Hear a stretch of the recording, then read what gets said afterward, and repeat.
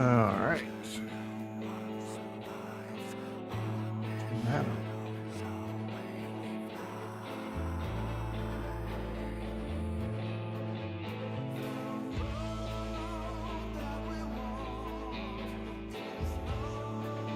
All right. I'm going to turn this down.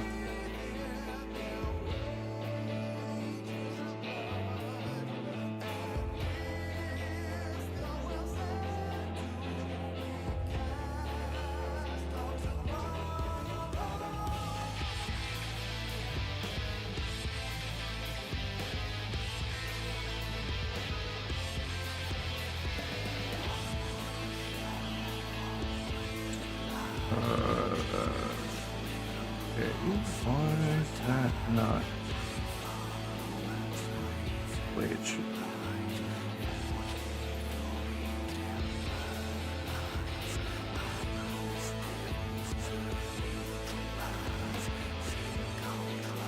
Did I not save this? Looks like I did.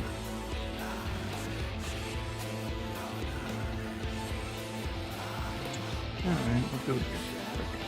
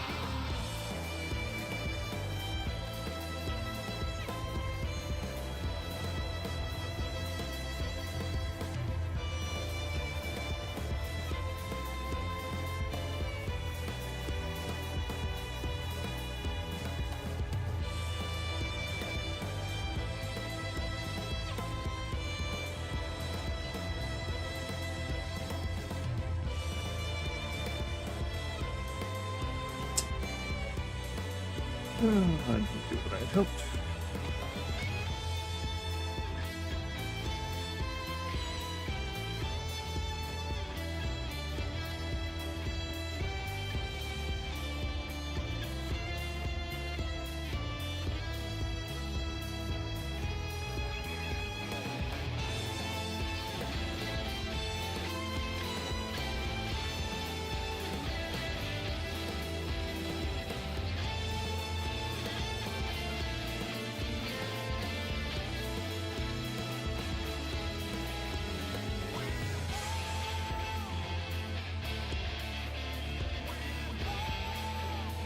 Well, yeah, I didn't save it all.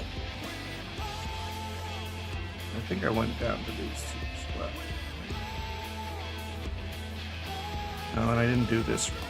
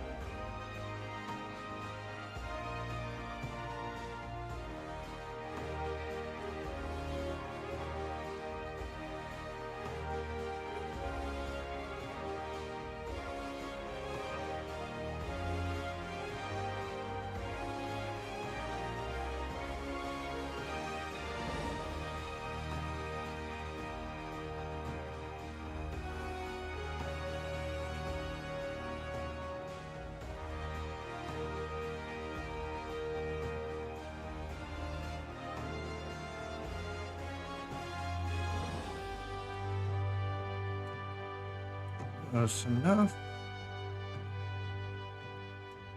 Now I just need to go save this.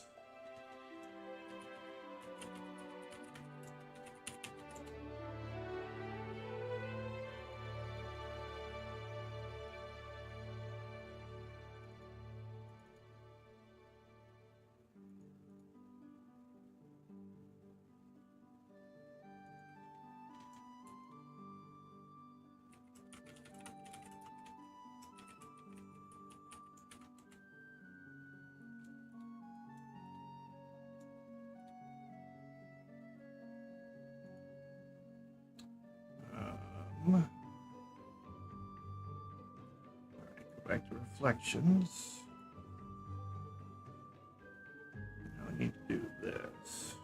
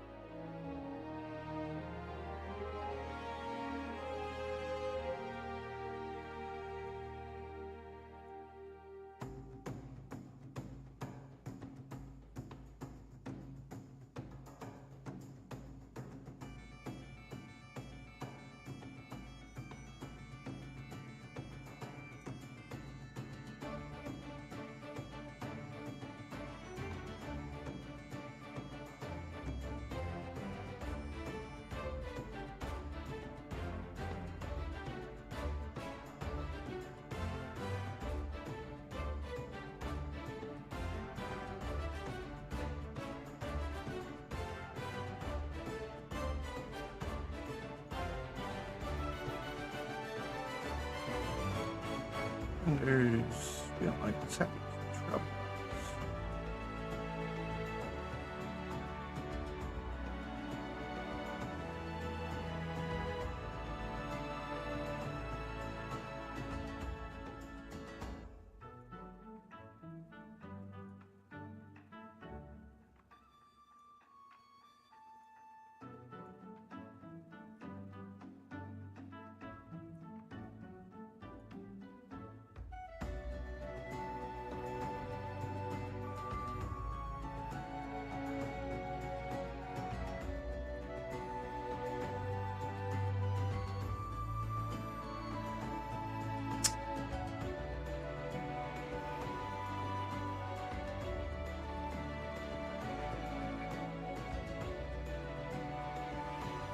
Yeah, this feels pretty off.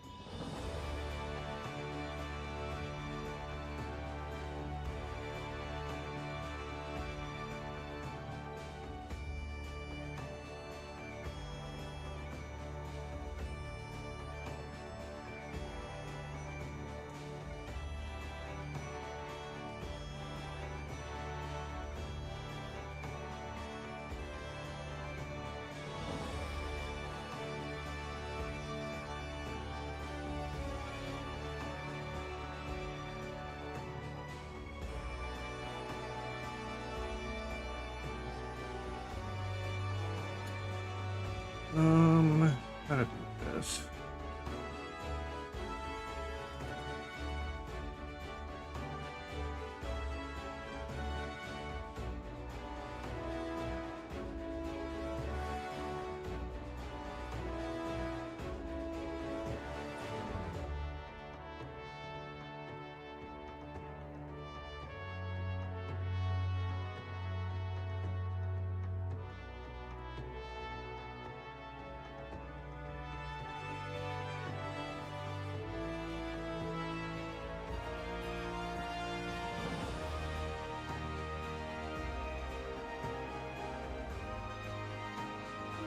pretty close.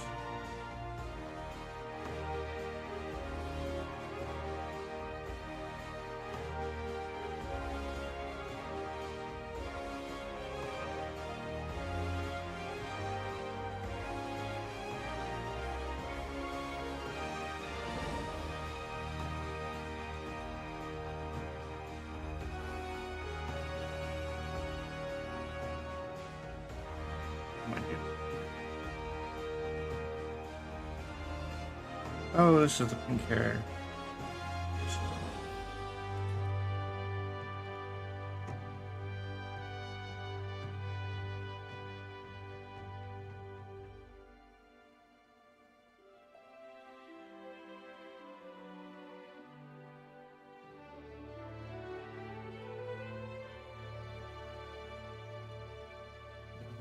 Smudge. Too much smudge there.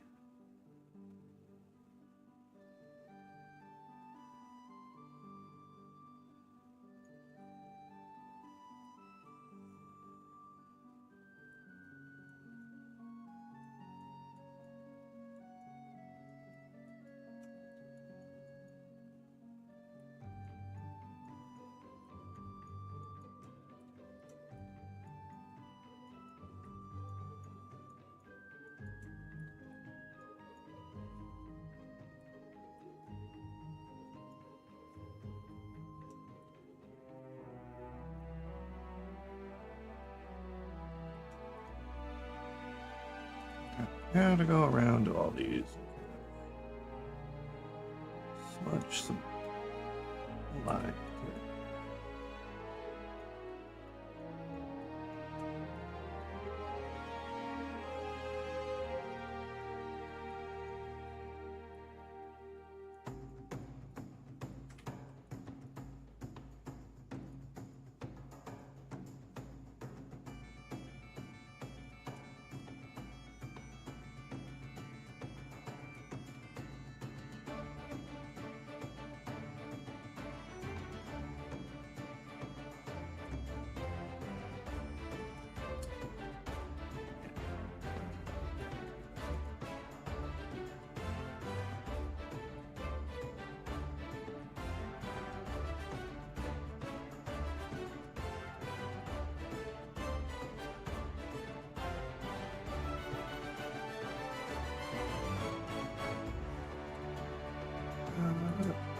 This one.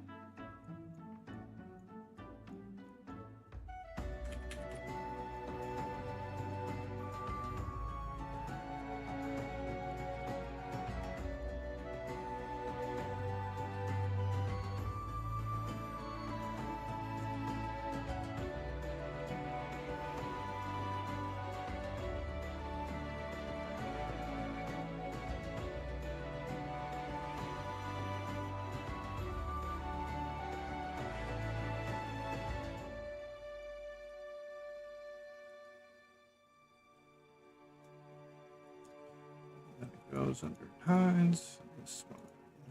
It's already got some of it done.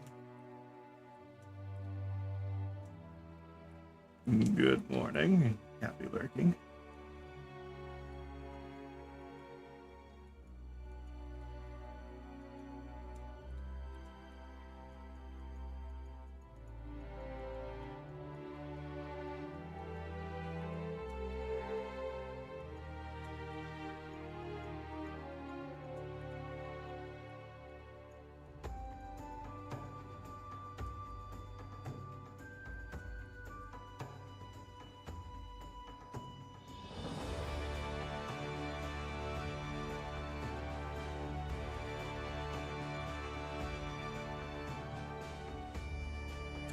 I wish that I had these.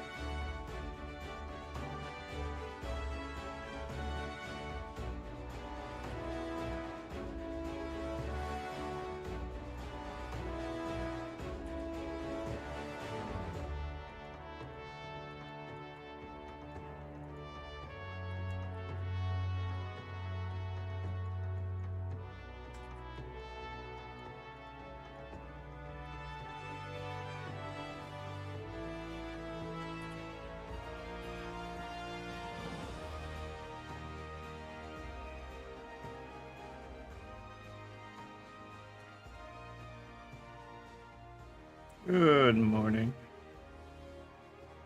How are you doing?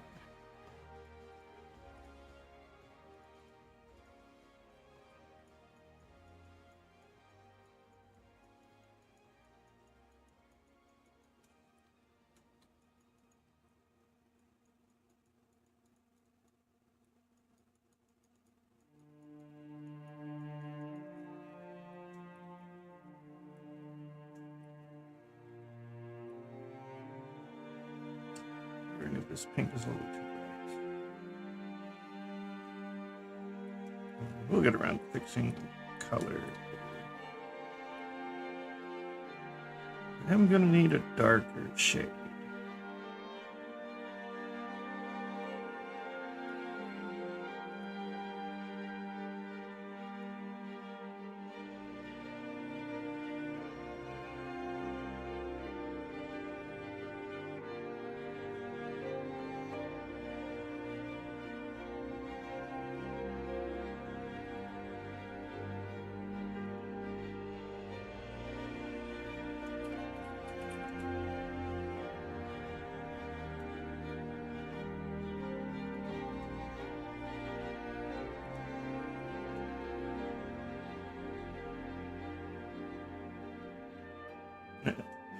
Well, I mean, Blender isn't the best texturing software. It's just I like doing it right on the model.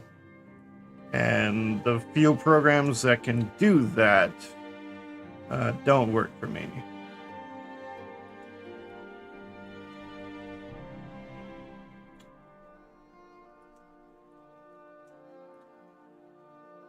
Because, especially for the hair here, like at some point, I will want to move this aside and then texture on these up in here. But in other programs that let you paint on the model, like Substance or Marvelous, not Marvelous, I forget what the other ones were. They do not let you hide individual hair strands because these are all the same material. You can only turn them all off at the same time. So I can't hide just one piece. It's all the hair would disappear. So the best I could do would be like to be working in tight little cramped areas or going over to, I don't know how well you can see it over here. Texture files over here. I can. What am I on? I have selected. Big one. I can paint here. That's for the other side.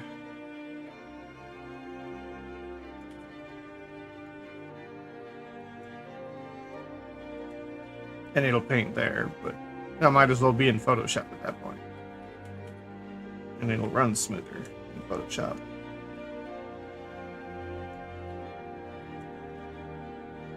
It does restrict me though.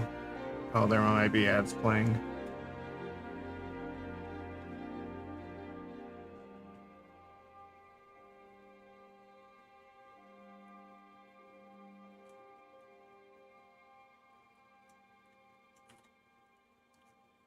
Let's see.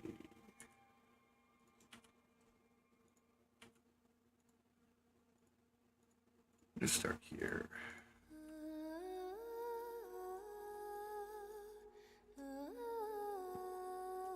Ad shouldn't be playing anymore.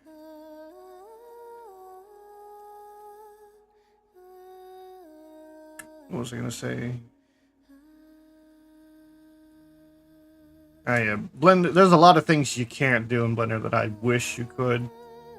Like if I painted something right here and realized it needed to be a little up higher, I just have to erase it and then redraw it again. There's no like lasso it, cut it, and move it up like you would in like a Photoshop or some other program.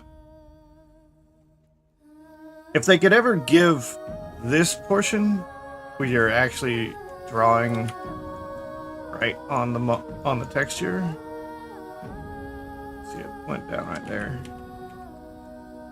If they ever gave this section like lasso tools, copy, paste, cut, all the kind of stuff you would see in Photoshop or Clip or just all the basic stuff, then Blender would become a lot nicer.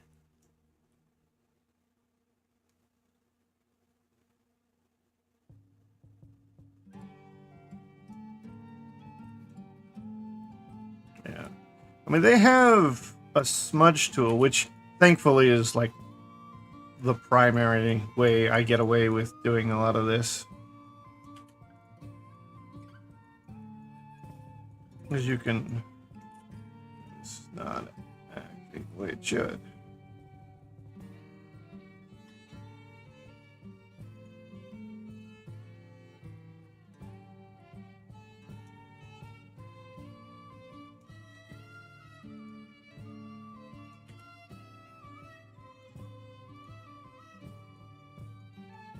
Oh yeah, it's working. Oh, it's because there's... Okay. For some reason, it's not... Yeah. 40, 96, 96. Save. Oh, there we go.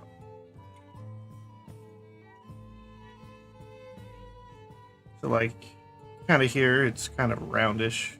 I can take the smudge tool with the sharp brush, and I can pull out a sharper line. Do the same like in other places. Here. Here.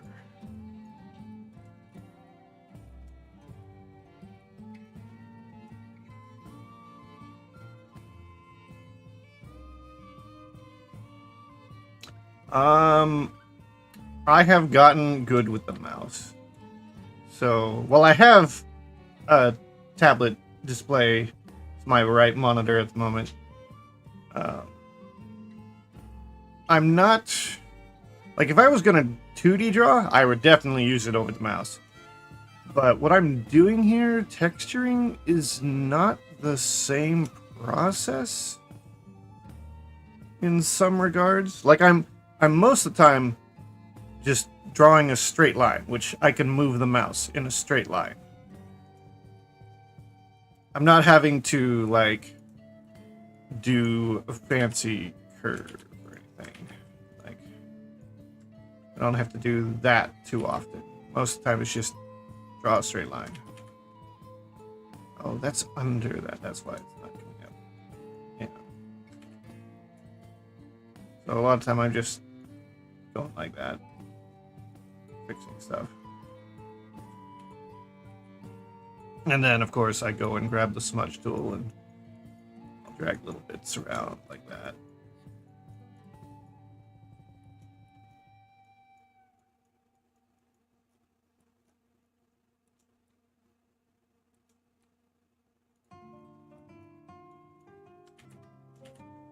Too much.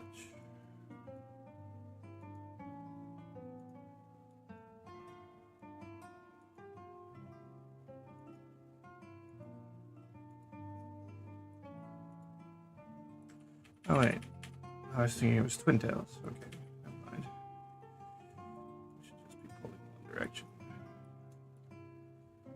And this needs to be raised a little bit.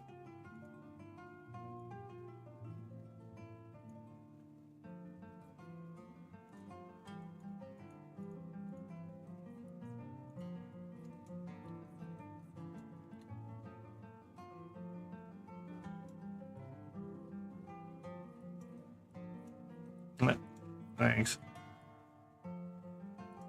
It does take a bit to get to this level. Like, a lot of the beginning process is...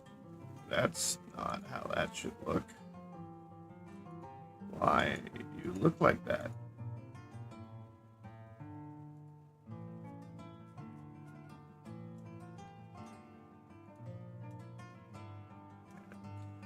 A lot of the beginning stages are all just, you know, clay looking. And a little awkward because, you know, anime features. There's a lot of little bumps in here that probably shouldn't be. I'll have to come back and fix those. Or is it because I flattened the lips?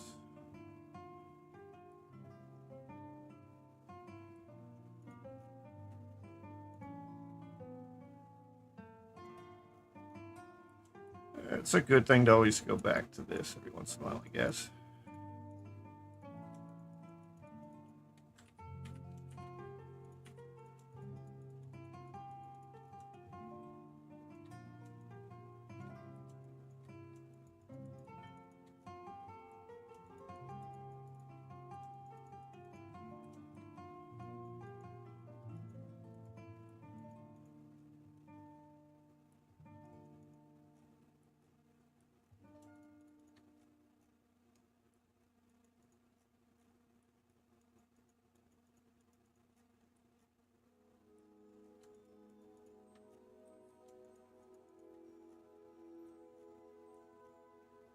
That looks better.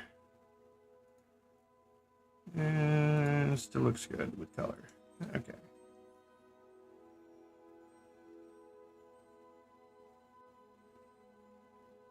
A base mesh?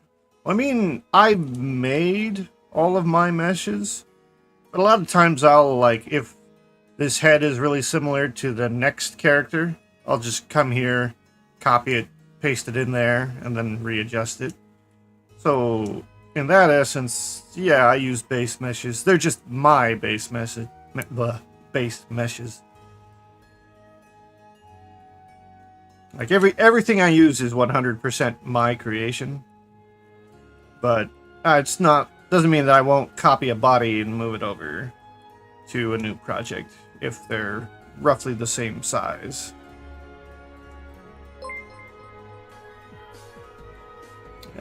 Thanks for the follow. And I think that overwrit the... Oh no, there it goes.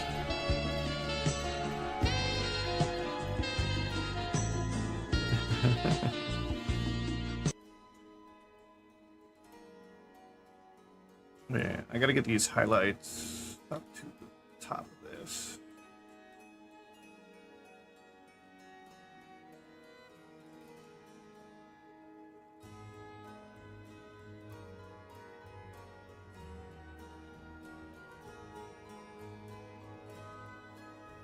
Oh yeah, I mean that is a good thing to do if you're learning. To use a base mesh is a pretty good idea to at least just kind of like look at the topology, like Black said there. And my topology is probably not the best. Like I don't think this is ideal down here. Then again, it's really just this line that was added. Just to try and make sure that's where it always bends. I might remove it later if it's a problem, but... Every time I start a new project, I always end up changing the mesh a little bit. Trying new things.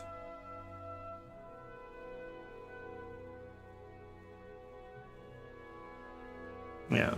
Just remember, there is no perfect, exact way you have to do anything. There's no truly wrong way if you get the job done. There's just more efficient ways or ways that work better for different things. Like I know there's better mesh I could do for like elbows and fingers than this. Like I know a lot of them, they'll try and remove these lines here and they'll put they'll basically do this.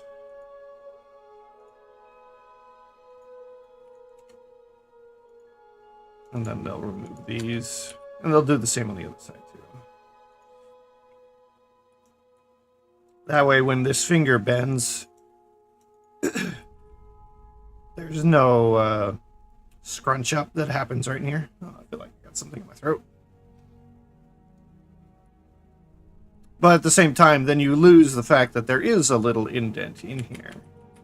So it's a trade-off kind of thing. That's what most of all the joint things are about. My hands around the thumbs are always a little different every time. Some people would probably not understand what's going on here. Half the time I don't, because I haven't looked at this in a while.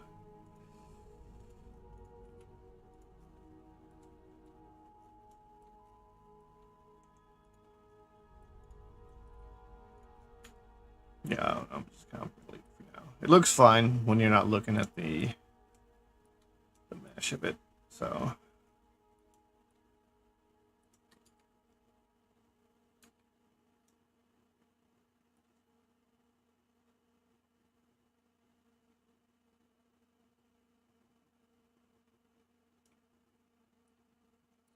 Yeah, and there's plenty of free models that you can get out there that are worth looking at the very least.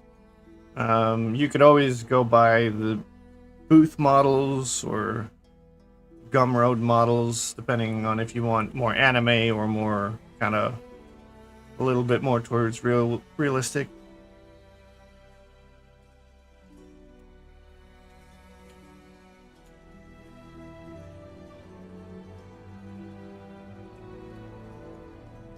Oh.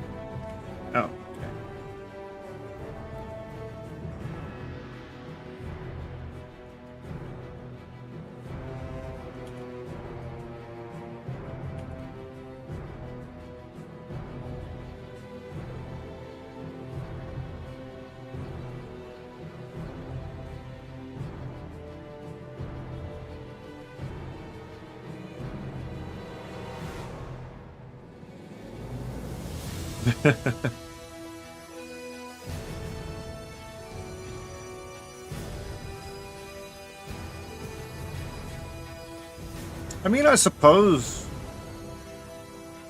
I can put out parts of models. Like if people want to examine things, that shouldn't be a big deal. Think about that.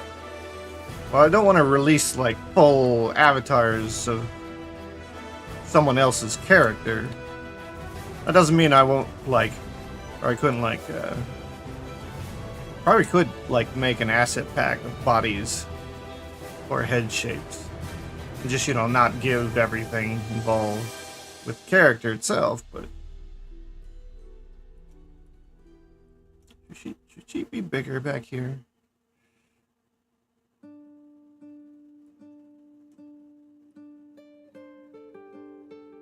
Yeah, I'll have to figure that out.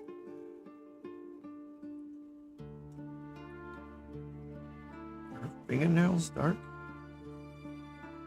They look like they are.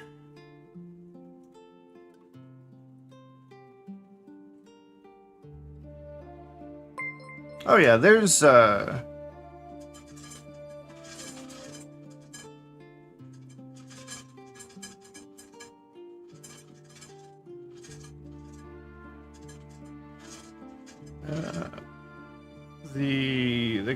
cat girl I was working on last was a commission, I think, unless there was a different one we talked about. It's been a while, I think. Yeah, the commission was the cat girl. I feel like I've done another.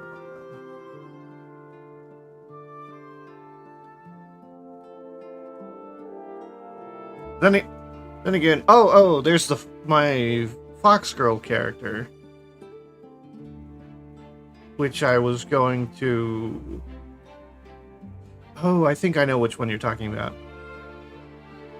So I made a Fox Girl character, just a random original character I made, and then I took that and I started making a new outfit. I just took the body and the head and stuff. I took the avatar, removed the clothing, changed some things up. I think I know which one you're talking about now. Yeah, there is that. I just never really finished it. No, I know what you're like. I kind of forget about those ones because I don't put that much time into them compared to like the VTuber ones.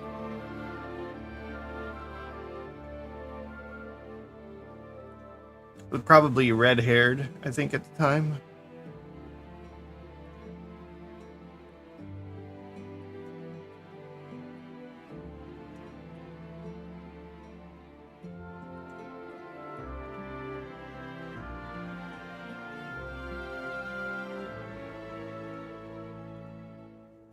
Oh, wait.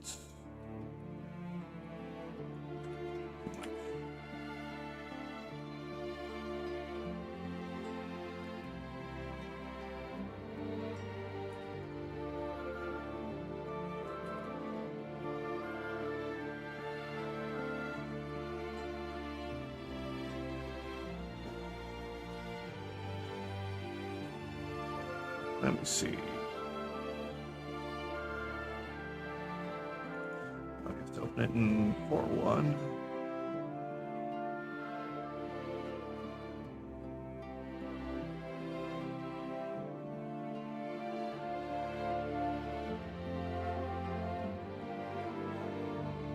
Come on. Open it.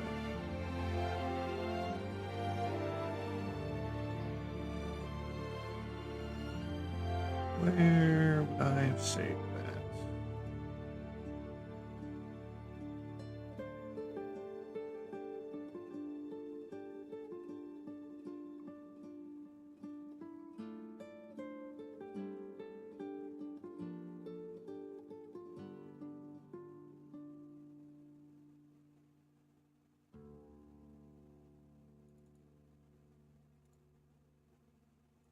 I think it was this.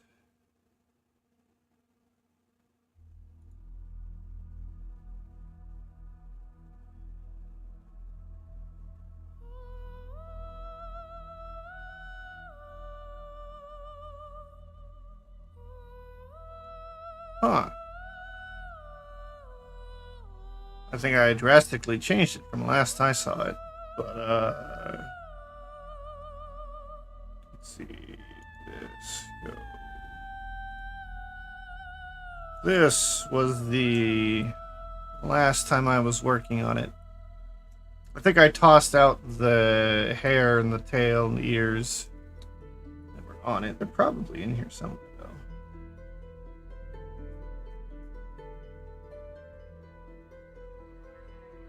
Unless I actually deleted them.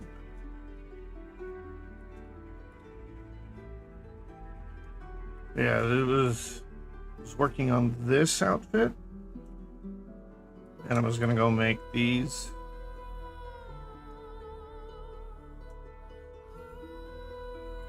Apparently I made that bikini. So yeah, I never quite finished this one, but I mean, it's getting to be a more unique model. Yeah, this was definitely based off of Cinders. I recognize those eyes.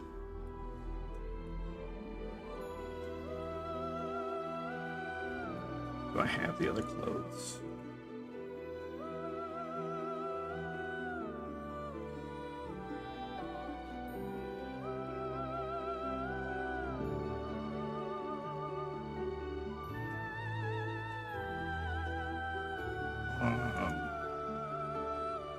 And there it is.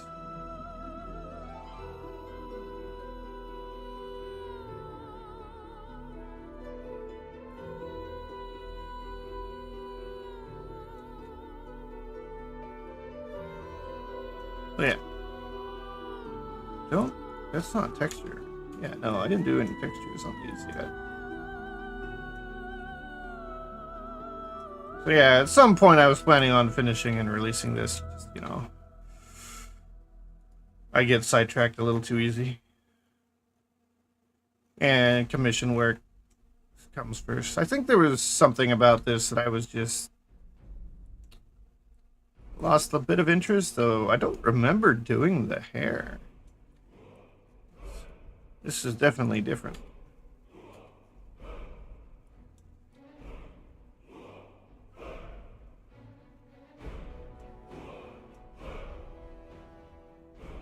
I'm sure I'll get back to this because I know I did want to do that outfit too, the like streetwear.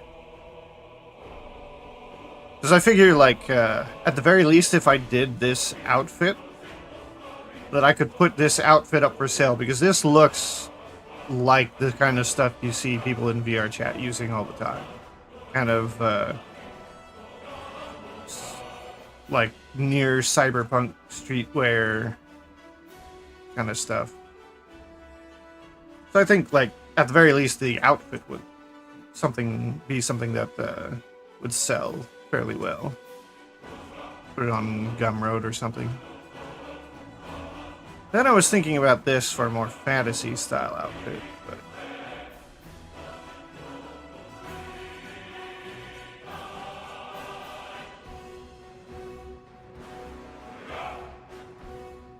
yeah. And then I just had this for, you know, like super casual.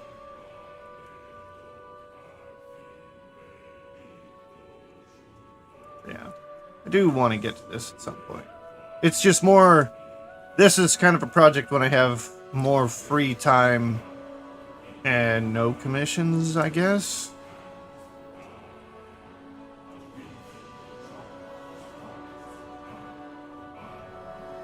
I mean, there's no reason why I couldn't do this. Oh, the one reason why I might do like a VTuber over this would be if I'm looking to make stuff to post on Twitter. The VTuber models are definitely the better things to work on for that. Because no one would know my custom character, but everyone knows Project Melody. At least in the kind of circles I've been traveling in.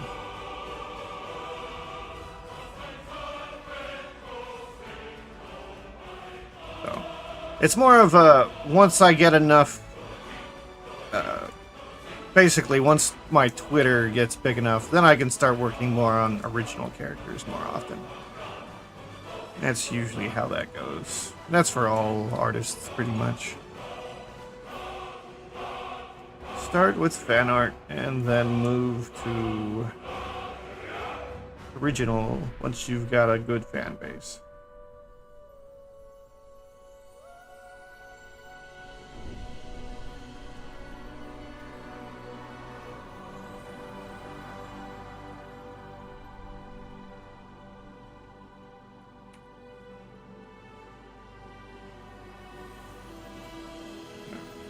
Don't care.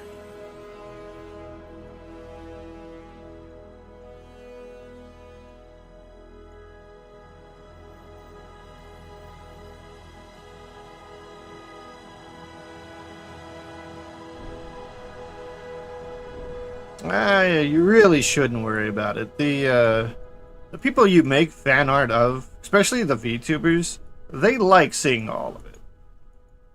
Even if it's not good, or there's still a lot of people who are much better in skill.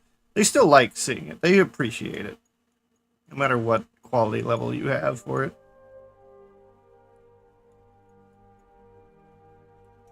I see a lot of VTubers post retweeting like colored pencil sketches of their characters that look like they're done by people who've like only drawn for like a few hours in their life.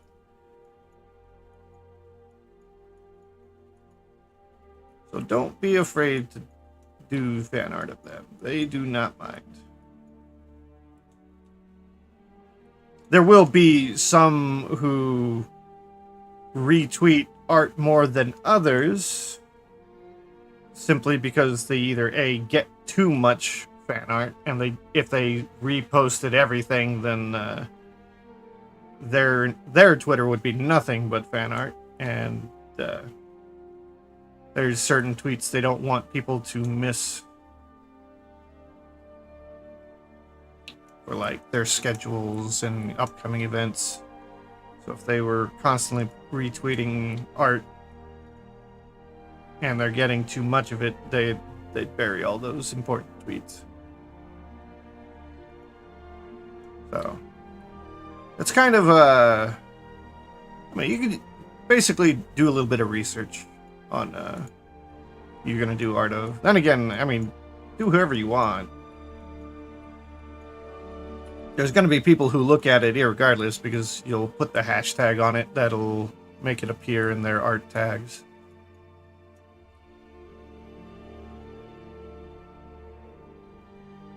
Yeah, VTubers are a really good way for fan art. Because think about it this way: if you drew or modeled, say, a Final Fantasy character, well, Squaresoft's never going to retweet your fan art. But if you did, maybe not necessarily Melody, let's see. If you did, like, I think Tricky usually retweets pretty much anything someone does for her. I think maybe Cinder.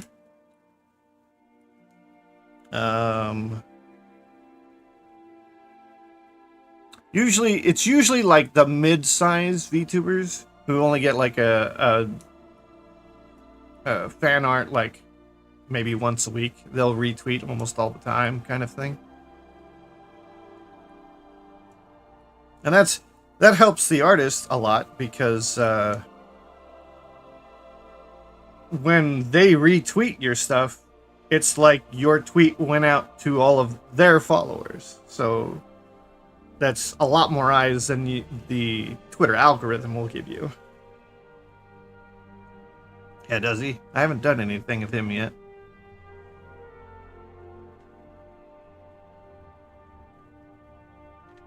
That would be interesting, though. It would make... Actually, doing a doll would be a lot easier in some ways. I have to think about that. Because you wouldn't have to worry about anything moving awkwardly and bending because everything's a ball joint, which should move really easily. I wonder how the hips would work, though.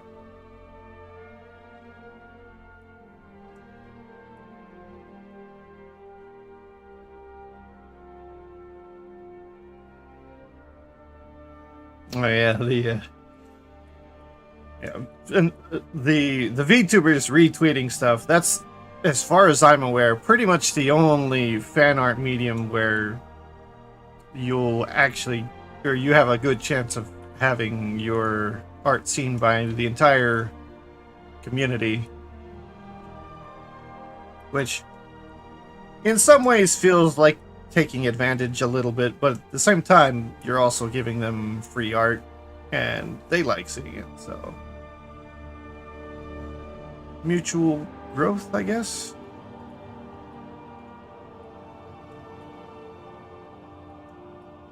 However you want to think about it.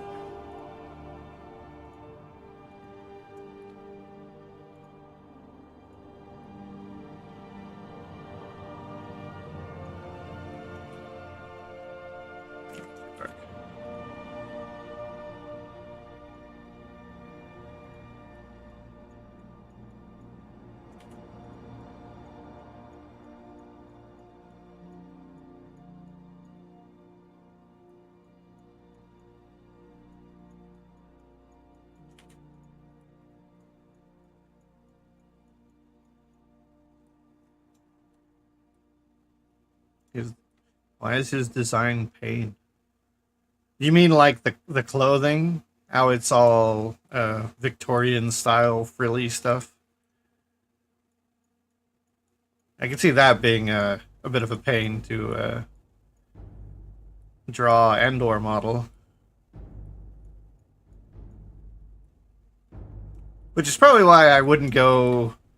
Well, I've done something like that. Let's see. Let me open up Nouvelle.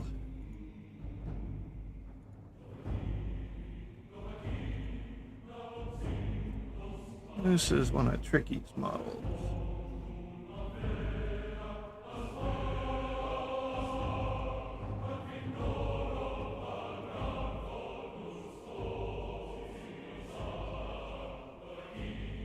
Have a minute to load.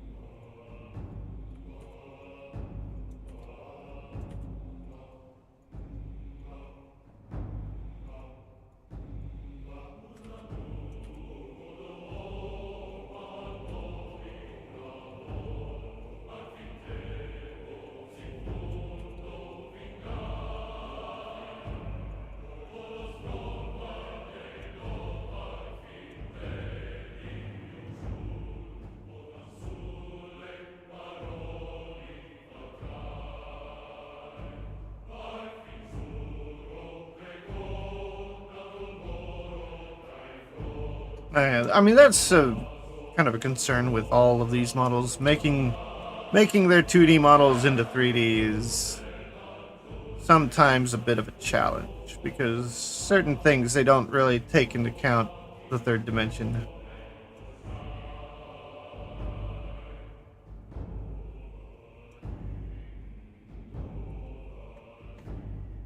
Yeah, that one's always a bit of pain. Even in 3D, that's a bit of a pain to do and make it look good, anyways.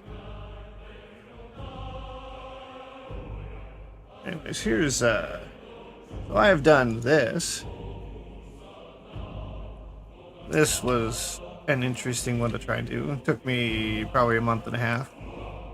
It's not as roughly as I think Joel's model is, but it's still got plenty of ruffles going on it. Some big ones and some smaller ones.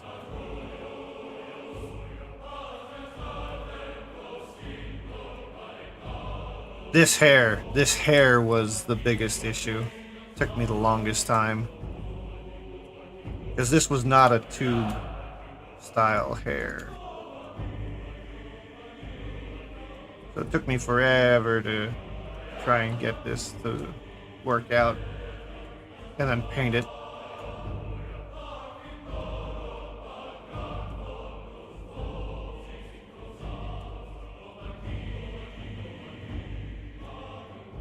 Is it? I feel like it's been a while since I've seen him in the dress, I think. But I think like so it has like these where it dips in, but like 4 times as much, I think, if I remember right. 'Cause these are just like 1, 2, 3, 4 big lobes that are duplicated. You have to do. Whereas I think on Joel's you'd have to do like at least a dozen on one side, and then the ruffles after that.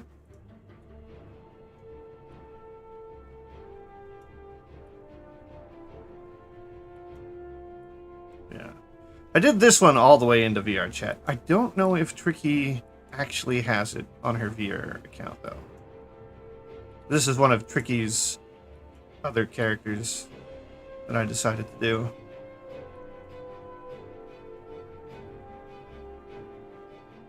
I still gotta finish Tricky's model. I've got too many models.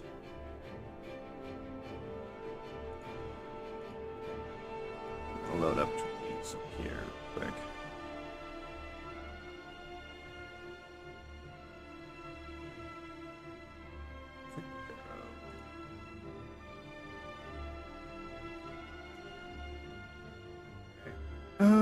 Probably need to do more shadows in more places, but I want to get to the ponytail.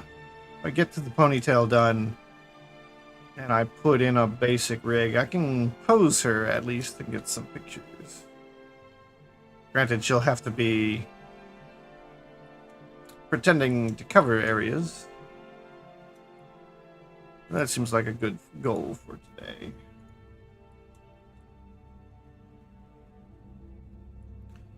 Alright, to make this faster, I'm just gonna select all these. And join them.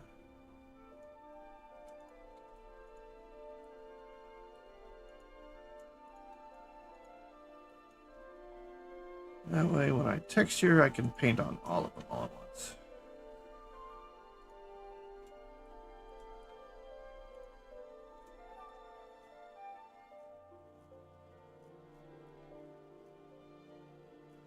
Oh, she has hairs that end up here? She does, okay. I need to add some hair strands, apparently.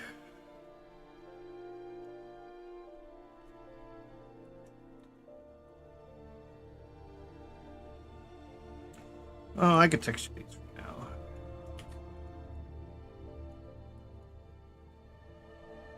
It's pretty much just slap down. What? At least double it. Oops.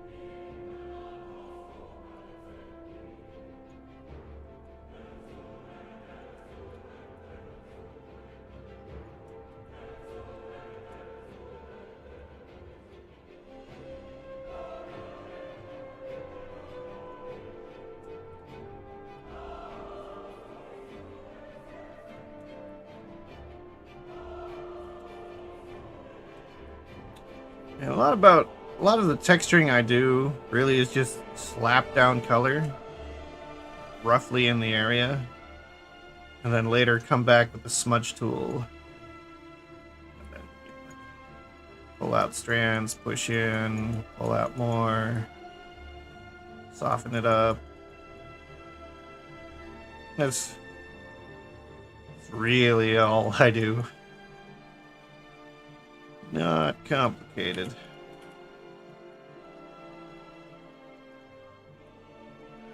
Which is why I can get away with doing it here in Blender.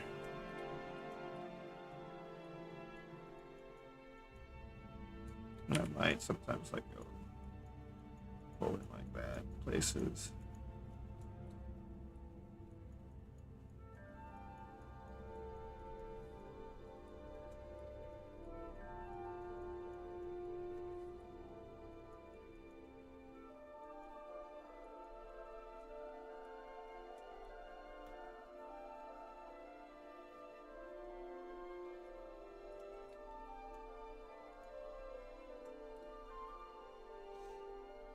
You know, I'm not that far off finishing Tricky's model.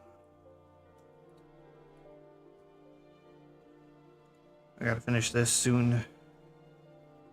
Don't mind her tail boner.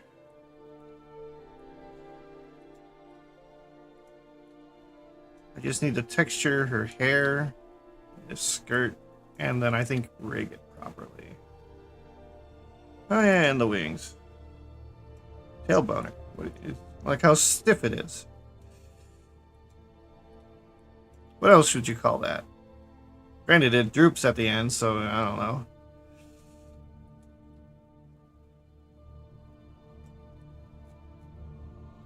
Why is it drooping? That's the question.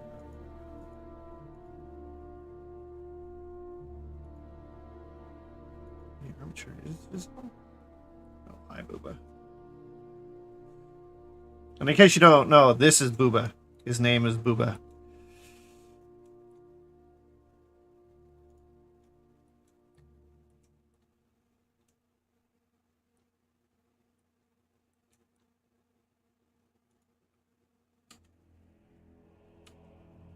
Where is... Oh, I've got it turned off. That's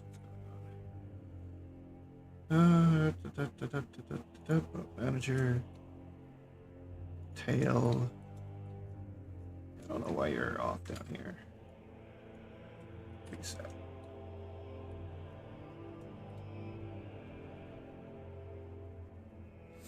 Yeah, the ads sometimes are in other languages for me too. Especially, even though I don't speak any of those languages.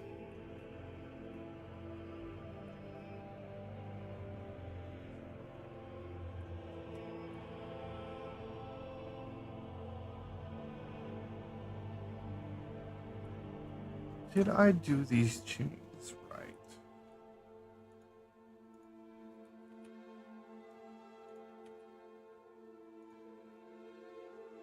Right enough, I guess.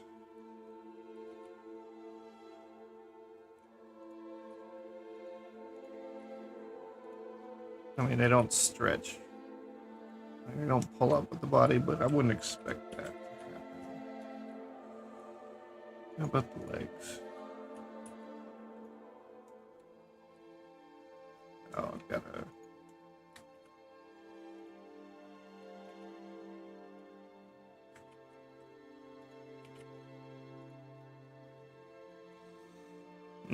That needs a little bit of work. I'll have to come back and redo that. Yeah, I think she's not too far off from done. It's some texture work. It's a lot of texture work, I think. And I know I need to texture this, whatever, this wrap. The pants need texturing because they've got, let's see, all this has to get put on it.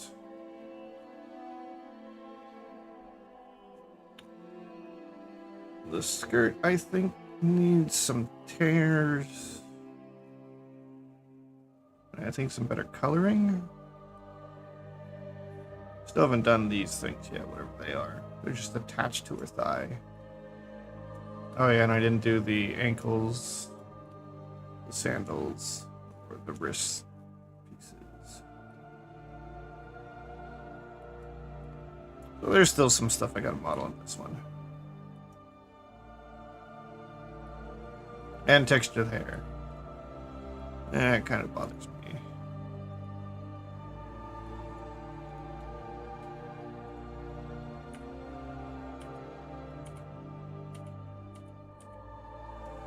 And it's a lot of small pieces too, so that'll be fun. Probably have to group them, work on groups, and then fix them on their texture file. Just for speed.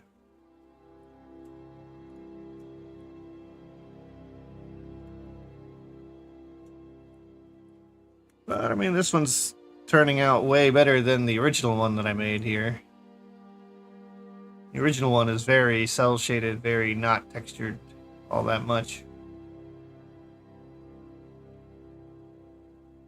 I think the only real textures I did were like having a hair gradient in the eyes. Everything else more or less just a straight color.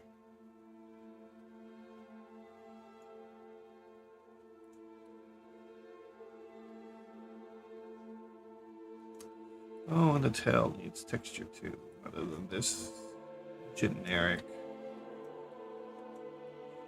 I'll get to it eventually. I feel like she's gonna take more texture work than Melody is. Oh yeah, it is. It's just a lot of times, like when I'm making a model based off of someone else's character, I try and get it as close to as I could. It's just when I did Tricky and Cinder, that was almost like a year and a half ago now, and I didn't have all the texturing knowledge then that I do now. So now that I can do a better job, I want to do a better job. Plus, it shows off what I can do better. Which hopefully leads to more commissions and all that. Yeah, I'd like to think I've leveled up a couple of times. Usually in different areas. I know a bit more on rigging, I know a bit more textures. Didn't learn anything on Unity, really. Which is unfortunate, because that's another part that is important to this. But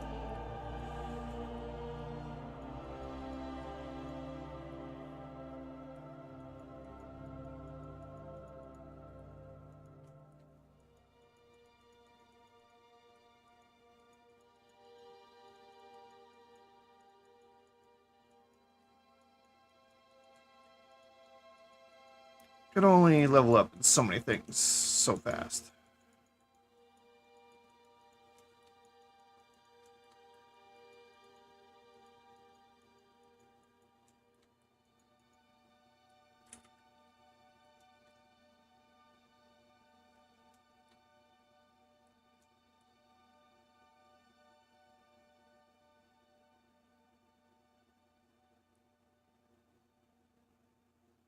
Yeah.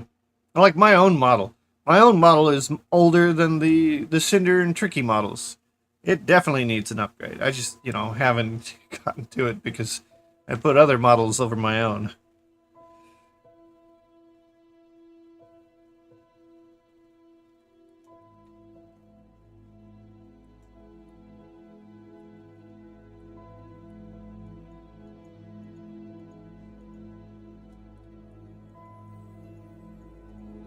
I know for like streaming, you're not supposed to worry too much about like the quality of your model when you're starting out and all that, but I still want a better model. I feel like it would make things better. Because right now, I don't feel like my model is like memorable. What the hell? I'm turning my head left and right now, but the model's head's moving up and down. What the hell's going on? I'm gonna reset. I'm gonna reset the model real quick. Okay.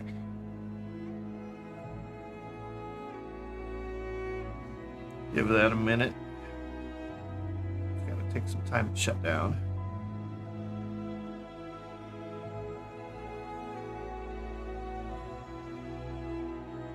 Or it's just gonna lock up and I'm gonna have to get the task. Oh no, there it goes. Alright, start it back on.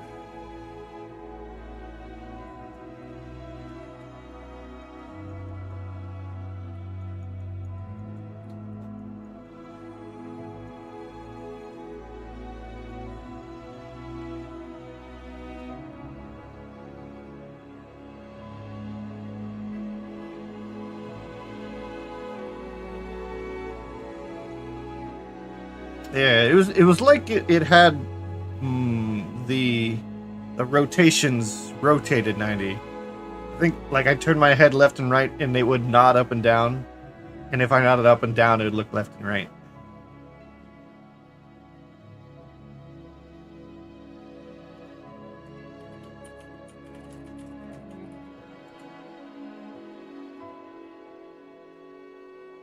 Right, is it going? Calibrate. Oh, it's still doing it. Yeah. Left, right, up and down, left, right. Okay. I think that's a phone issue then. Let me turn off bifacial. Restart it.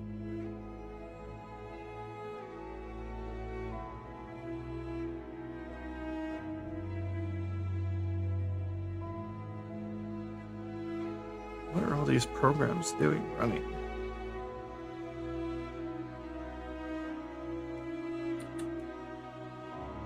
Oh god. Am I broken? I think I'm broken. Alright.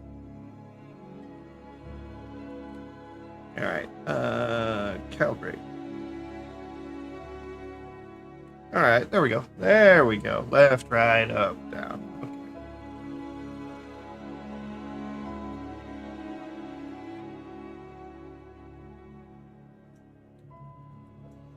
The fun of having a 3D model for a VTuber. Things can actually break. Live 2D models, that'll never happen. Like, at worst, you'll just sit there like a frozen image.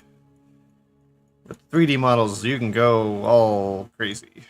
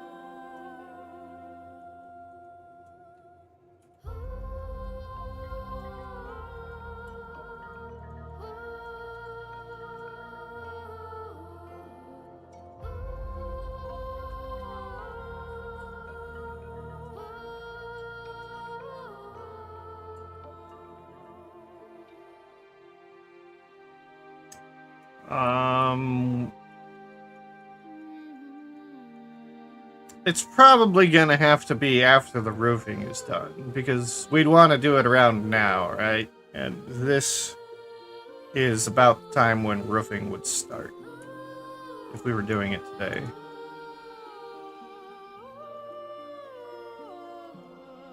So, probably need to be a week or two. It depends on everyone else who's helping work on it.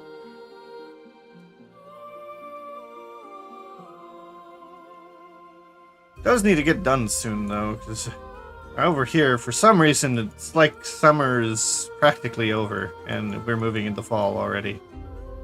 Leaves are falling off of trees. I think it was only like 60 degrees out yesterday.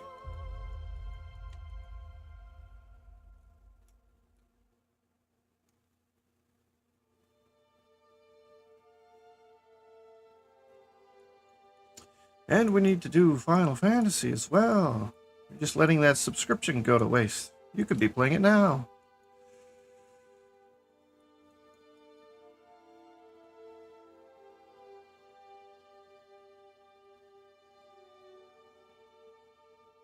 I mean, it is the end of August, but I'm used to summer ending like mid-September or later. I'm not used to seeing the leaves falling off of trees until like late September.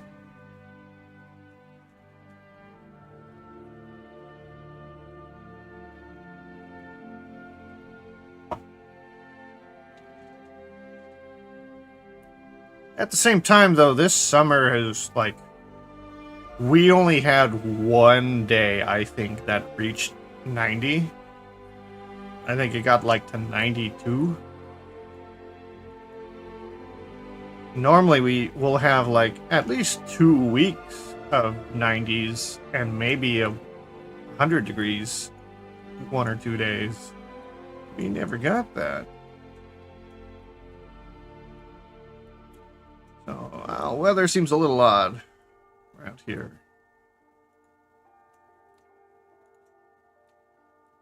No, that's part of this.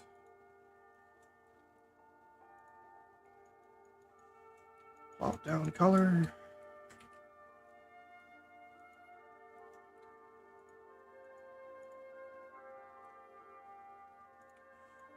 Smudge it into shape.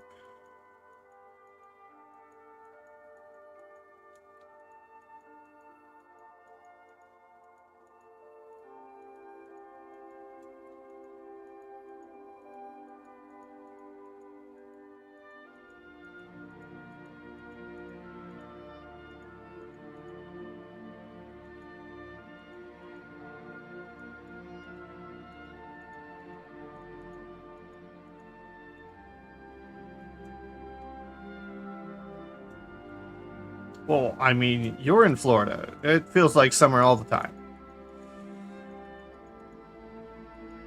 At least compared to most places.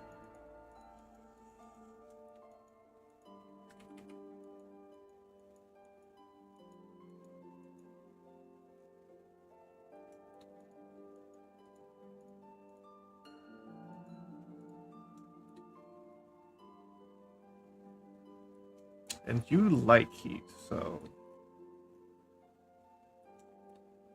I think you're weird. I like cold.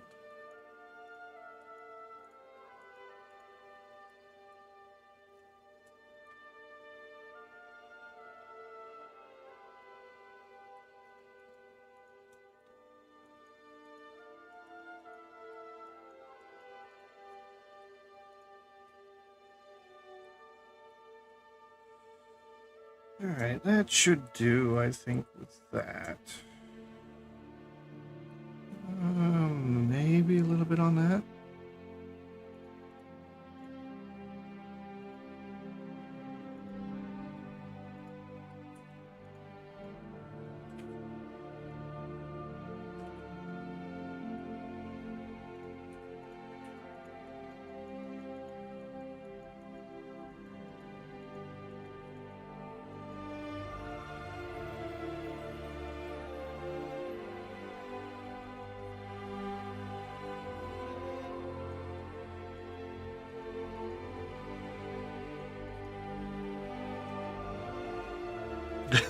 Jillian.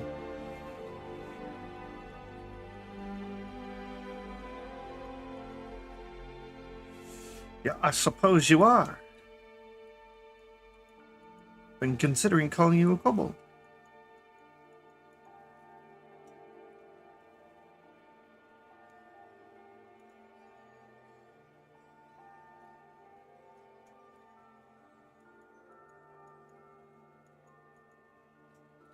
What, is that an insult?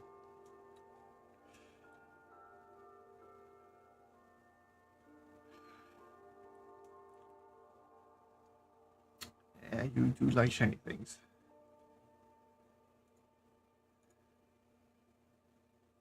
A little bit over here.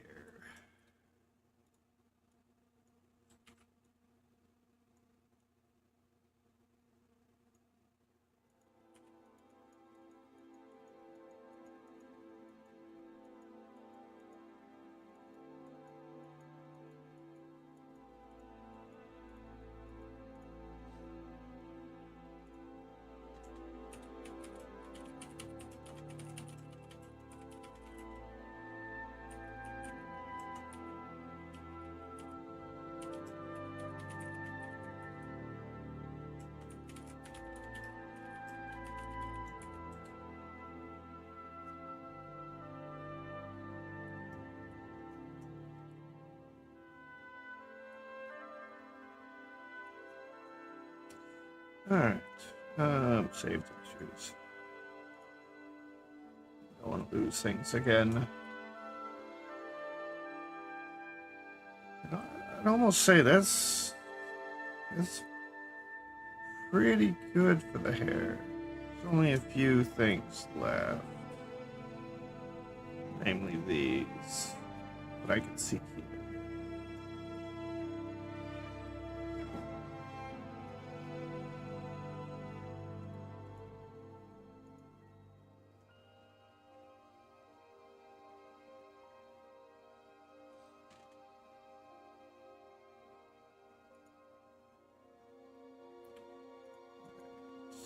This.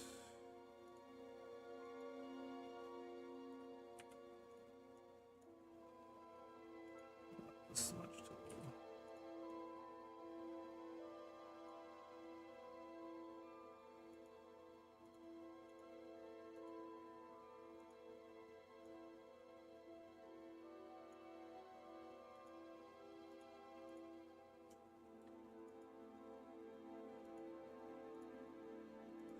That's weight painting.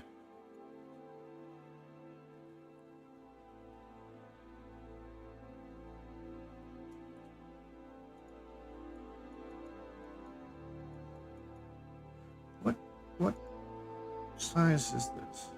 Size. Oh, it's 8K. Okay. Can't do anything about you.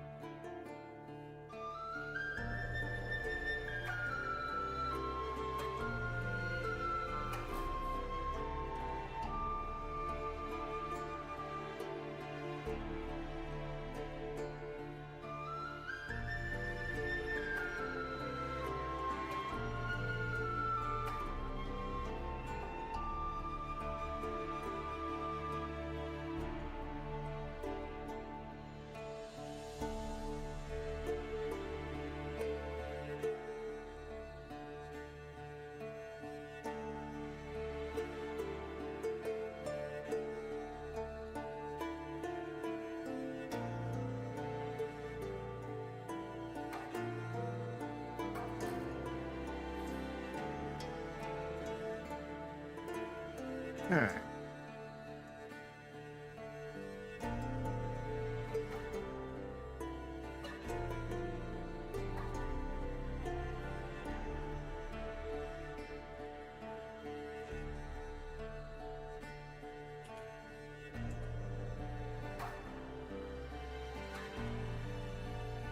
Alright, now I need to reduce those.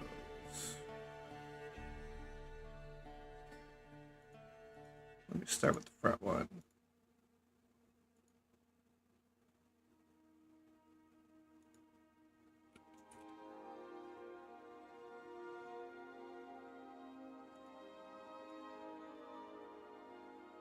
That looks about right.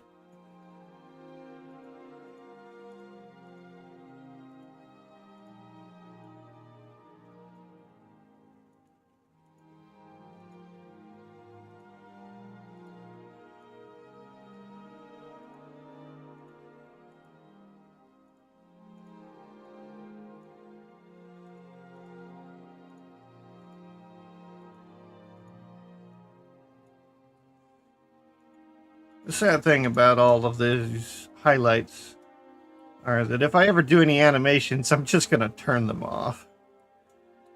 Because they won't move with the lighting. And I imagine Melody would be in all kinds of crazy positions.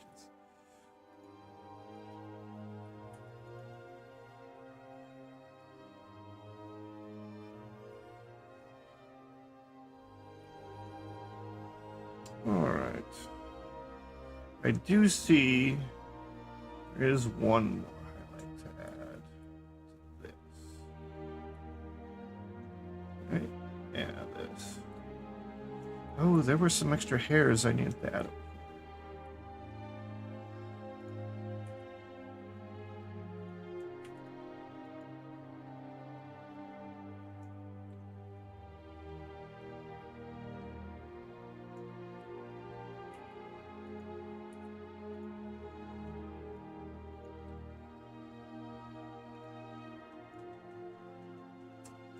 That's bright. Probably doesn't have the blue. Okay.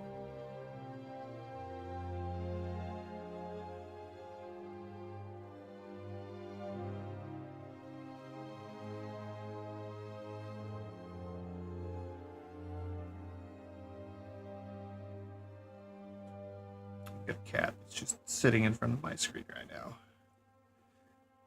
Doesn't want to go anywhere.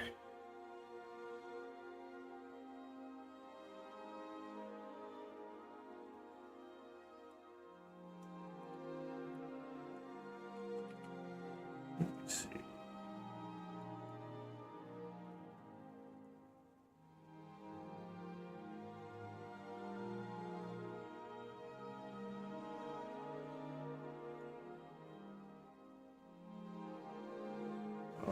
Clearly, I didn't do the hair very well.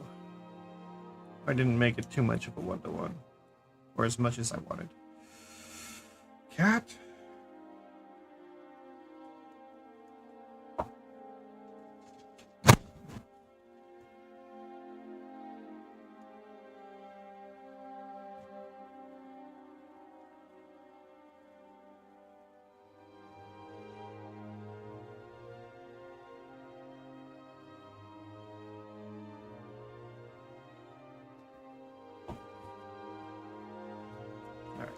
Cat dealt with.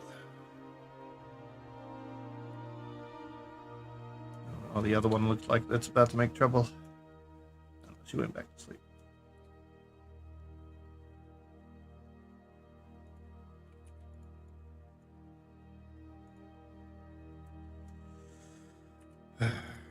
Just put this here.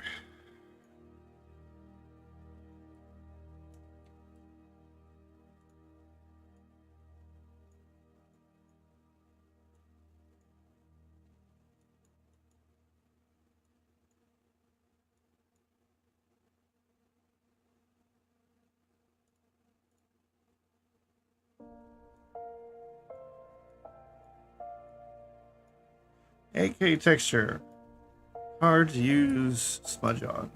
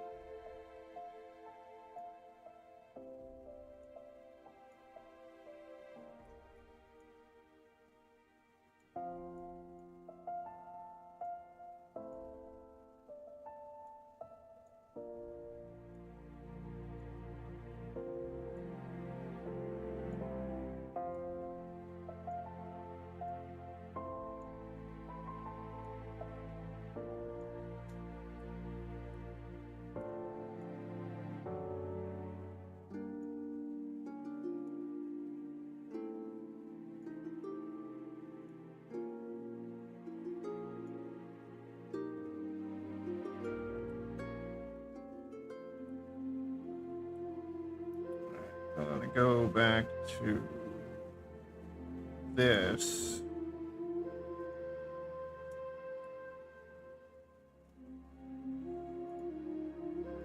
I select this color.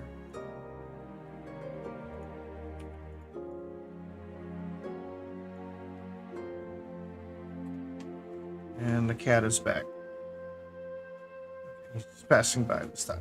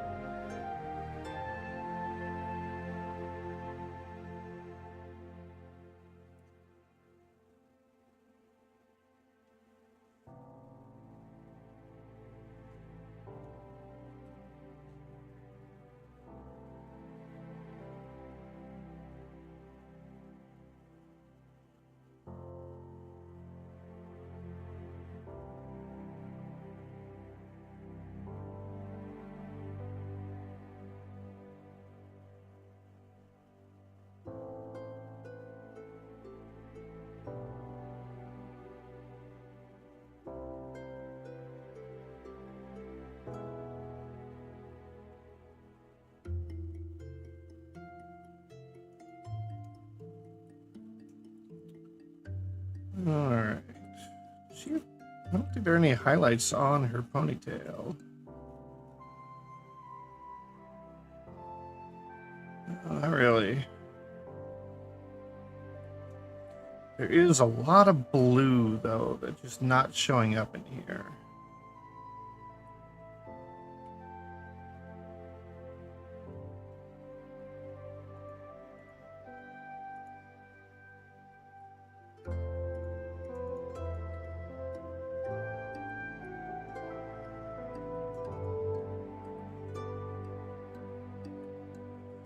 Alright, I'm going to join these together.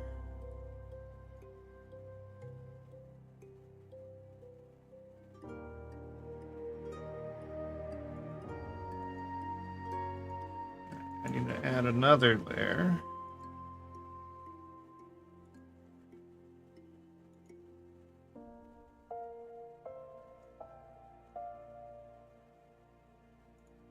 Texture paint.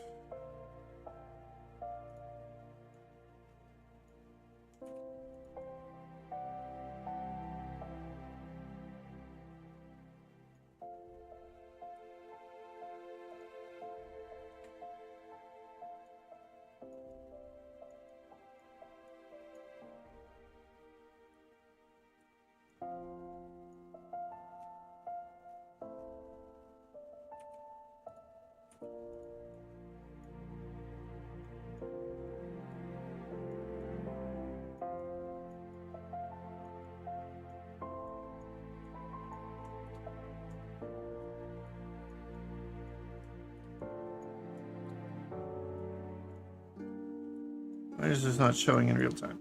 There we go.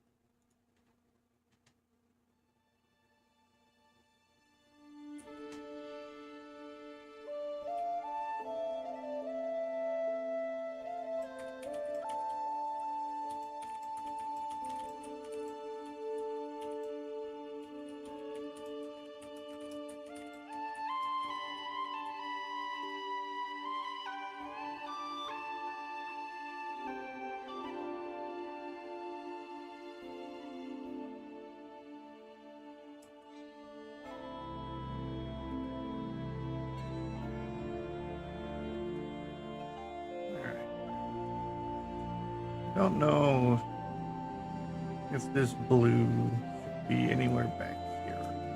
That's the only problem. Just know it's right there.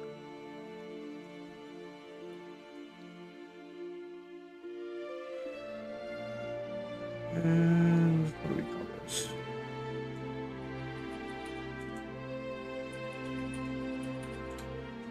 Ponytail blue, for lack of a better. Make sure all textures are saved.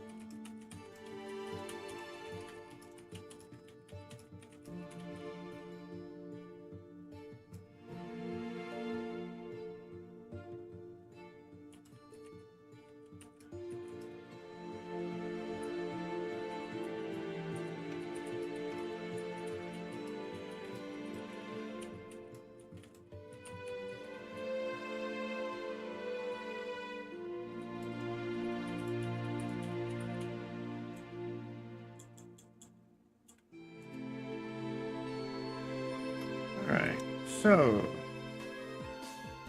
then a few hairs here. Thank you for the follow. Hair's almost done.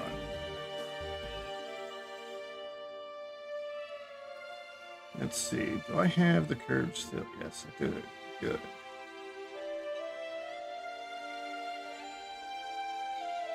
Give me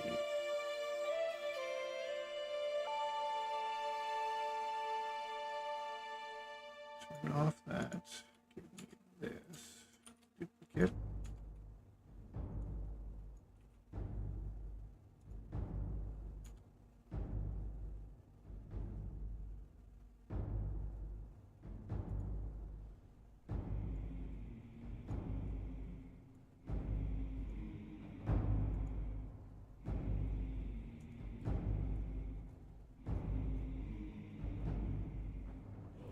Just one or two of these.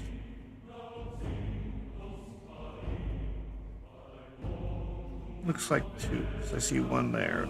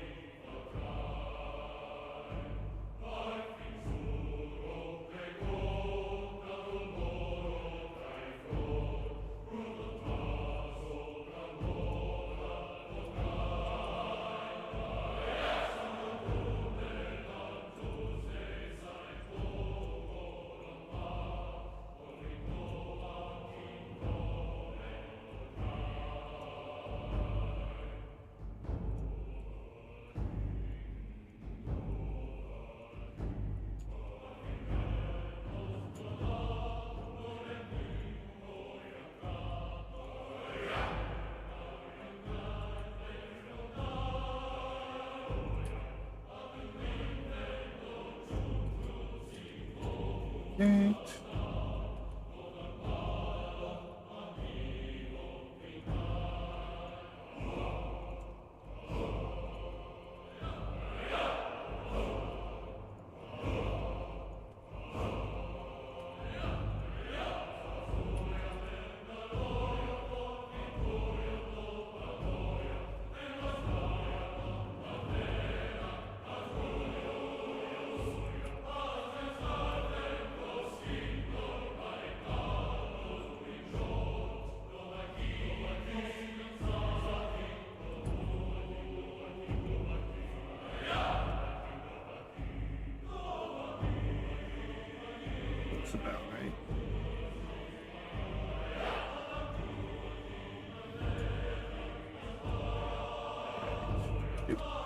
these.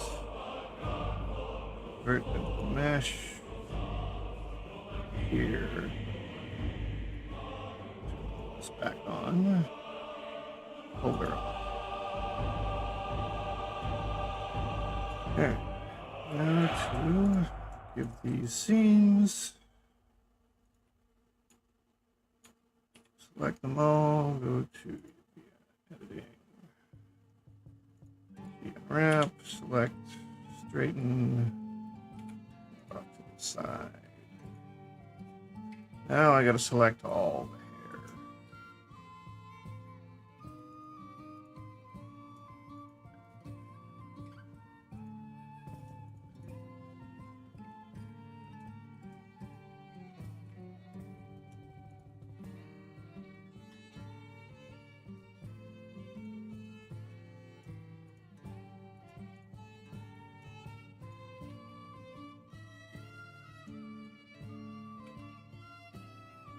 I think that's all of it.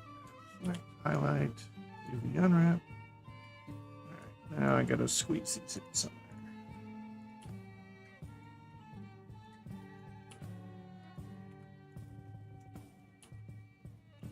Pretty sure all these are ponytail stuff down here.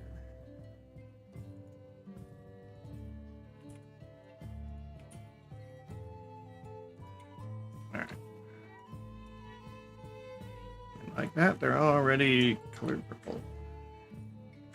Save.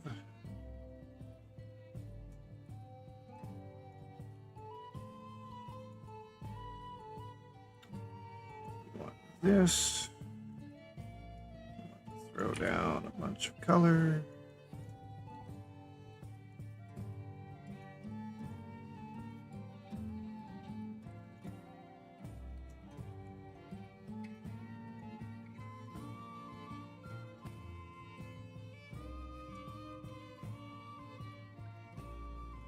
Select the other one and do the same.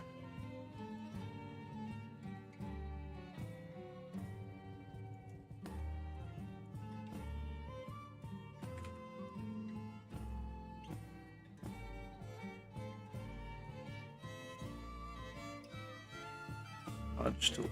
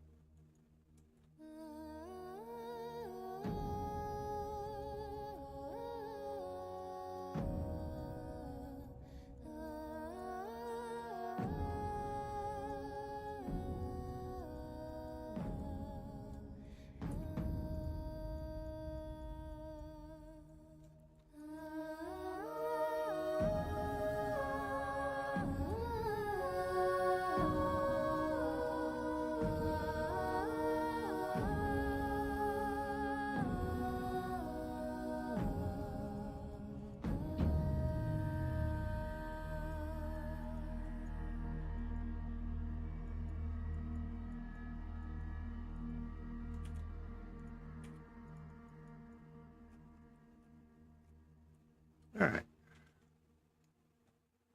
I believe that takes care of hair.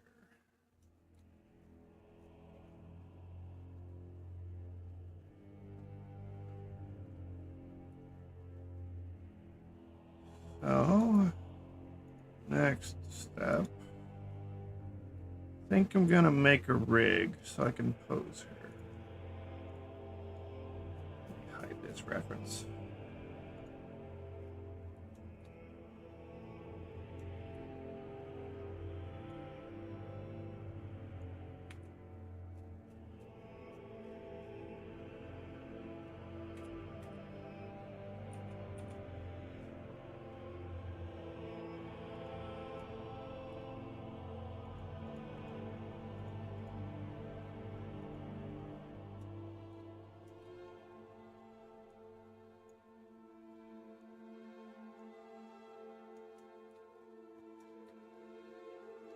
Alright. Hide the hair. Some of these aren't curved.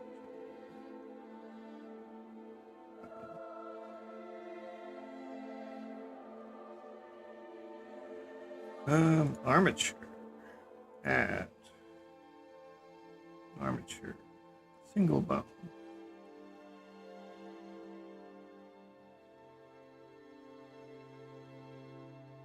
Edit. Scale. From there.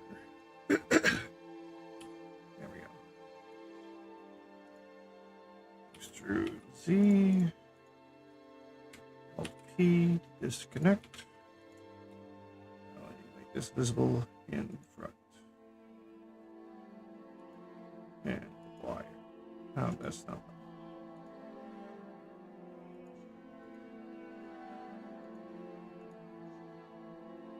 Wire. There.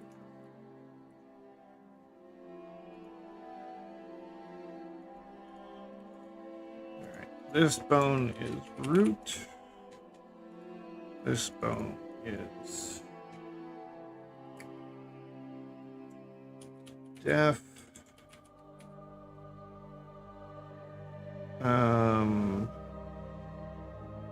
What do I want to call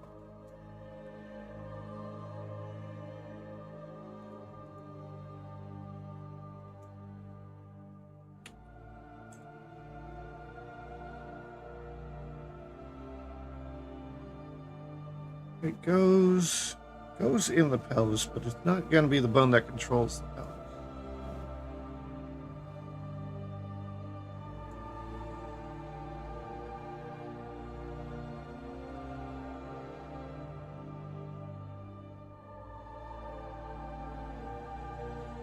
Just call it waist.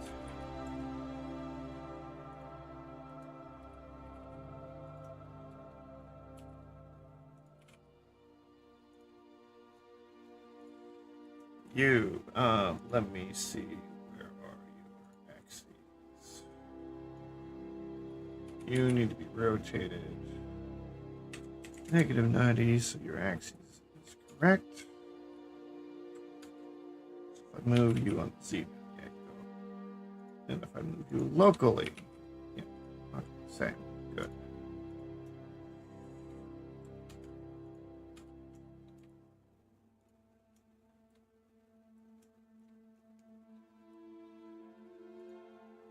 All right. Extrude another. This is def spine. Extrude another.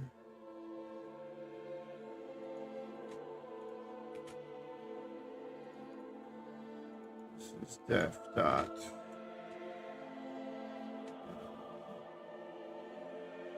chest.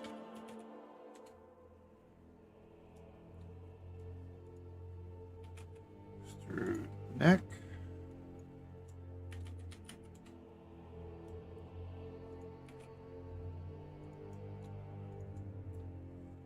Extrude. This one's head.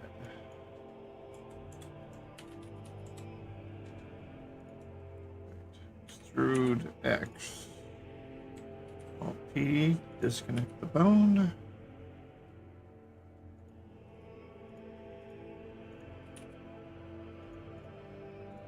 This is shoulder.L. I should probably get This just needs to start on automatic. Is there no setting for that? I do not see one.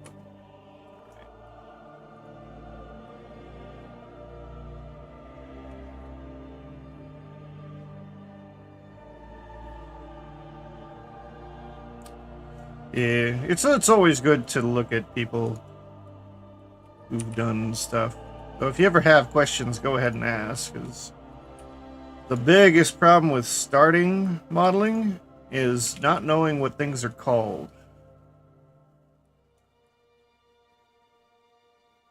Learning the terminology is kind of difficult, because it's really, in tutorials, it's really only given if the tutorial decides to give it to you.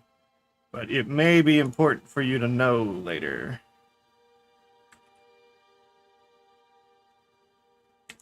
And you typically, it's easier just to ask someone.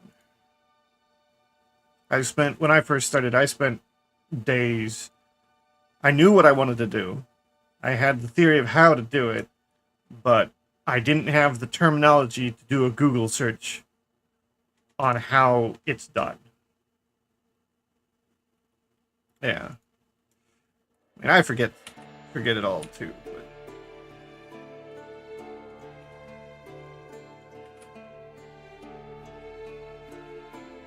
this is, it's not gonna be death. It is going to be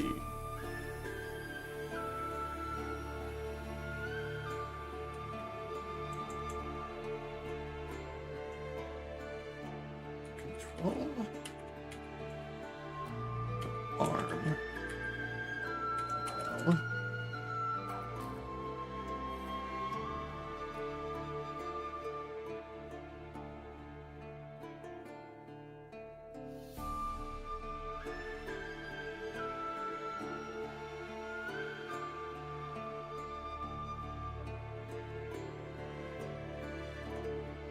yeah, it is. It does take a while. Having people to ask the questions of, though, can make it go a lot faster. It would have helped me. I've been doing this for 4 years now. Pretty much since COVID.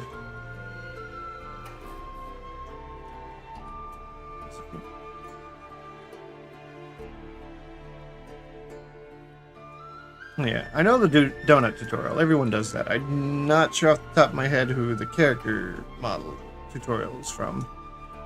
One good thing one thing I could recommend for starting out is know what it is you want to do. Like, are you going to be, since you're doing a character model, are you making a character for animation? Are you making a character for 3D printing? Are you making a character for games? Because each one of those processes is a bit different. And it's easier to pick one and learn it all the way through before you try and split off to go do something else.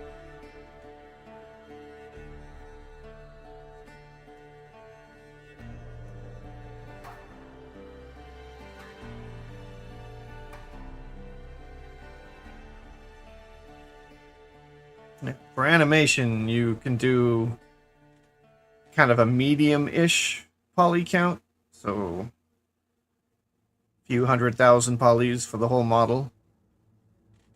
Games, you want to try and stick to like 100, 150 for modern games. Lower if you're wanting like retro-looking stuff, but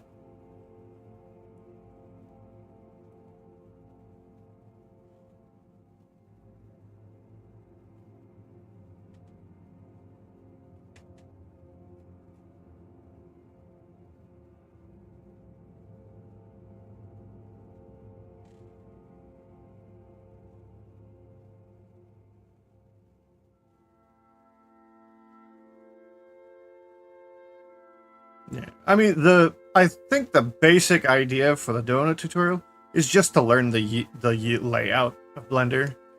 Like, a lot of the processes yeah, you won't remember them because you'll only have done each process once or so.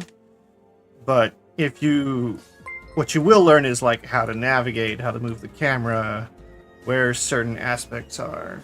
Thanks for follow. And that's the important stuff I think you get from the donut tutorial. And it touches a little bit on a lot of things.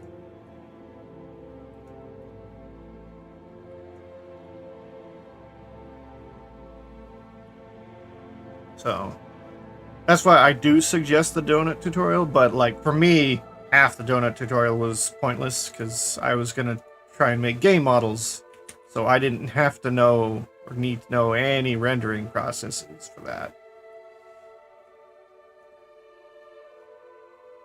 But I did it anyway because it was part of the tutorial.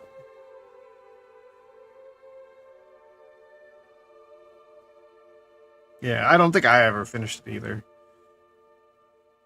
I think I got to modeling the cup and making it glass, and then I think that's where I kind of stopped.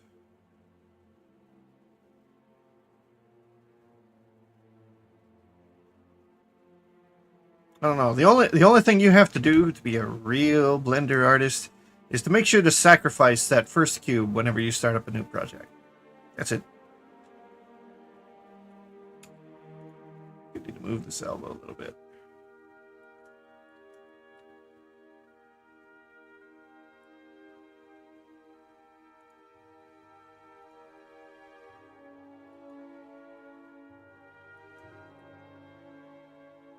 I want to see the armature.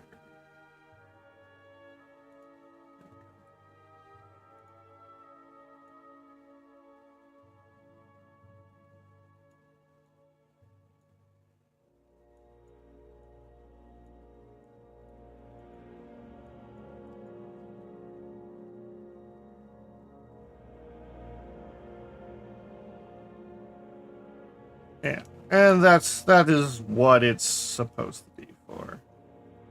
It's not going to teach you everything, and you're not going to remember a lot of it, but it will get you a project done.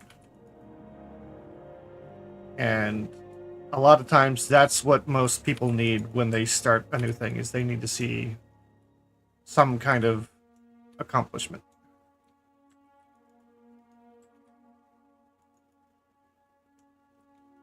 Because if I threw like I told you to do this project and it takes me a month to do one of these typically,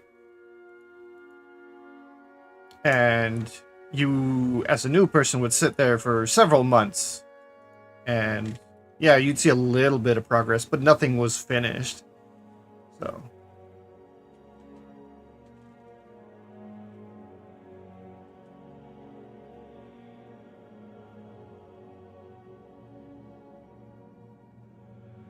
yeah, I mean, it's always good to start out with simple things.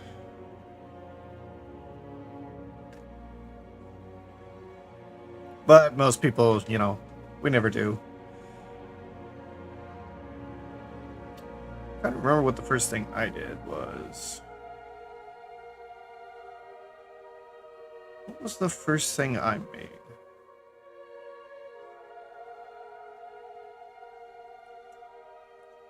After the donut, that is.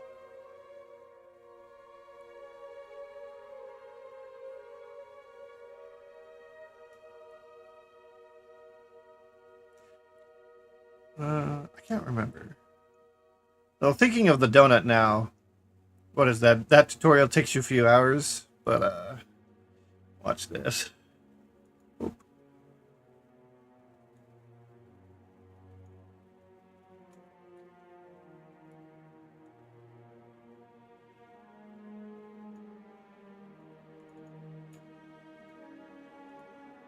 Oops.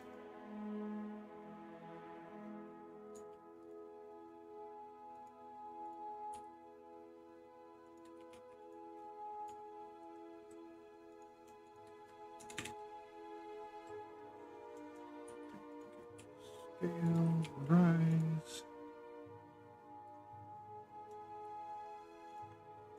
Add, solidify.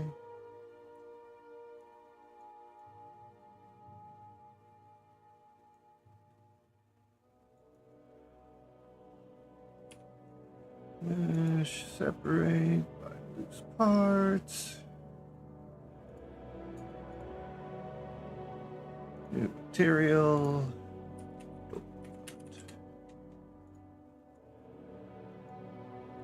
Go brown. Frosting.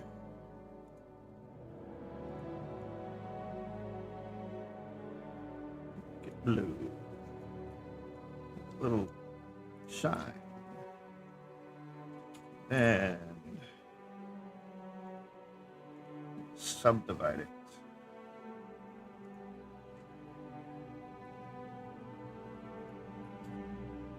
Apply. Oh, we need to subdivide it one time. Apply subdivision. I want to edit.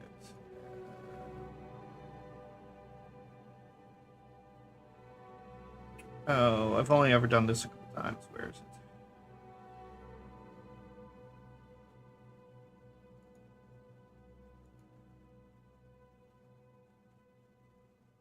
Transform, randomize.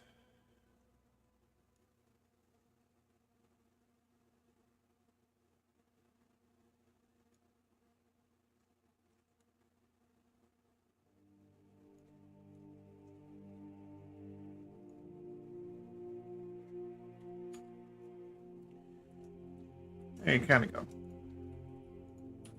No sprinkles, but a basic donut.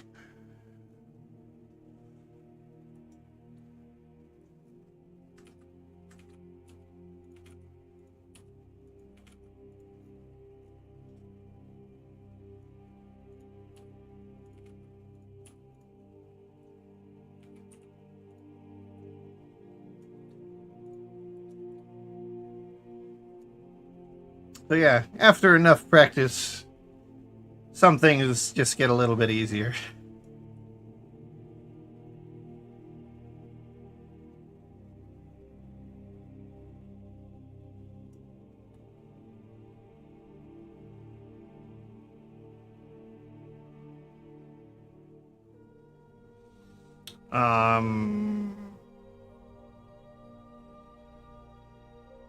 The quickest way would probably be a particle effect to randomize a bunch of balls in a cylinder.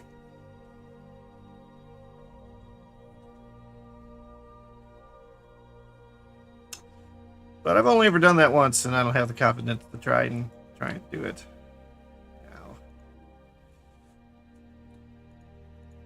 All right, I'm gonna be back to the game. What is this?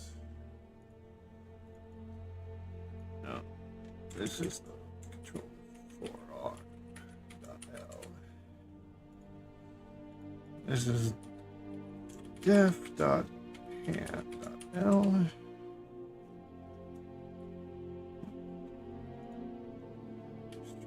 X P disconnect.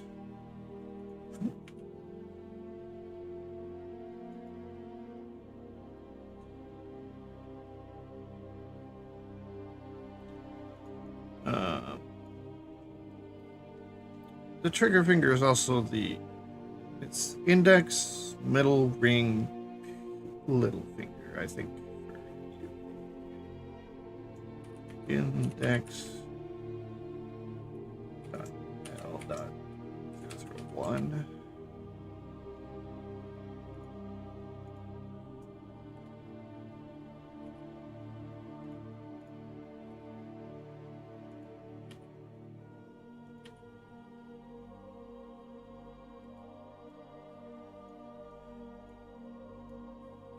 Duplicate it here.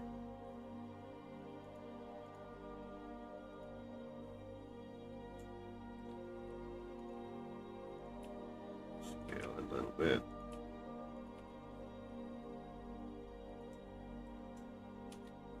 Duplicate it. Duplicate it. Scale down.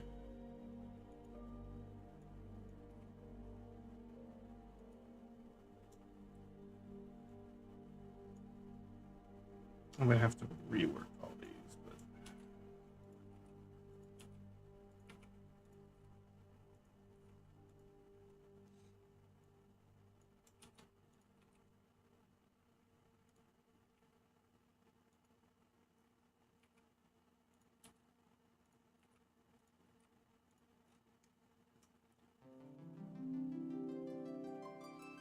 Alright, let me rename everything.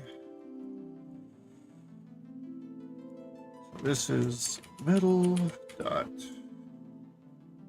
L dot 001. Copy. Paste. Paste. This is green dot L dot 001. Paste, paste, and this is little.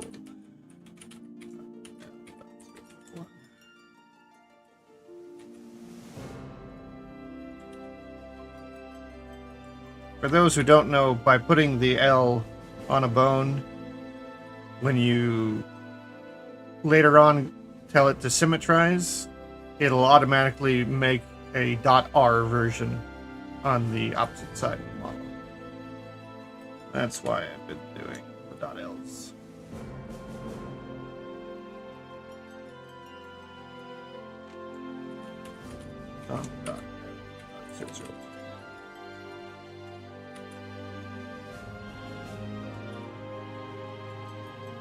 And the numbers after are just because I don't want to name each individual bones. Just 1, 2, 3. How to put them in place.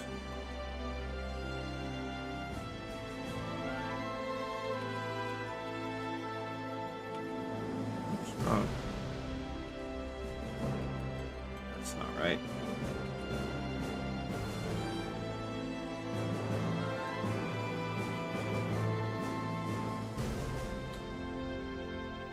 Somewhere up there.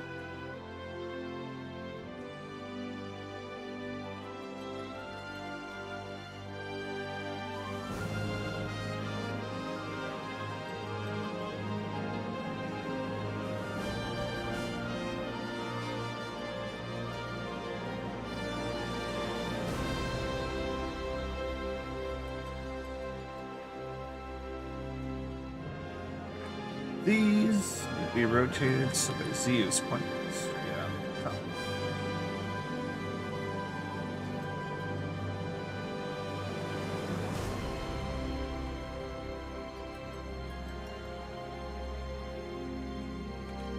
Z, Z.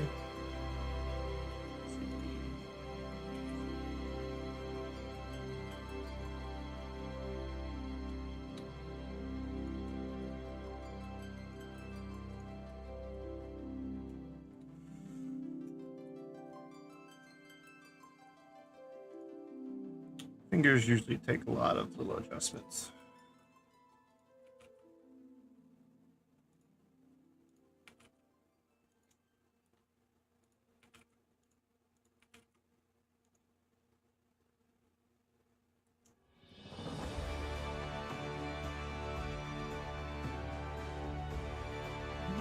That looks more or less good. Oh, this is one of those hands that rotate.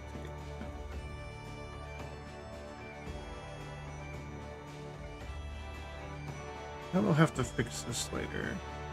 I've noticed in the past that having the hands that kind of more naturally curved like that tend to not do well in some things. Unity has some issues with it.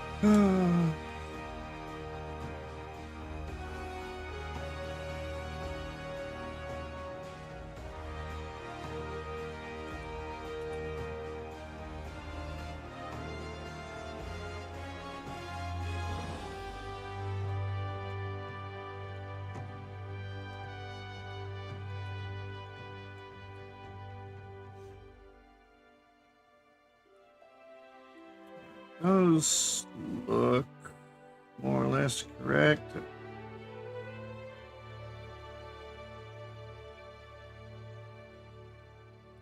So I'll leave it like that for now. Save.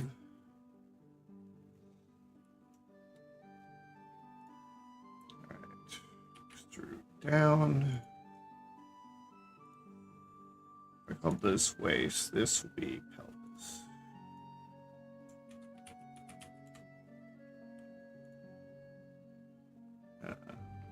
Extrude down from here. Alt P disconnect. You are the hip. Really, start of the thigh.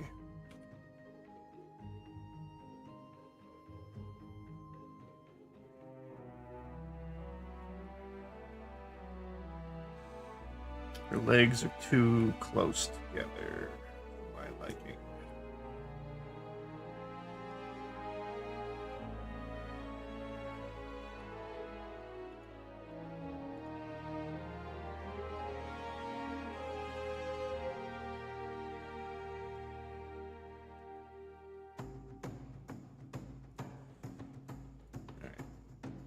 Okay, did that one. This is thigh dot L. It's not a def. It is control.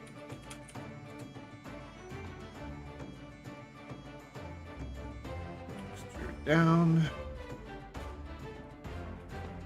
It's right there. Control dot shift. L.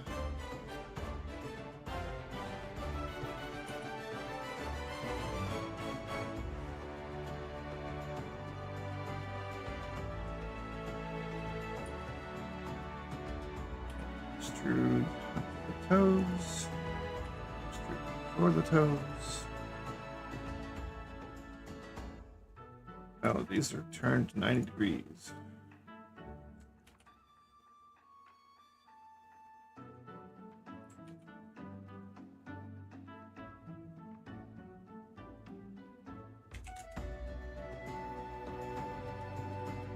Not you. Yeah, your turn too.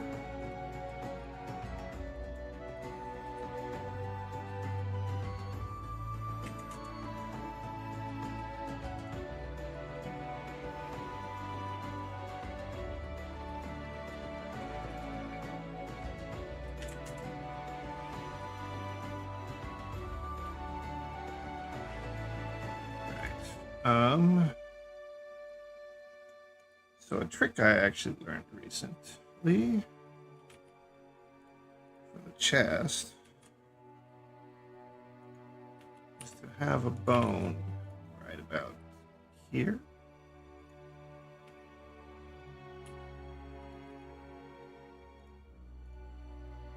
This is control.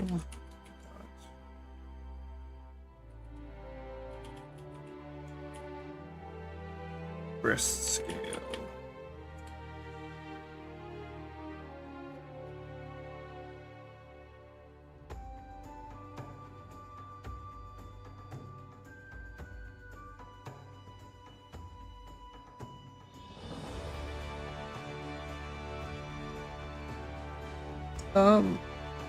I just saw ads start, so I'm gonna wait.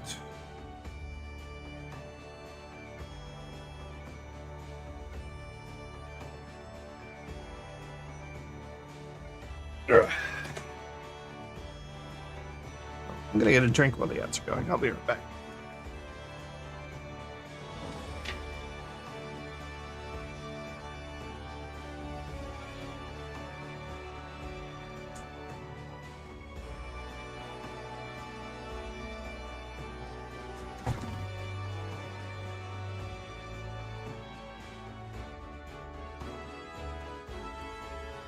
Alright.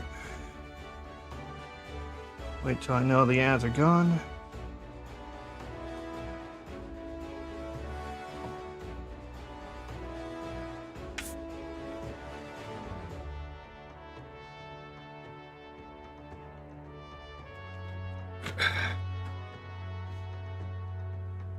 Alright, I see the ads are gone, so to answer the question, usually now when I start with a cube and I do sculpting. So if you want to see like a quick demonstration of that, I can do that real quick. So after you've sacrificed your firstborn cube and you spawn another, what I typically will do is go into edit mode on it, use Control R to add a scene right here in the middle, select this loop by pressing Alt on an edge while you've got face selection selected, and then shift like that and get rid of half the cube. Go in modifiers and add mirror with clipping. And subdivide. Subdivide it like probably 3 or 4 times. And then leave edit, apply that subdivision. And now I sculpt. Oh, is there an auto mirror? That would be helpful. So yeah, like the first thing I'll do typically is like I'll make a rib cage looking thing. You really didn't actually have to do the mirror for this step here. Actually, probably would be better not to do the mirror. Or at least at this point, not have it applied anymore. Which means you didn't really have to use it in the first place, so just got to make sure your mirror function up here is turned on so you stay symmetrical.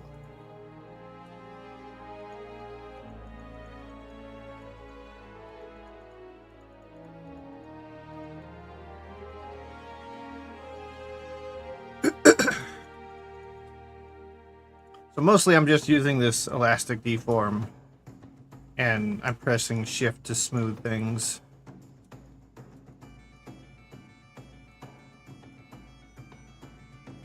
But you just kind of make the egg shape of a rib cage.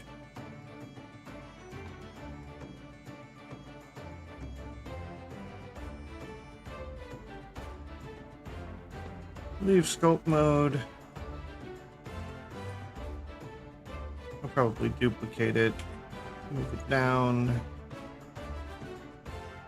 and sculpt this.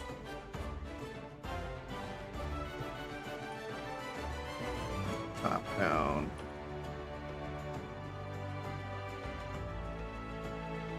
Well, I'll be the way.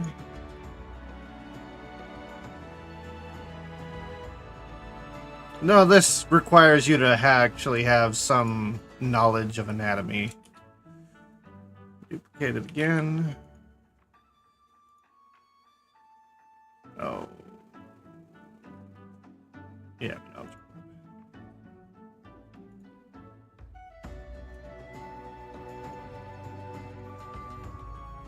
This will be the pelvis.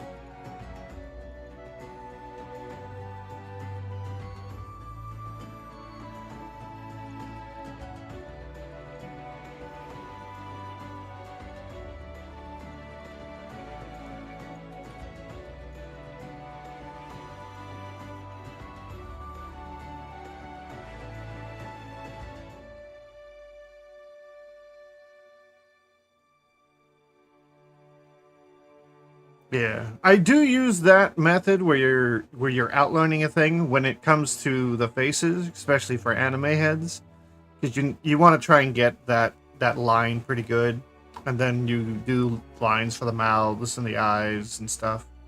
So I do that method up by the head, but when it comes to the body, since there's a lot more sculpting going on, I usually do this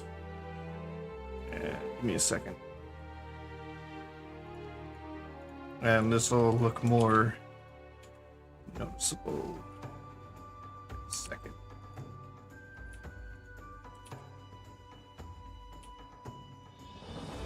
This I'm gonna add a mirror too.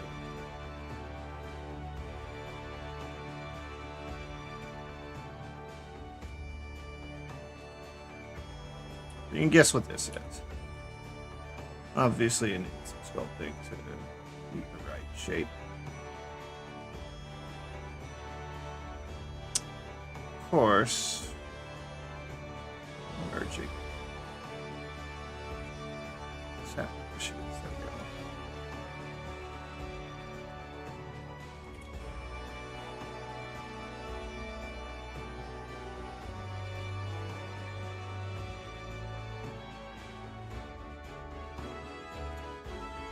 Usually when you're doing breasts, try not to have them touch if you can manage it when you're initially making them. This is not the best way that I usually do, but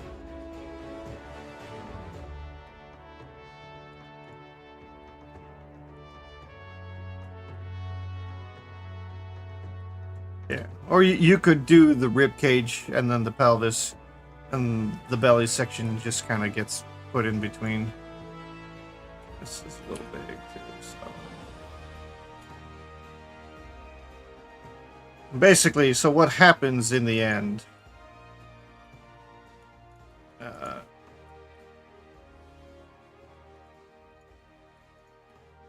Let me just. It's one of those things where it doesn't take that long, but it takes long enough that it gets annoying. So what you could do now is you can select all of these. You have to apply this mirror first. And this is far from like even anatomically accurate, but select everything and then right click and press join. Then you can go back into sculpt, and up here there's remesh. First thing I would do is select this dropper and then select somewhere on your body so you can check remesh and see what the vertex size actually is. So 0.06. So I would probably go to 0.01 and then hit remesh. And as you can see, it put a lot more mesh on there now. But it also merged everything together. So it's all one unit now.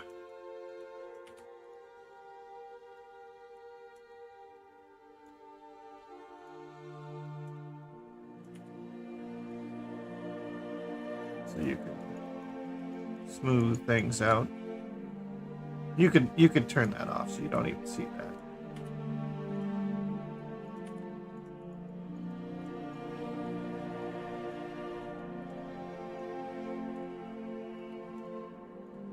Now you can't even see kind of the wireframe, and from here you could start sculpting more.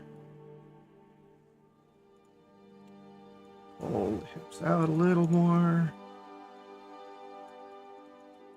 Smooth it in this area. This shouldn't be too much back here. Use inflate. Kind of bring this out. Obviously you need to do legs and arms and everything, but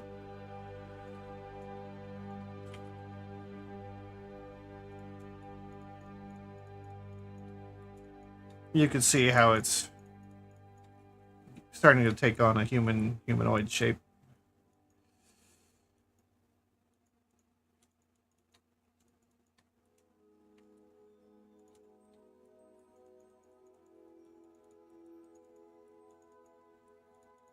These are getting too big.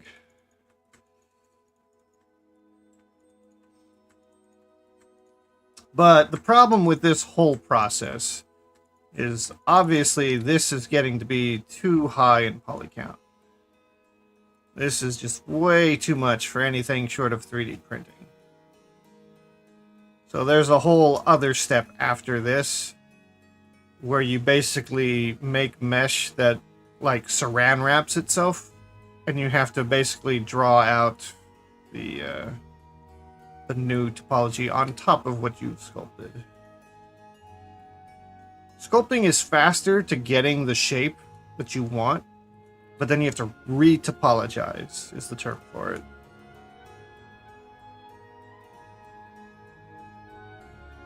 Yeah.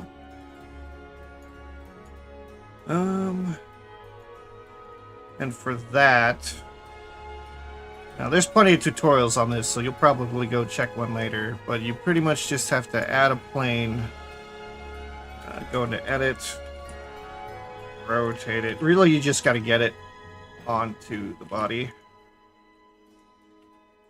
And you got to make sure you're doing all the movement here in edit mode, because you're going to mirror it. You just got to get it close. And then you add,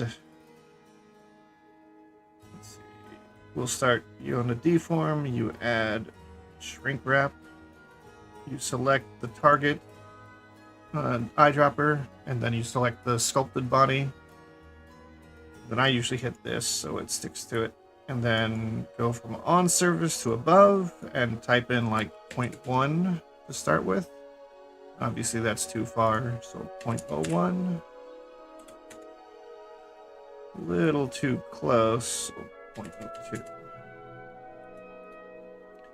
And then up here, top middle, turn on snapping, which is a little magnet, and then drop the drop down next to it and make it on face. And there's an add-on you want to have turned on. It's in Blender naturally, you just gotta activate it, called F2. So at this point, I can now press E and just start extruding, and you can see how it's sticking to the body. And I'm just rotating, trying to get things close. But you can see how it's following along the curve the best it can. And typically you want to have edges like following things like this. Oh yeah, and anytime I'm clicking here and I press F and it pops out a new quad.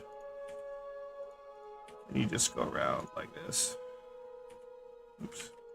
Here, extrude, extrude.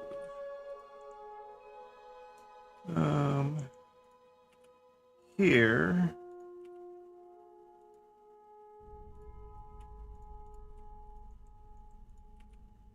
I'm going to do this. Actually, I would do this up above.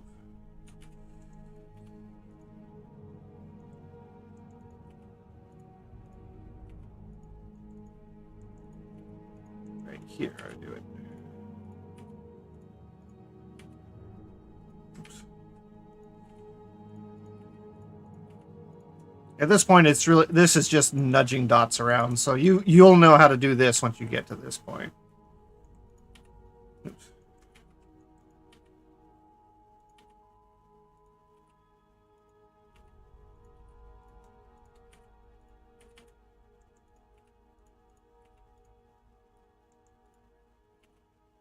And then, of course, you add your mirror modifier. So it's doing the left side while you're working on the right. And probably turn clipping on it. And you can also do a subdivision if you want, but it's not necessary. It just makes things smoother. You can connect up in the middle. Split it.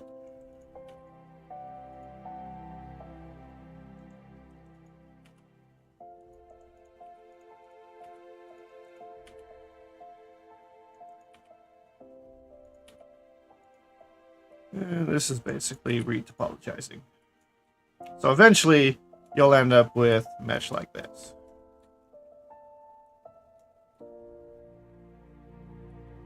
And then you can turn off or delete your original high poly stuff.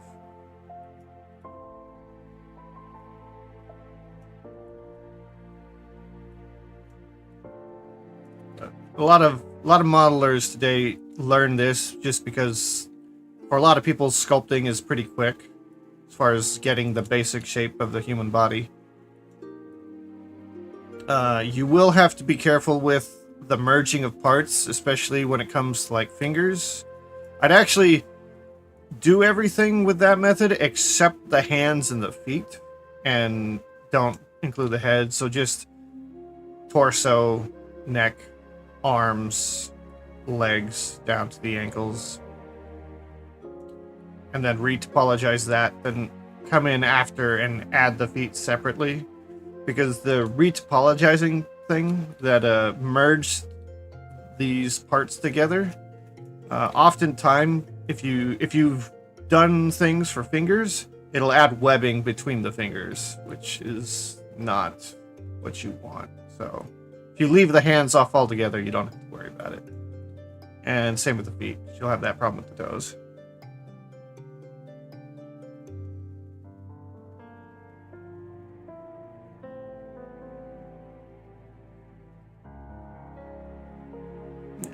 Well, sculpting is something you could jump in on pretty quick. And it would let you do like little complete renders of things if you wanted to get pictures of something, because it's quick to do things. And again, modeling is quick too when you learn that as well, for simple objects.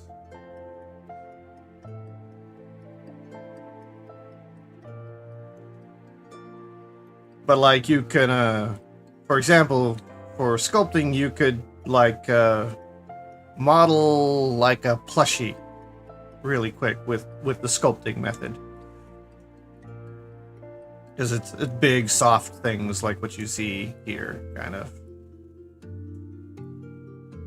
So you just have like a head piece, a body piece, and then 4 limbs. And then you could render that, and you'd have a finished project within a few hours. If you ever wanted to do that.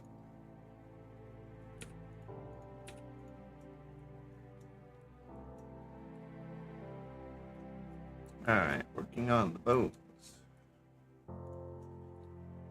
Alright, so next it's gonna be, oh, I have snap turned on. Alt P, disconnect.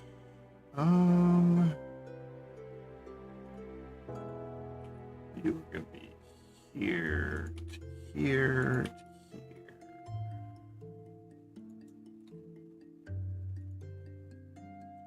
This is def. Oh, wait. That's the arbitrary. Def dot rest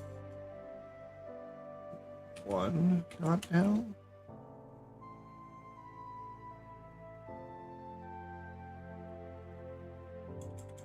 I'll just do dot L. Dot says 1. Copy, paste, paste.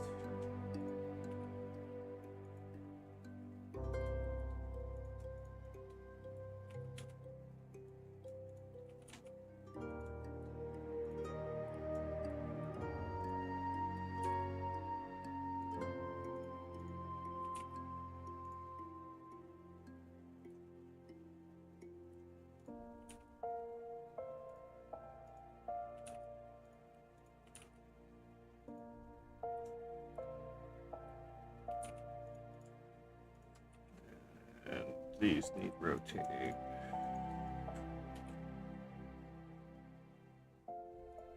They need different rotations, each of them.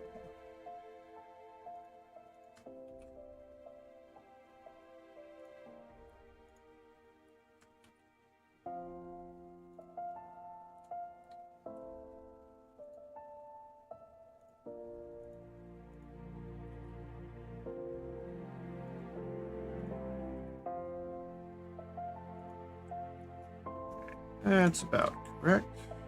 A little bit more on rotating.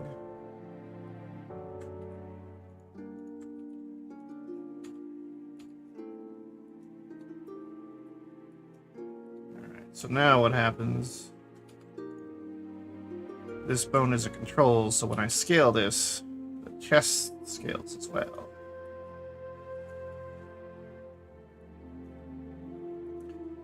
This does not deform. This does not deform.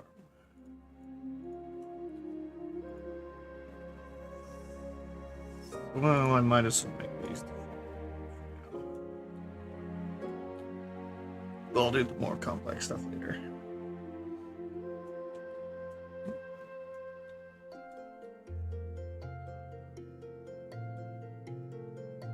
Oh yeah, and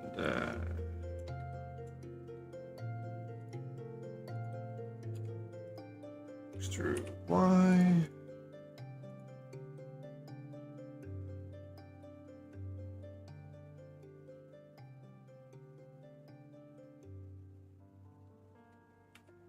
Yeah, Alt P to disconnect the bone.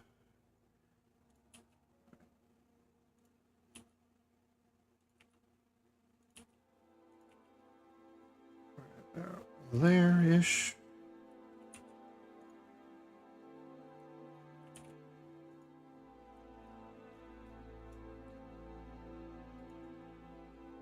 This is for her backside.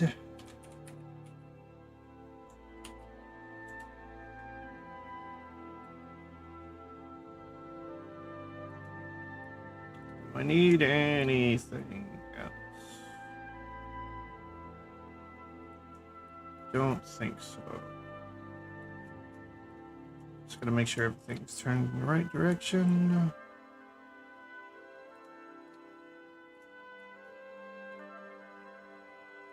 This is not.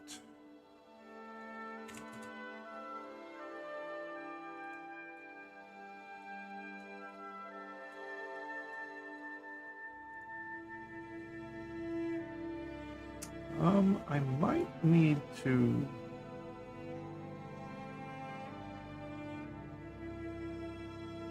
move her neck a little forward.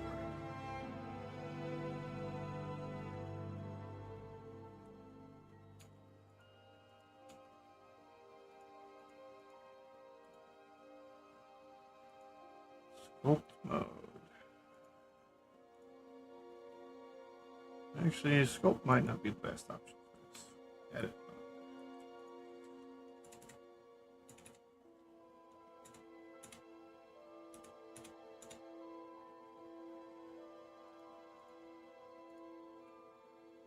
GUI.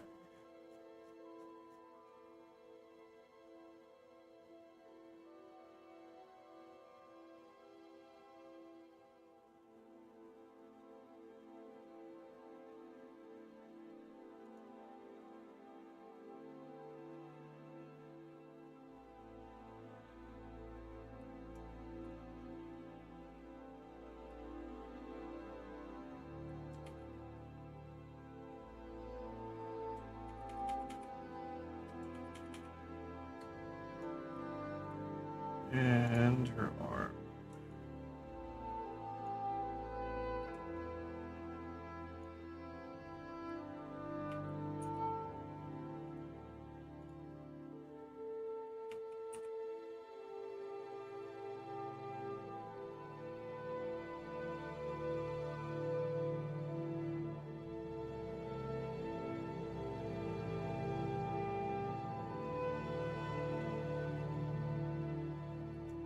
Right there, I think.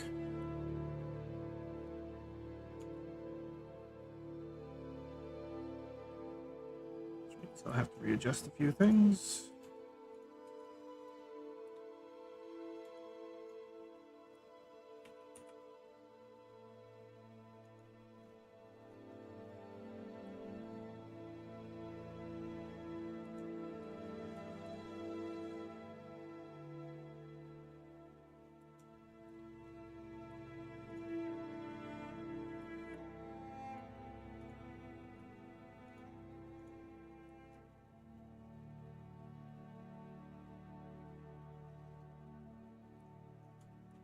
Right.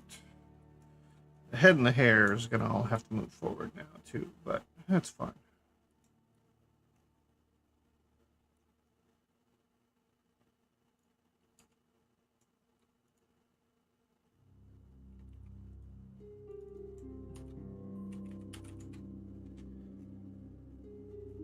So, what are these? What am I turning on and off here? Oh, old stuff. You don't need to.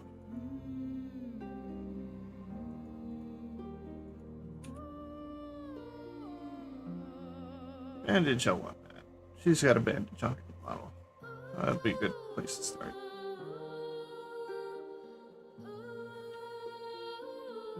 Alright. What is this? Old hair.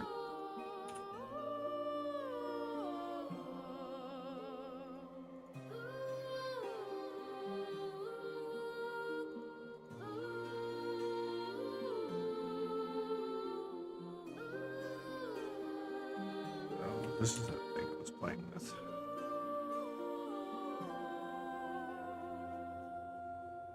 Select everything here, here, and more here. There we go. GY.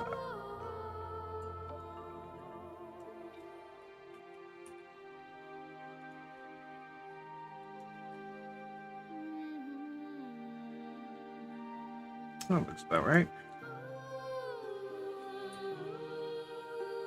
Alright, now we gotta go turn off all that hair that doesn't get used.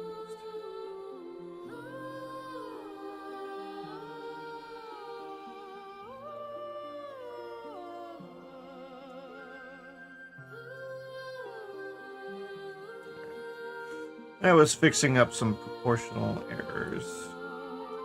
Normally when you do a spine, at least when it comes to Unity, you do want to try and keep the spine straight up and down. So I needed to... Because before I would have had to have tilted this backwards to follow the spine, and then the neck went up from there. But if I did that, and this ever got brought to Unity for whatever reason, that backward motion would get thrown forward, which would make basically the whole chest tilt down, and I think the head would end up like looking upwards. So I just fixed it to make sure it would be an issue if that ever came. Of course, at this point, I could now like make this more in line with the body, and it won't be... You could always fix it later. But leaving it straight's not the worst thing. Unity and the other game engines, they don't always have the best way of doing things. But if you follow what they do, then you'll be good for most things.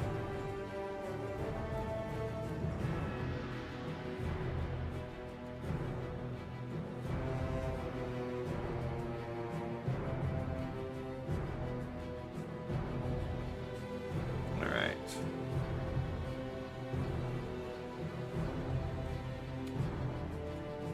Select all, right click, symmetrize. Oh, well, I need to add eyes, eyeballs. Extrude Y. Alt P, disconnect Y.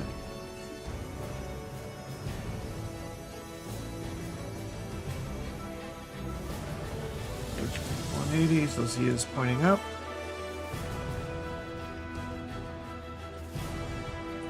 And then we move it pretty close inward, probably right about there. F-I dot. And symmetrize that. There's the .r. They need to both move back.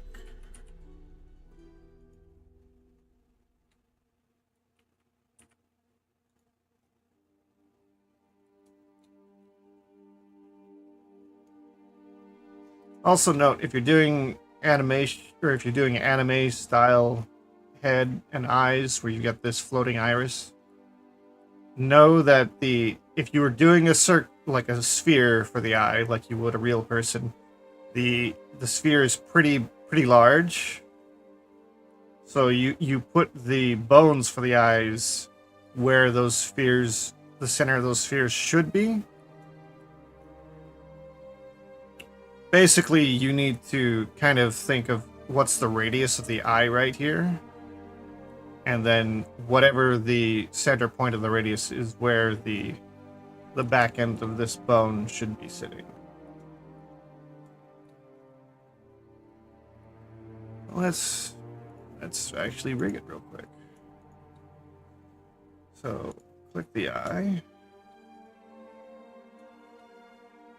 Let's make sure we get all of the eye parts.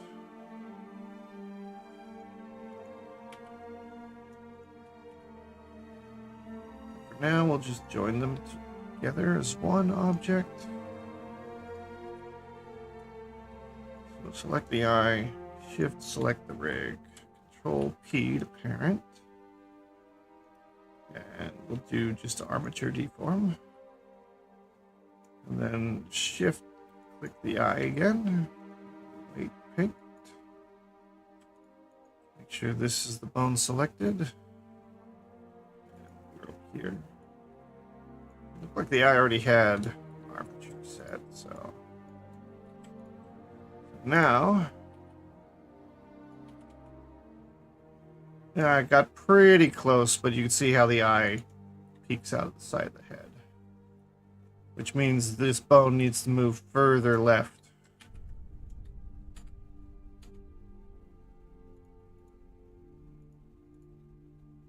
So, turn on X, mirror. Right there.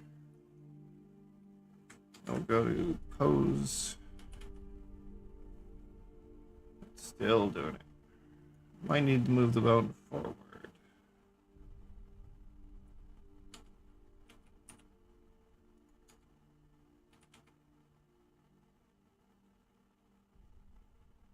Takes longer for it to do it.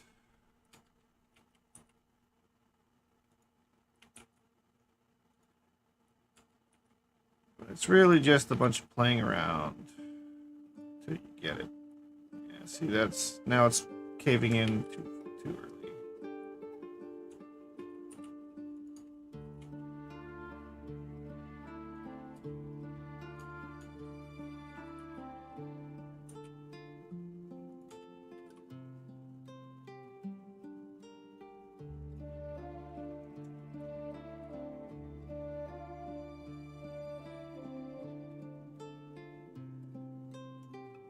Yeah, I mean, if it was at the center of the eye, you would be moving the bone around.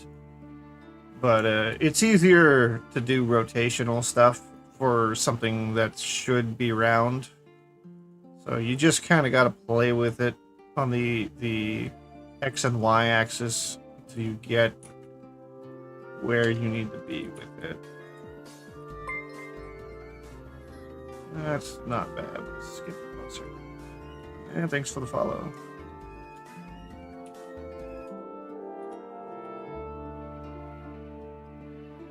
Oh. Back this way. We're not that far off. And a lot of this clipping right here could be fixed by me changing the mesh. The side of her head is like really close to the edge of the eye is part of the problem. I could also just push this backwards a little bit.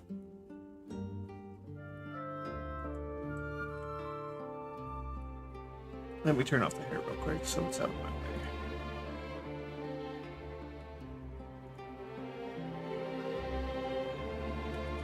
So if I put the eye there.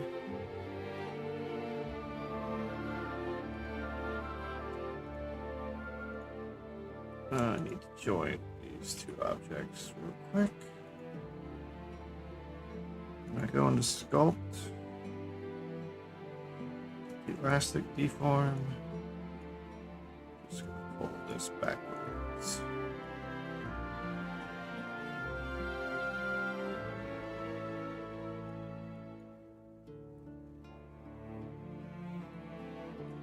I could also come in here and manually move some of these faces and points.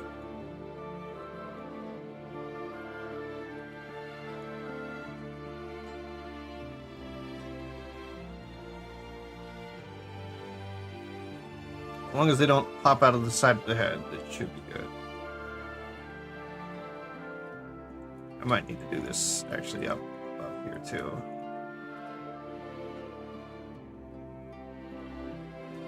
And down below, and everywhere else where we're at. Give the eyes.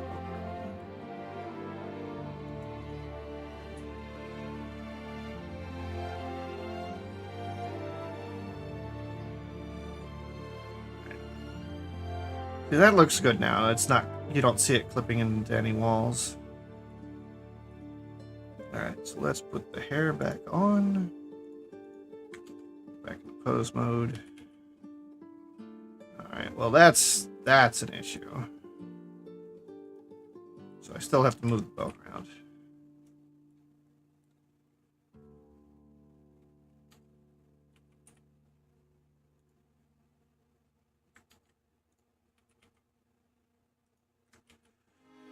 No, we'll go right.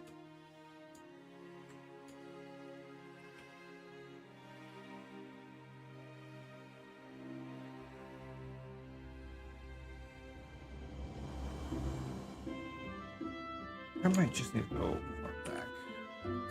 No, that causes problems.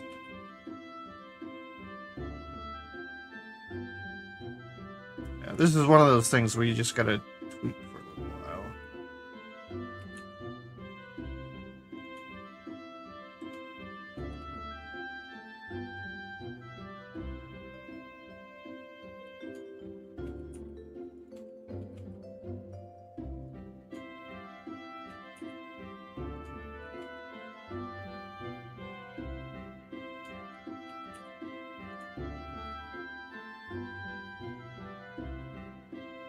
That's close.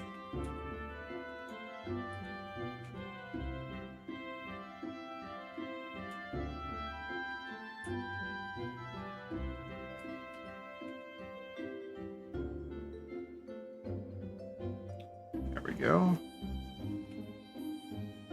Left and right look decent.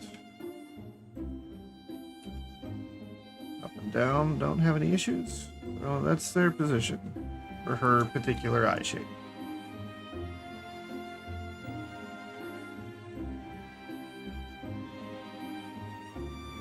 Yeah, the eye is just this. It's just a kind of a disc thing that's I've painted and that's floating around inside of a pocket. Because anime eyes are so large, this is the only real way you can get away with it. You can't do spheres like you would with a more realistic person. So yeah, you paint the eye white. Typically, it doesn't ever like change like the shadow line. You'll just paint a shadow line and it'll be the same all the time. Then you just got to get this to work right. And every eye shape is going to be a little bit different. So if you change up the eyes, expect to have to move these bones around until you find the spot. An ad should be starting soon. There they go.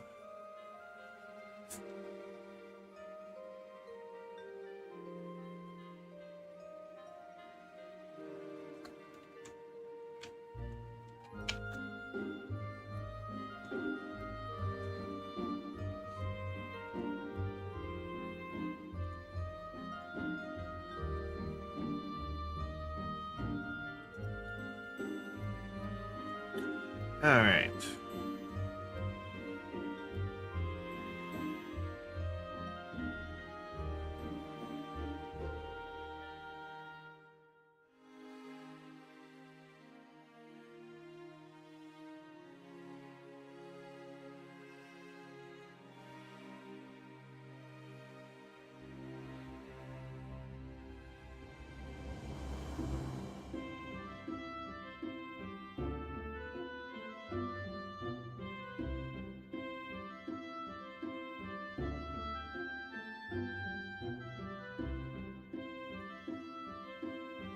Yeah, it takes a while to get them right.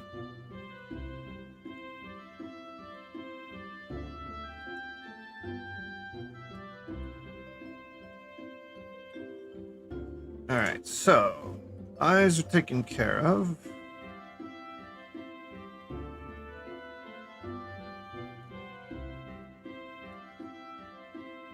So we're gonna... Oh, I want to add another bone real quick.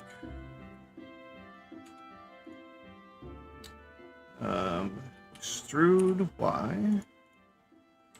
P. Disconnect. Down. Rotate. Scale in.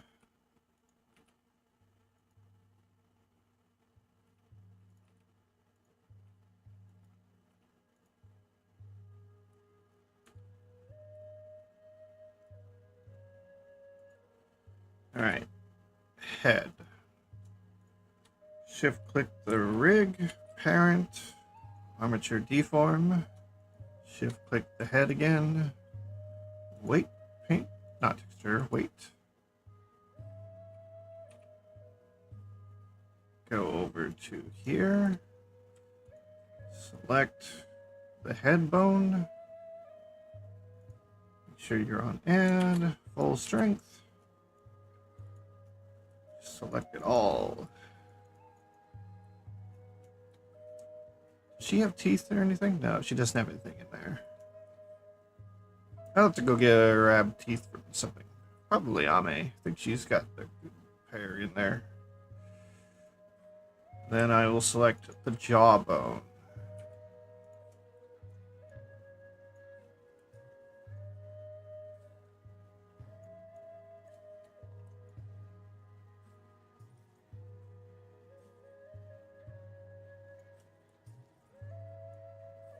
Pretty much select everywhere that's gonna be moved by the jaw.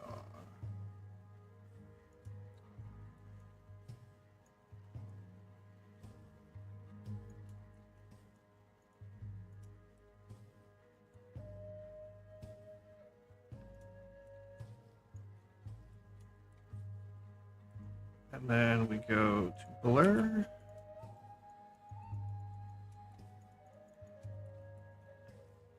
And then we'll blur here in the mouth. And then we'll rotate the bone.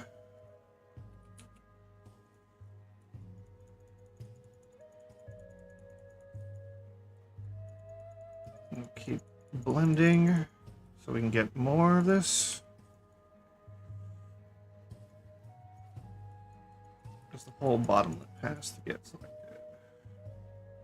And the whole bottom of the inside of the mouth.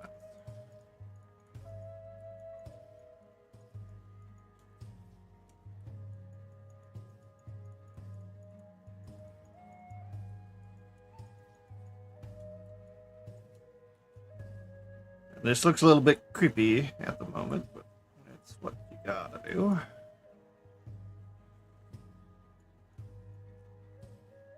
Then we go to blend again. Just gonna soften it up.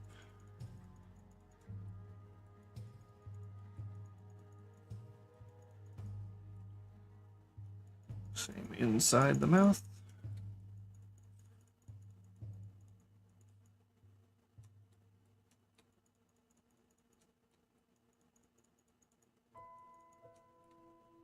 I think we need to add a little bit more right here.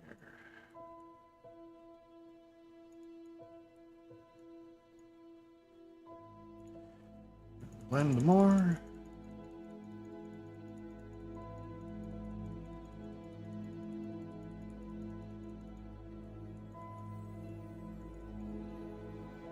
Now, kind of works.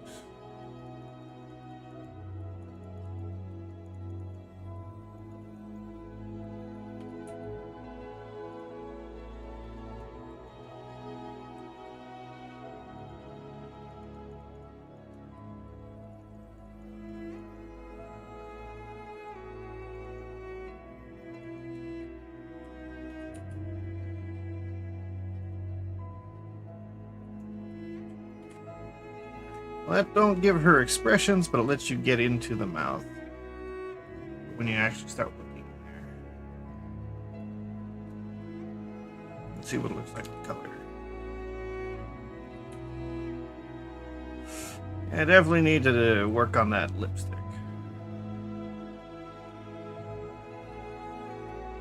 Looks good with the mouth closed. Not with the mouth open. But that's one of the reasons why I needed to do this in the first place, so I can fix that kind of stuff. Alright. And now for the body. Well, the hair needs to get done too. And the ears, apparently. We'll deal with the body, right?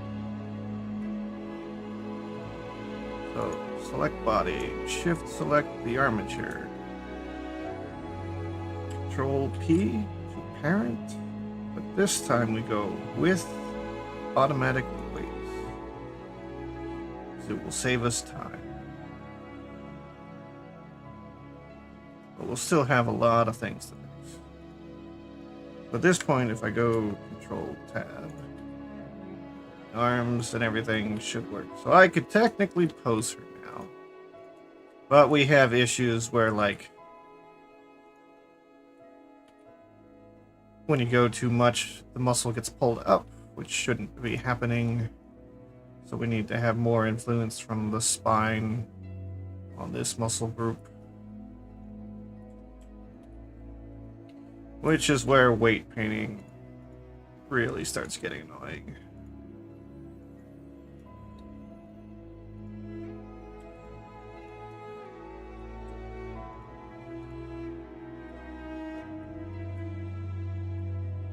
Alright. Let's drag this over here a little bit. The arm needs to subtraction. The arm should not affect anything in the armpit. Really anything back here.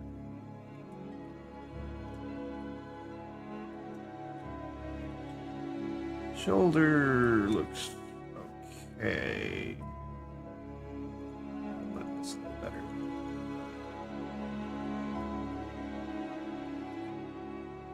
That's about right. Chest takes a little bit of, yeah, that's not right at all.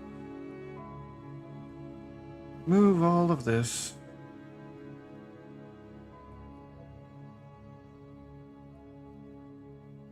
Inside of the chest is fine.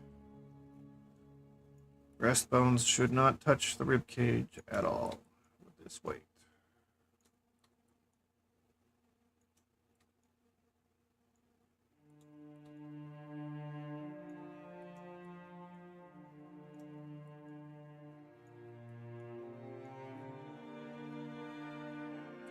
Well, it shouldn't. This particular one shouldn't touch anywhere near the rib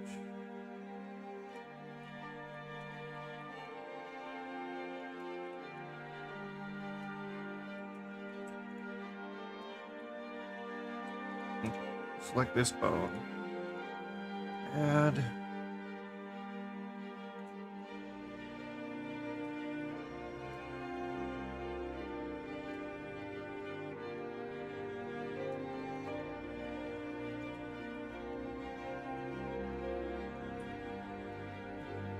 Side.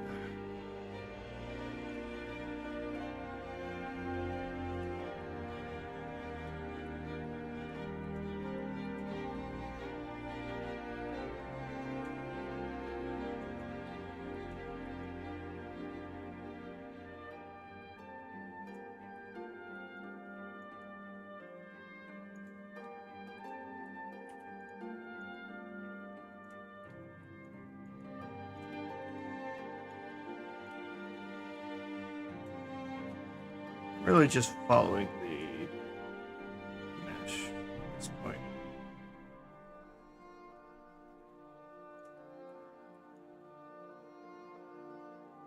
Because if I did this right, it should come up and meet the other side. Yeah.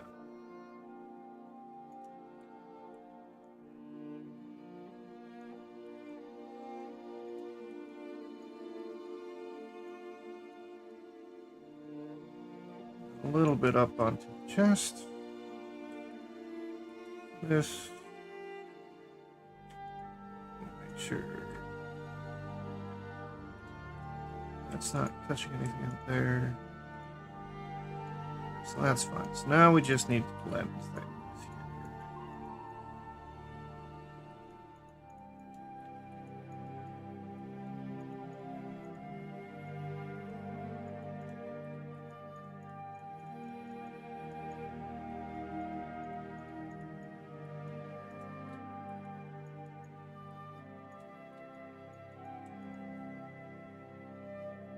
That's not going off the chest. That needs to be fixed.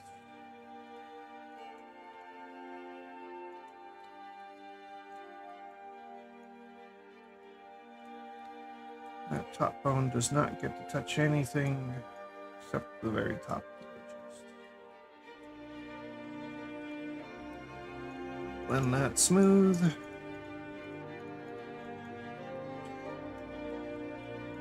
Blend this a little bit up here.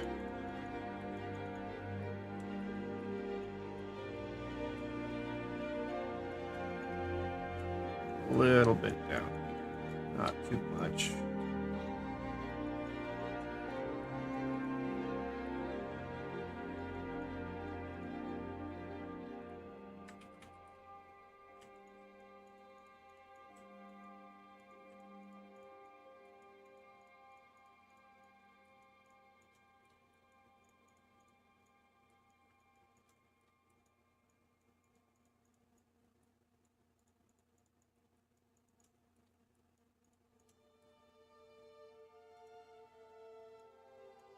You gotta make sure none of the bones on this side have any influence over here. So there's some spots I see. If you don't do that right, you end up with that happening.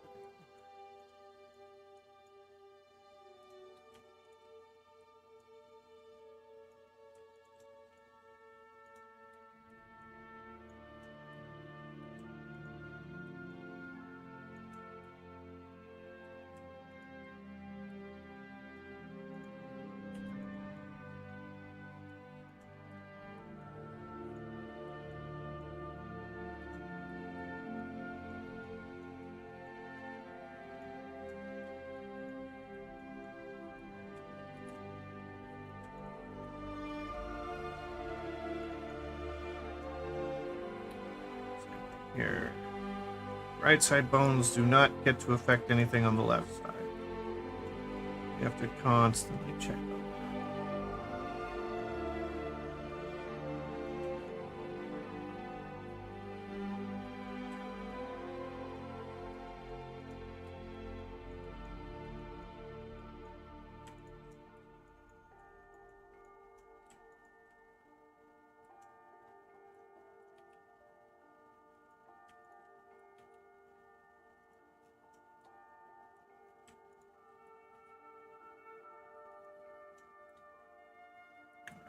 This, being the rib cage, can come down a little bit. Go less strength. Oops, let's add.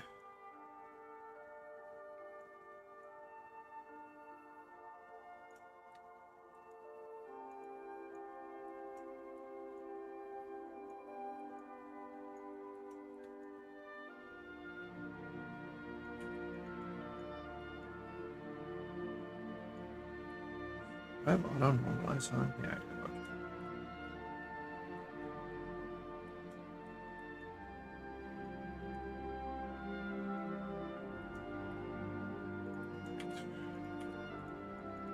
Okay. Blend all this. Not too huge.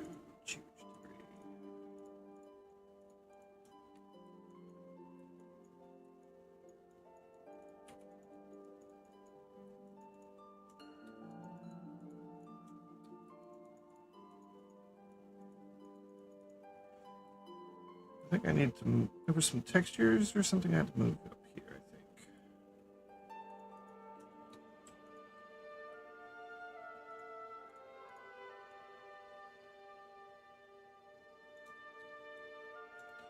think. And I gotta keep on top of making sure the breastbones don't start affecting places outside of the breast area. So this is why weight painting tends to get really fiddly for people. Keep having to go back and forth.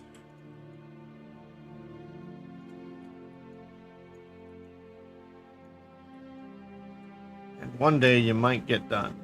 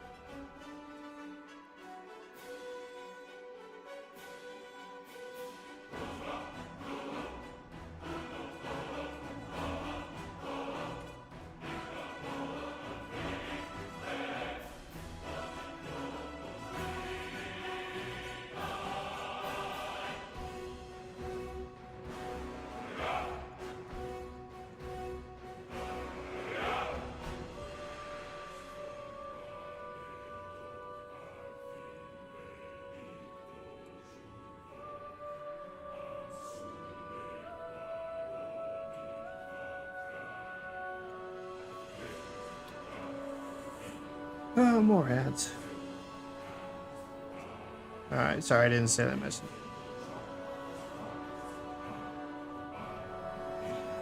Have a good one if you still happen to be there. It's just too focused.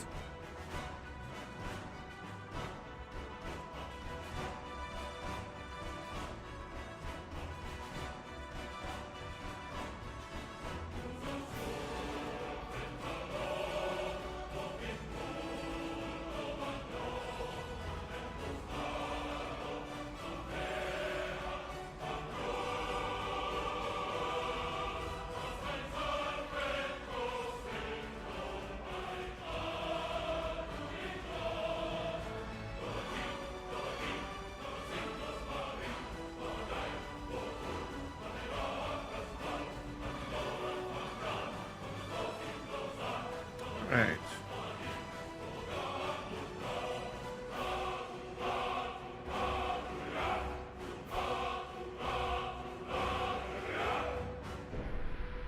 That pretty much covers the chest area.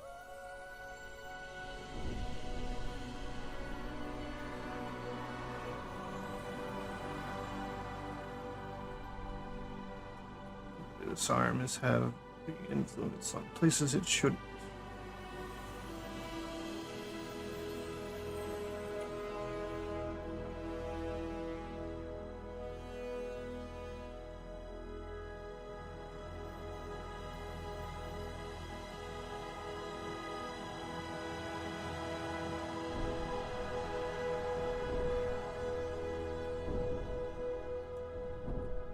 Resting on, moving with the wrist or the forearm. No, looks fine.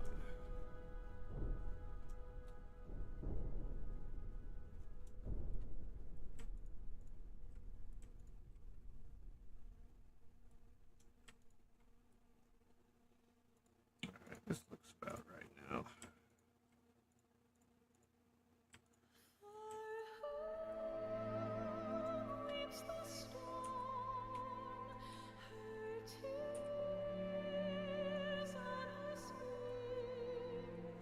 It is pinching a little bit here. Might need to move the bone a little bit.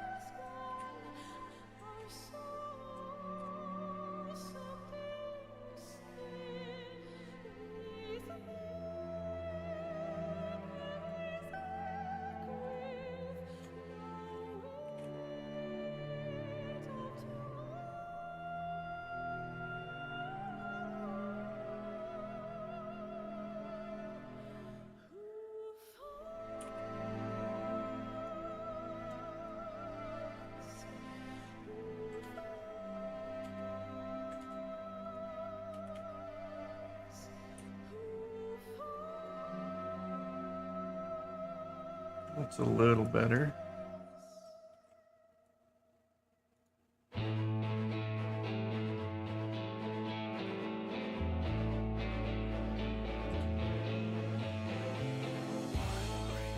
Alright, check the leg. Leg's always good issues. Use the restroom real quick. I'll be right back.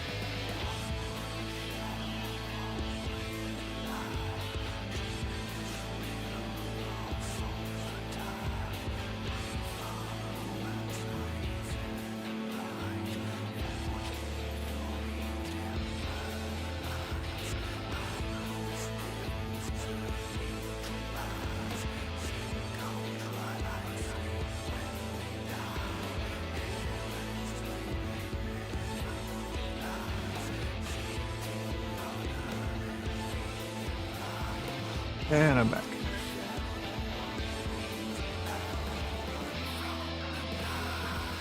Alright. Realize I did not set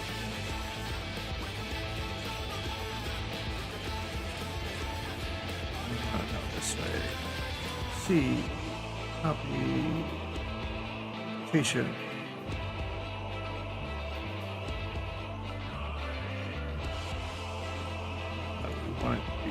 I think.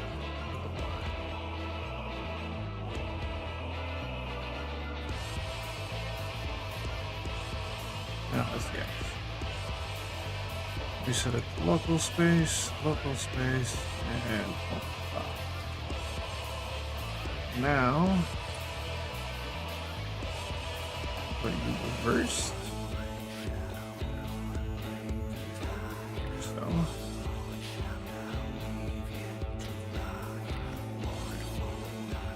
That's got too much influence, but it's what I want.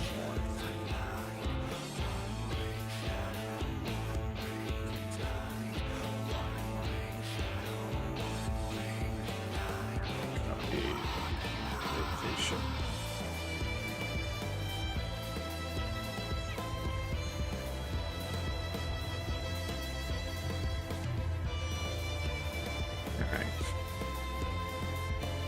Back to weight paint.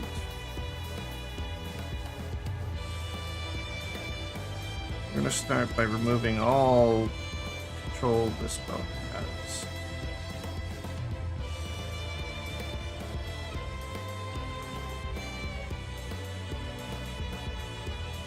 At least up front. We can leave some back.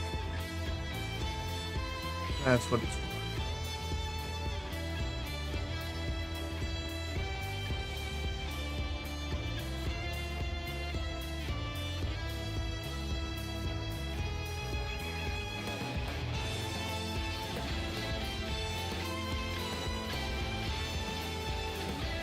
Alright.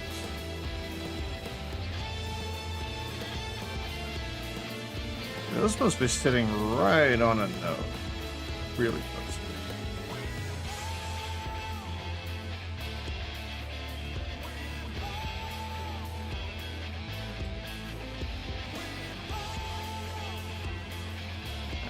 This needs to get most of the control down.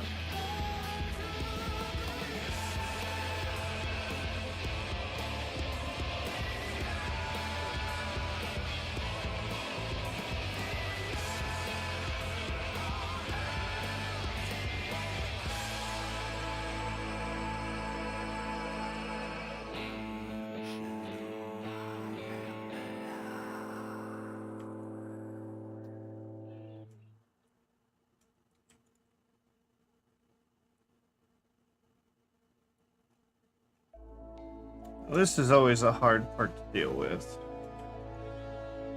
Getting the thigh and the hip to work well together.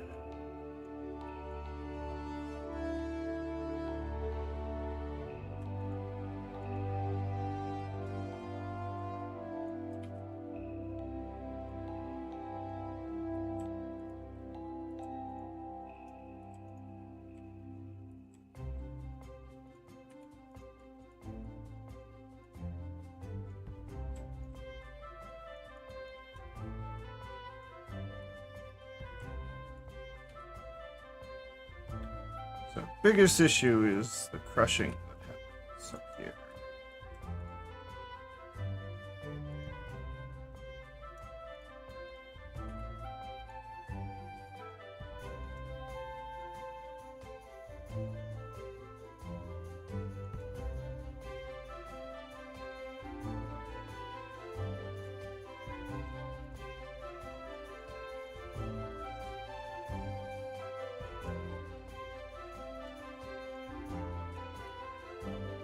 And again, hips shouldn't, like legs shouldn't move sideways too often. Like splits are the only times they move like this.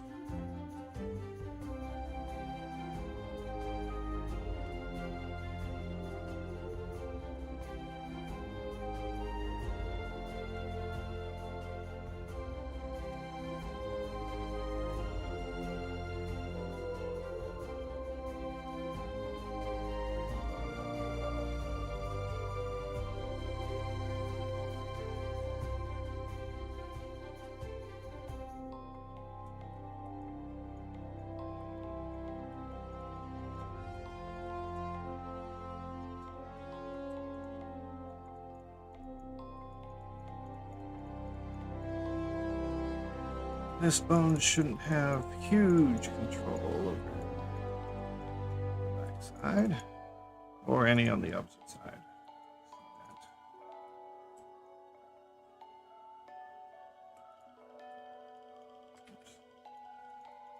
Blend.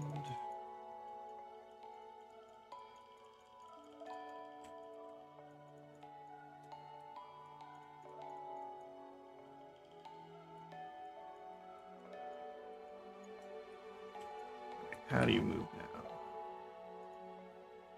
Better. Well, that's still not accurate.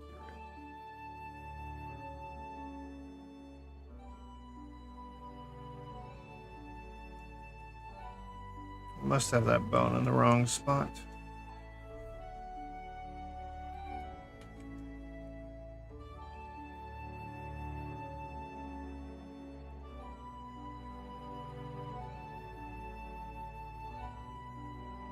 Might be that this bone's too high.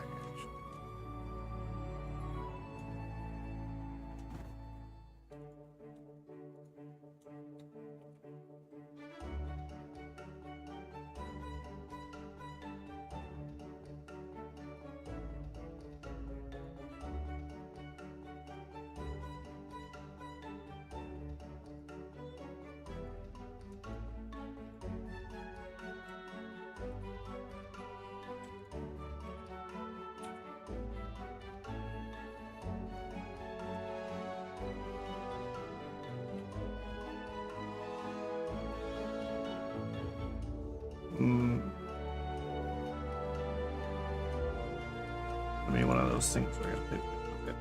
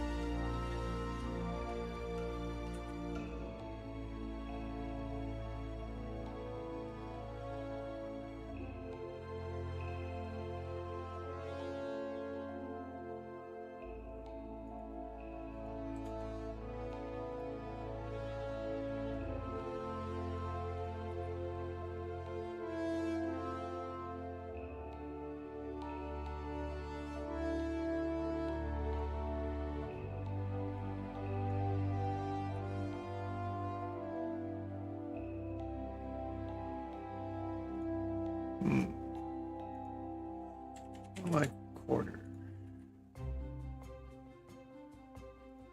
Alright, that works. Well, the other side's not set as well.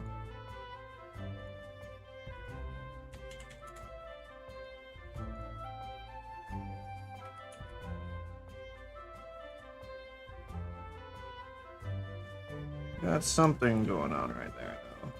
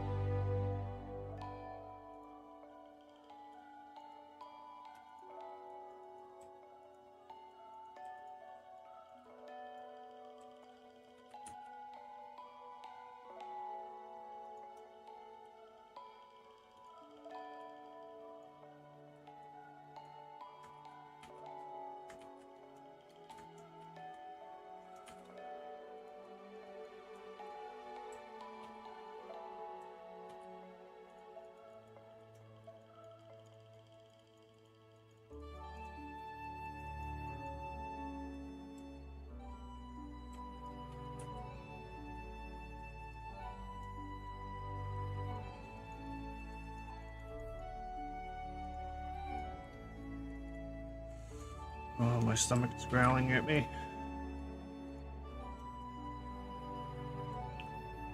I don't think I have any easy at-hand food.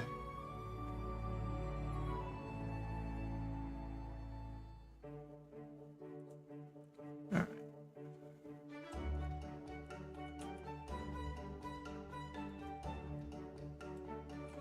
There's some corrective bones I need to add at some point.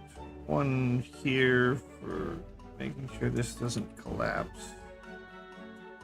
And one here, I believe, so that the knee doesn't collapse when we get to this point.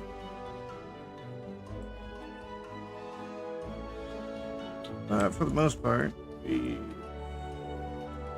Let's go fix a little bit. Yeah.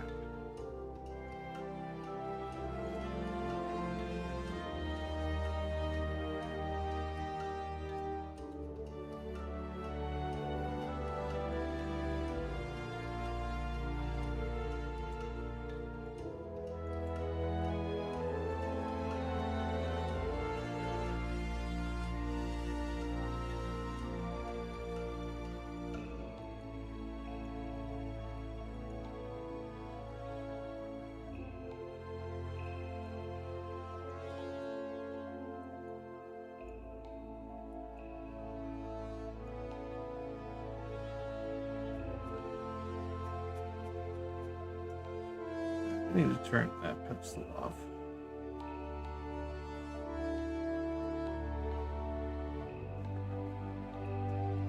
Too difficult to work down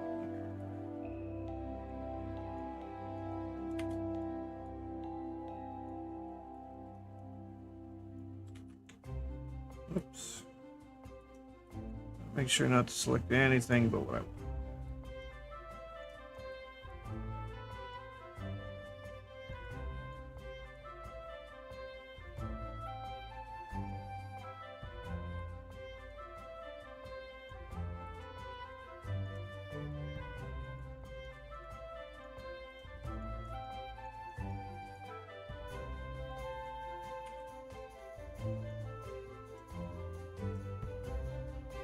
Now we soften this.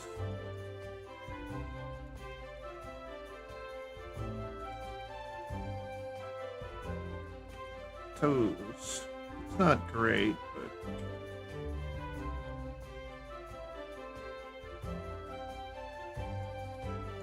harder up here, I guess.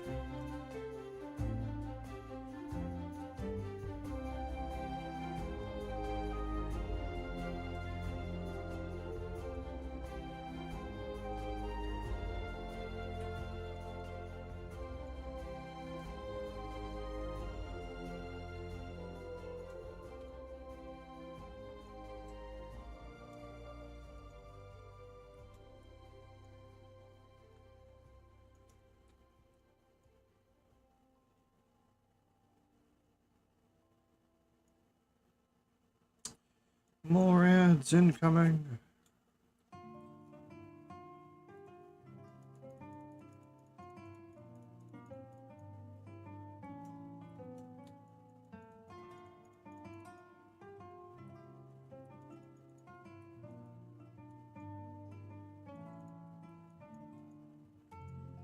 Alright. That works for me. Doesn't need to be super accurate. Let me check the hands.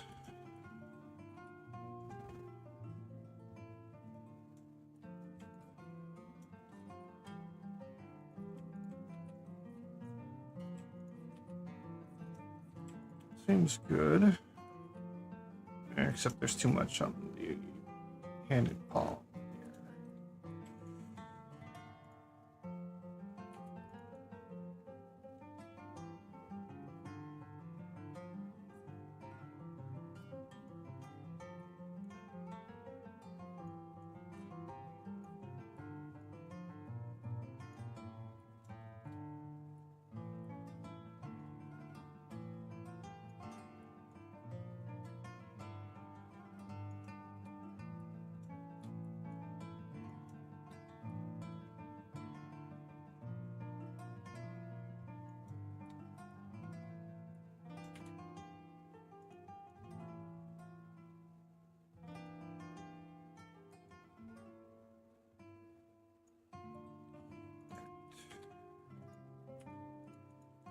Soften.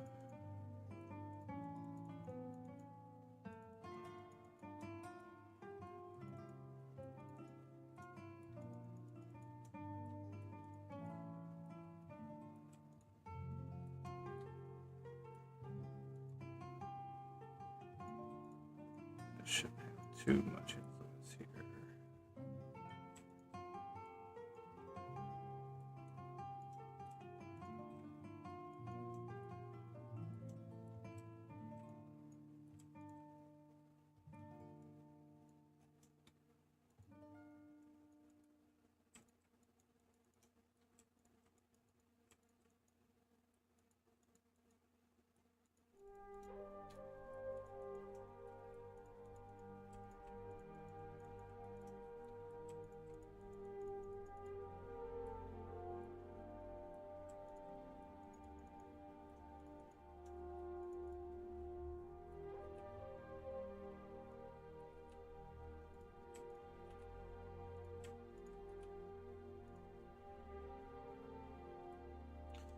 Good to me. I believe that's everything for now as far as weight paint and rigging goes. At some point I'll add in twist bones on the wrists. Or I'll just do that now. Probably better just do that now. Duplicate this bone. Subdivide this bone.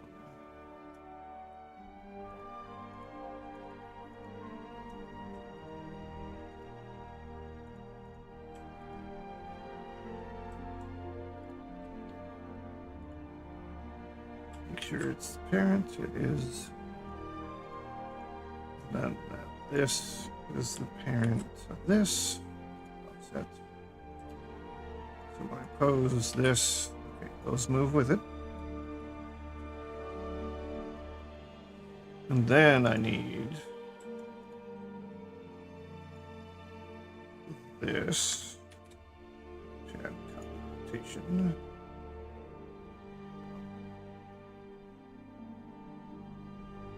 How did that get off? Oh, it's because I'm setting it up on the y-axis. 0.75. So now when I rotate this, that bone rotates as well.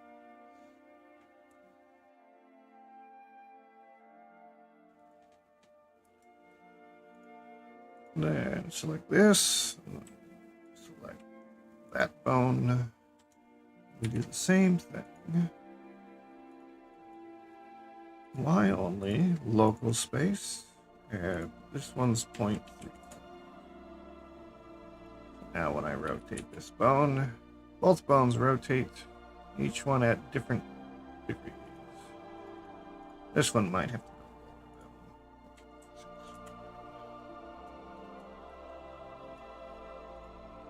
go. Alright, now this bone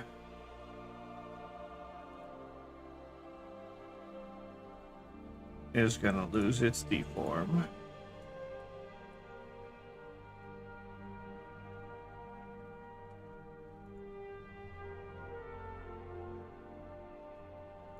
And I need to rename these. Forearm.twist1. .l.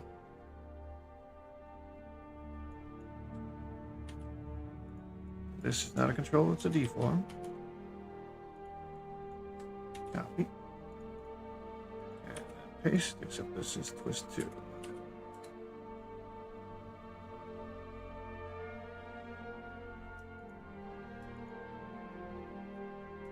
And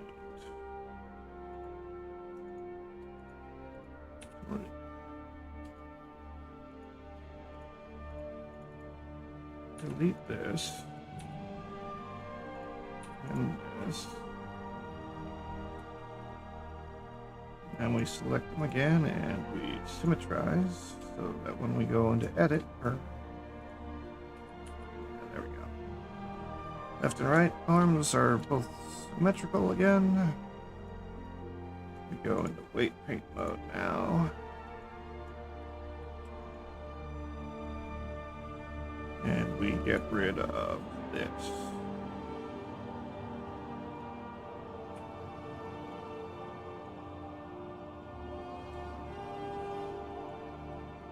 Now we add it back to these.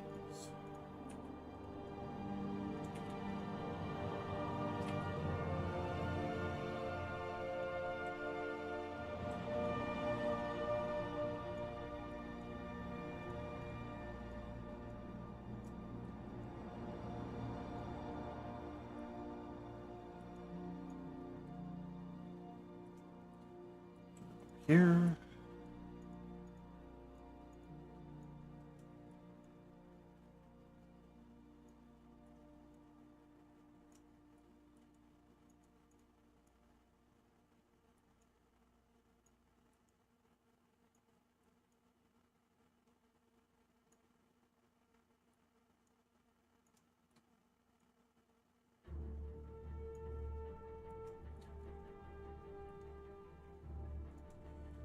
Blur. Blur. Oh, what happened there? Oh, this still has... No.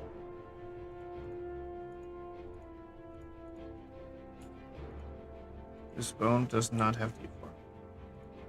This bone does not have deform. What was that about then?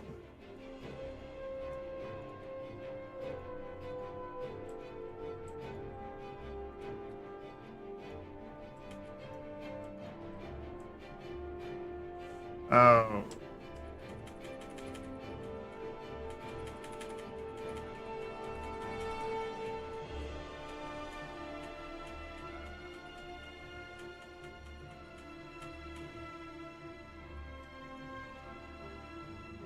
I had put the weights wrong.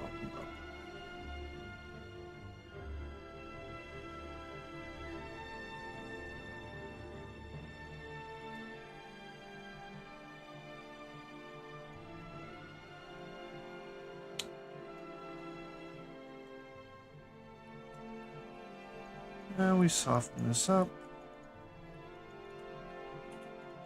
Both ends.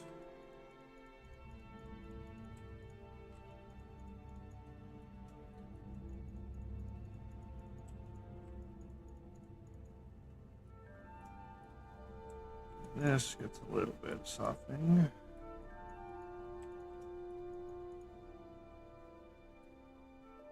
Not too much though. Alright. Now,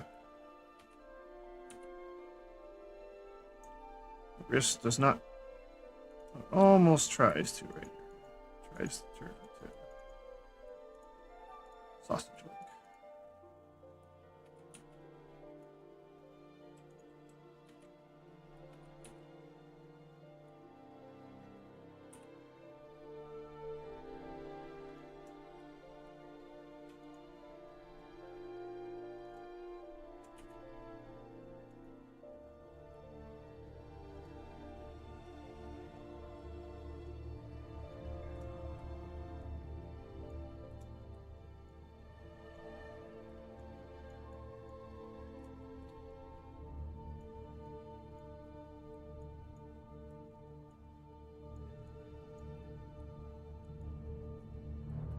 Guess I gotta keep this relatively harsh.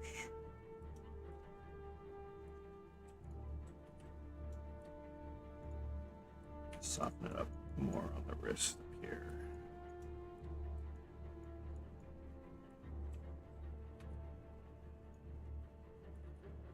Yeah, that looks more like it.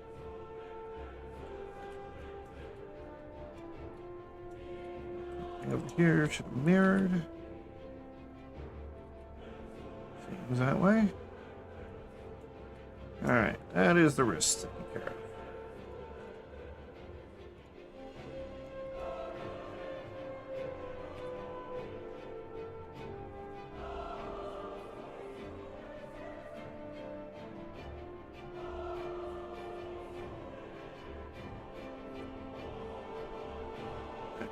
Still working.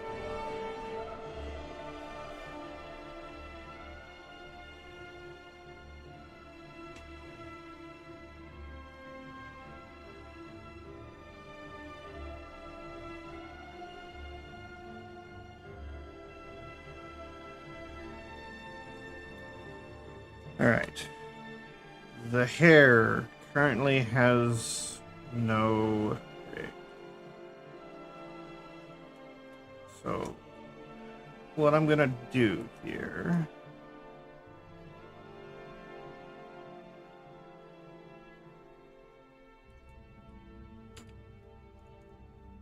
Extrude the disconnect bone, move it up. Add a new layer for bones. This is gonna be hair. We're gonna move it there.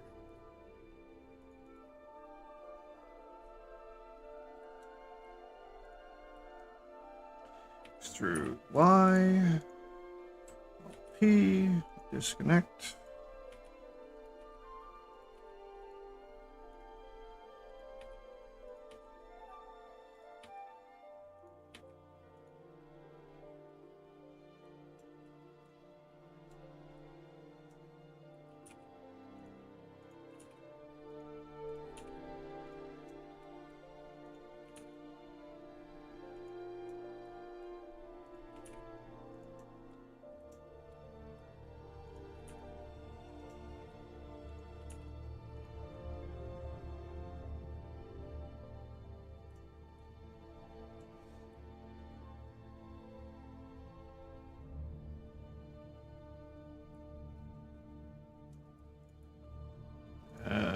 Def ponytail 0.01. Copy. Paste. Paste. Paste.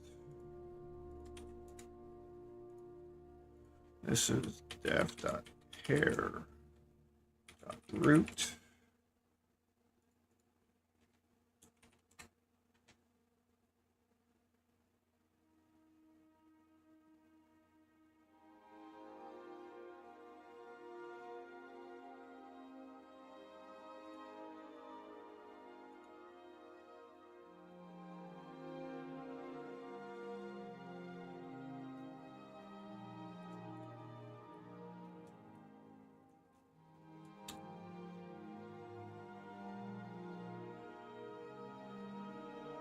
Alright, I think I could do this pretty simply.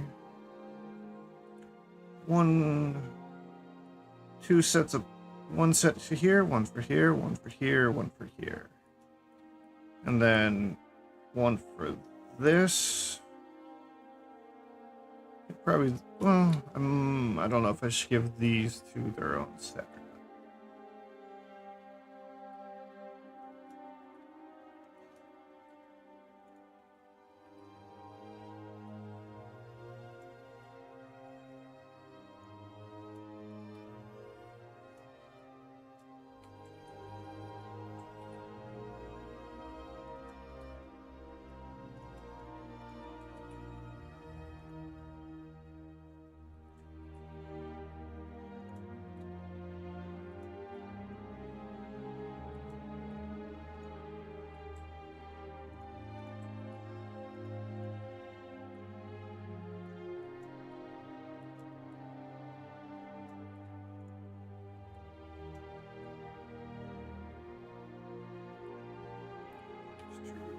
Y, take 180, P to disconnect.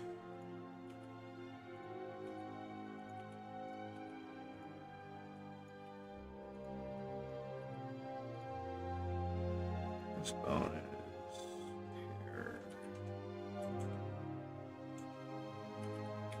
Bang.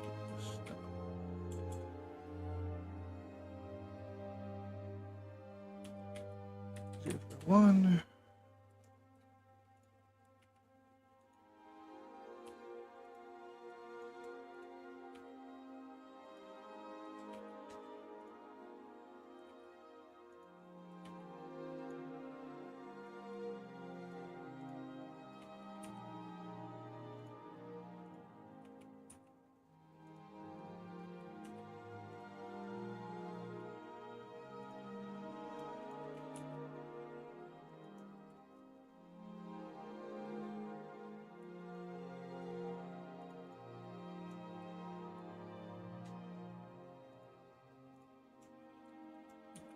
Other.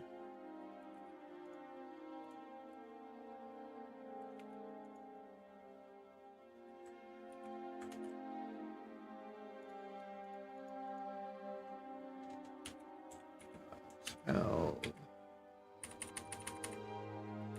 One.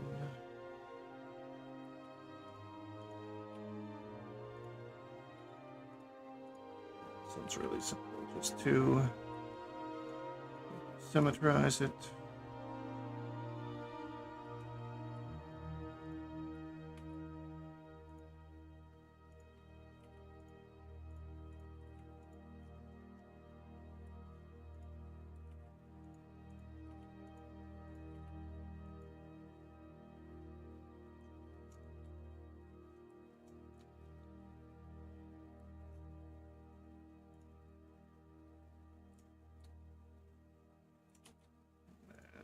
Another pair.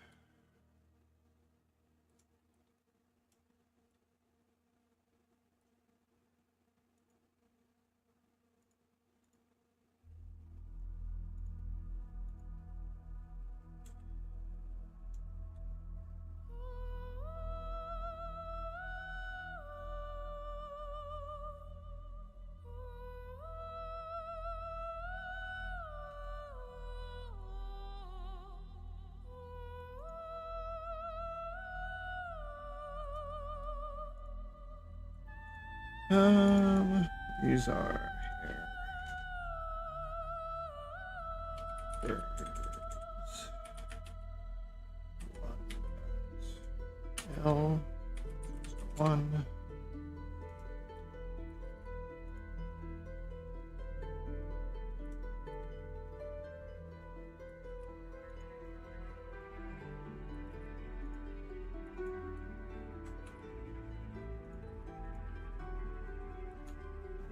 These are going to be this group here.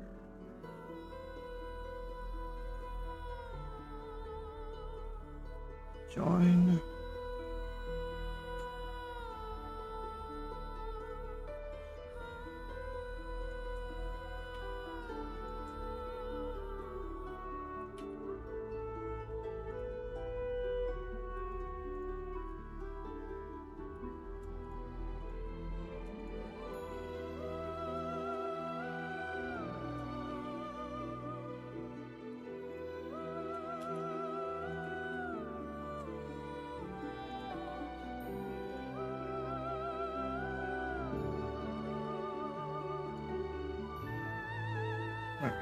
This is 2.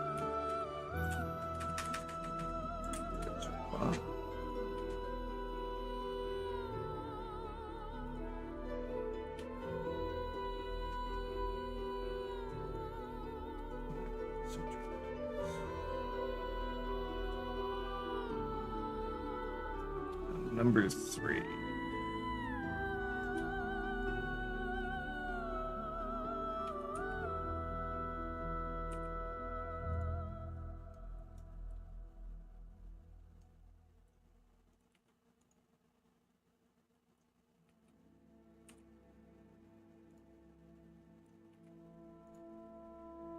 Oh.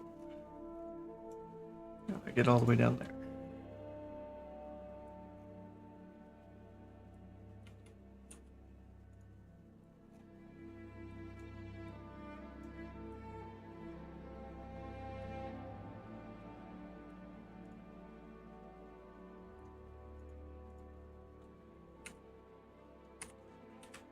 Three, 1.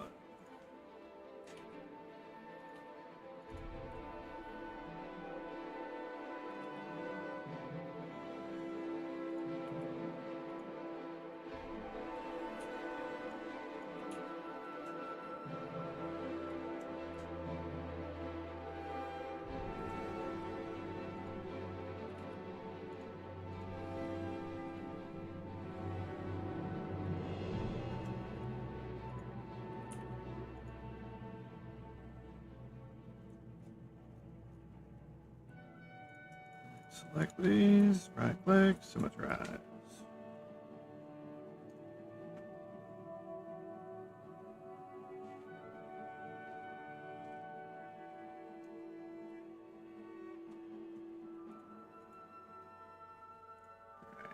this, this, this, this, this.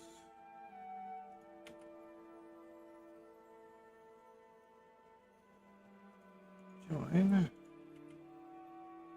Why is it not moving at full speed?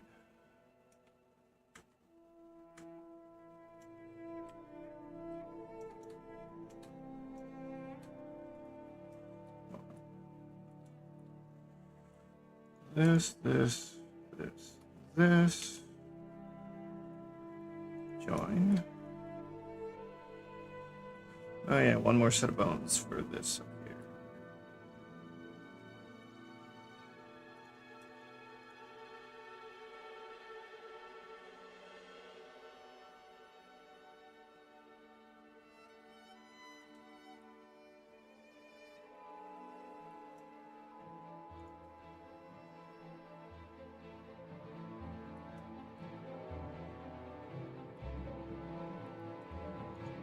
Those. Okay, this here.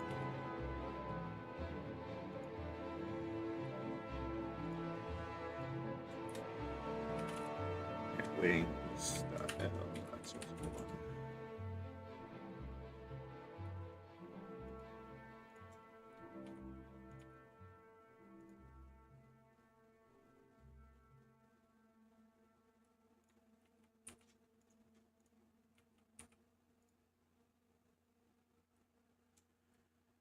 And select them and some tries. Alright, that should be all the bones needed for here, unless I wanted to do more down here. But I don't really want to. Let's turn the body's bones off.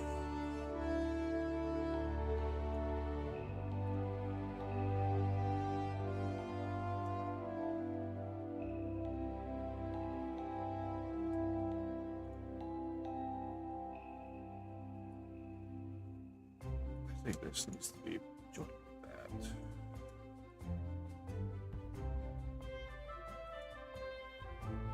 So select this, select the armature parent. This armature parent. This armature parent.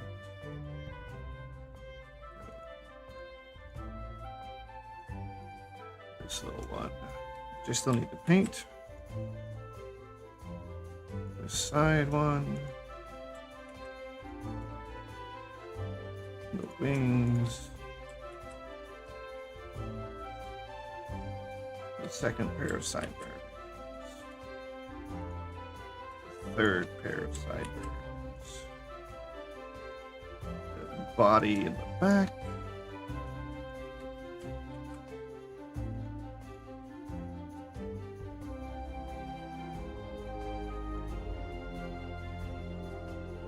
You know, I'm just gonna merge all the ponytail stuff together. Where are you? Right here. Join. Parent. You. Parent.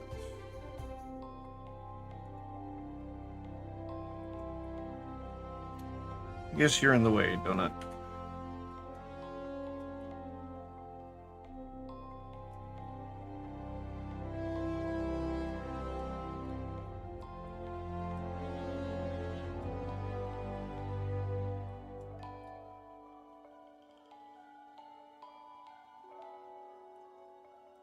Alright, we'll start with the front.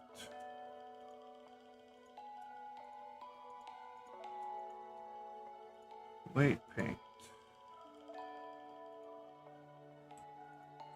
Select the top. Paint everything.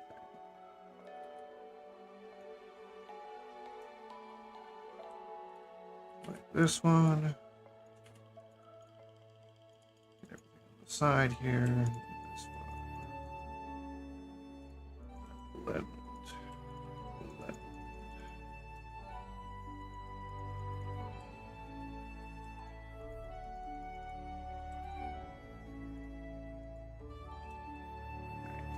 here.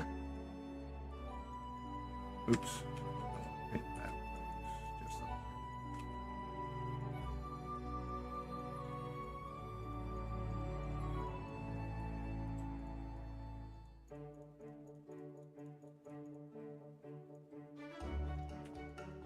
Blend. Blend. Blend. Let me do that over here.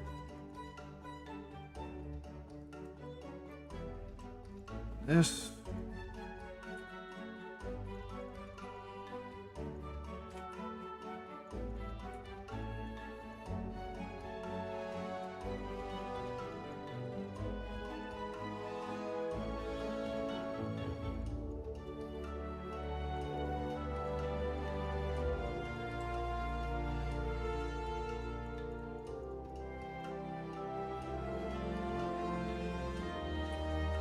Blend.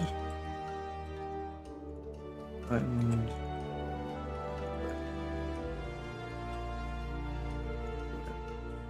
You should not have control of that.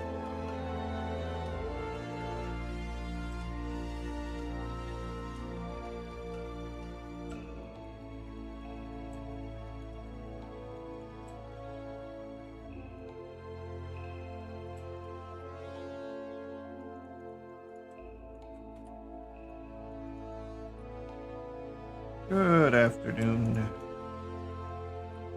How are you? There's the problem.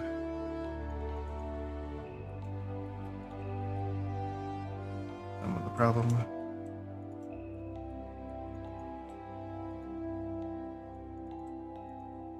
There's the rest of it.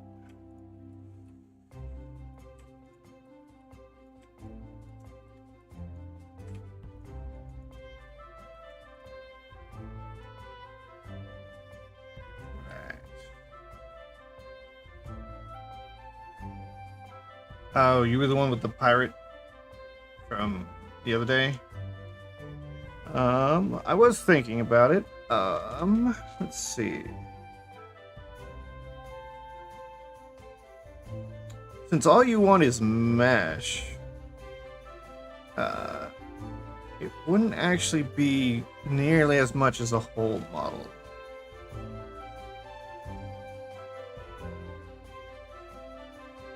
Because, I mean, most of the time gets sucked into weight painting, like what I'm doing now, and texturing. So I want to say, like, price-wise,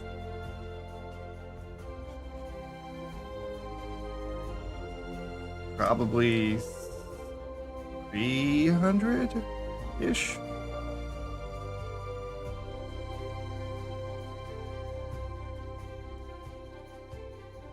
It's hard to really judge since I've never like timed specifically what the modeling alone takes. Because a lot of the times I'll model apart like the body here, and then I'll go and texture it, and then I'll worry about clothes after the fact. So it's harder to judge just doing all the modeling without touching color or anything. I don't have an exact time. That's what I'm guessing. Around 300-ish. I don't know how doable that is for you.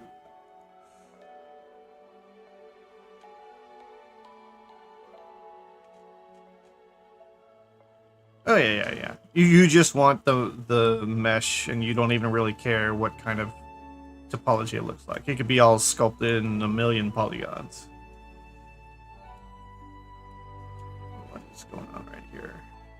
A little bump.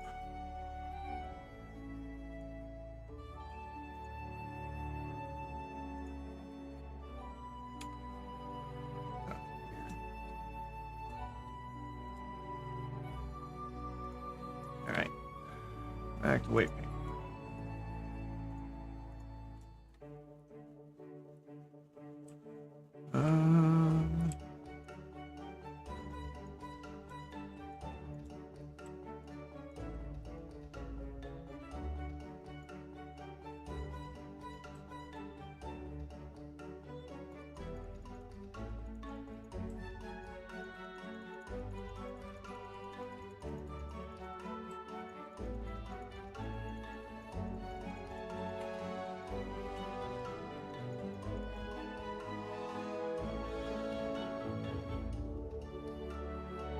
Yeah. I mean, there's quite a few of them out there. I normally just do it by hand, but then again, you're doing a little bit different kind of retopology. And there's like ReTopoFlow and other programs like that. Though I typically like having more control. That's just me. Doing it the hard way.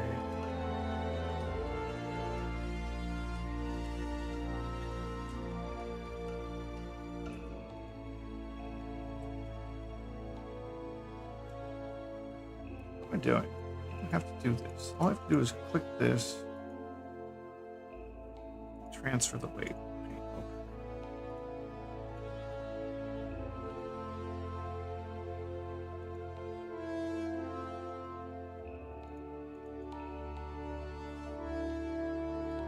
Like that, it should work. Yep. Oh, what is going on there, though?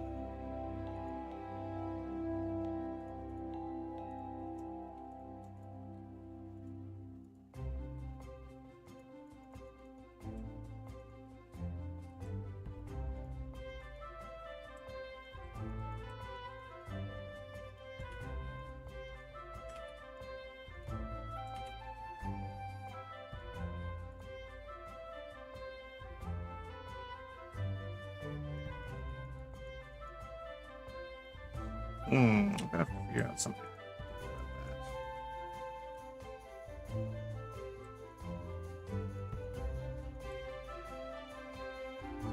So that helps a little bit.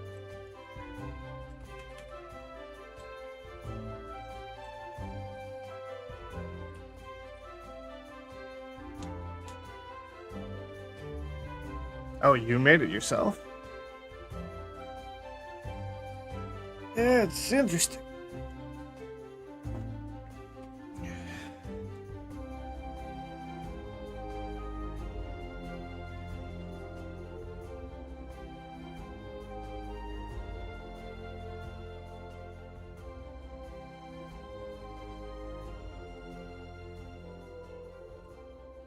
Interesting.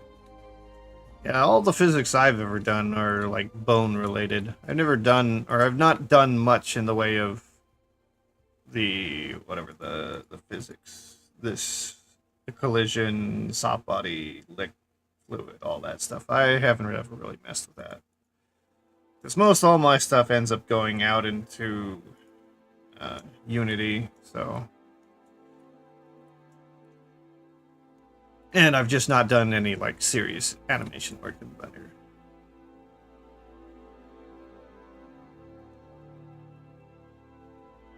How do you? Yeah, I've used Wiggle too, I think. Well, I'm still new when it comes to animation here in Blender, so yeah, not been the focus. All right. So for these, I need to make some special things.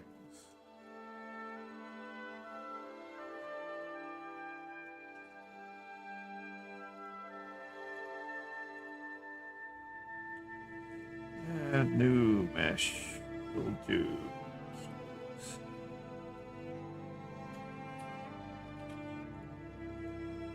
We'll mirror it.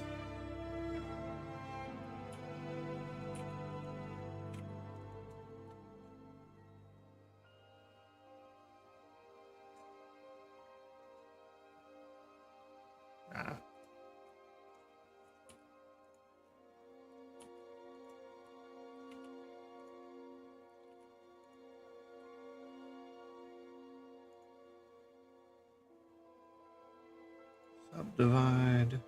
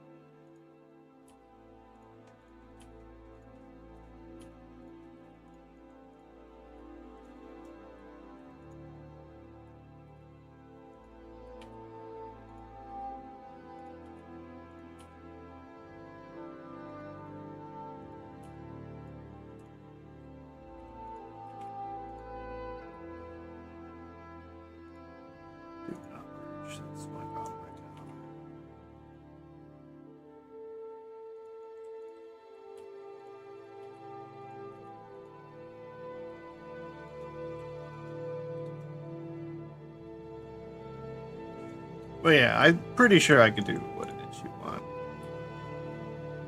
I mean, I know I can. It's not difficult. It's just doing it. No, I don't mind. Shouldn't actually take me that long. Well, I mean, when I'm running so many different projects at the same time, it would take longer. If I was doing it by itself and nothing else, I'd probably have it done in a couple of weeks. Or a week or so. It's hard to guess. Though doing other projects like this, it might take me a bit longer.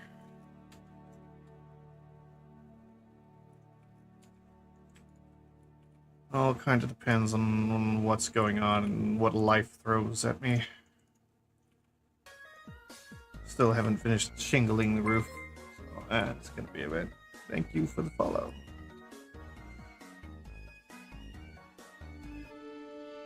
Alright, so now that this is in place, I'm gonna parent it to the armature. I'm gonna weight paint it. Oh, I need to apply something. I'm gonna weight paint.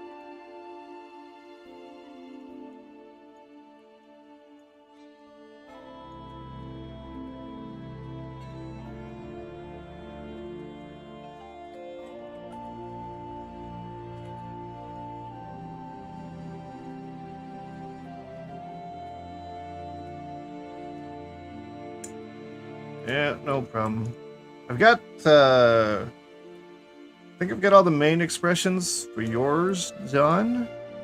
I need to do, like, the eye scaling stuff, though. That way we can do, like, yandere faces and stuff like that. Then after that, it's just all cleanup and getting the textures merged down, then straight to Unity. Then we get to play with things in there. And then inevitably go back and forth between Blender and Unity to fix clipping issues. There's always clipping issues.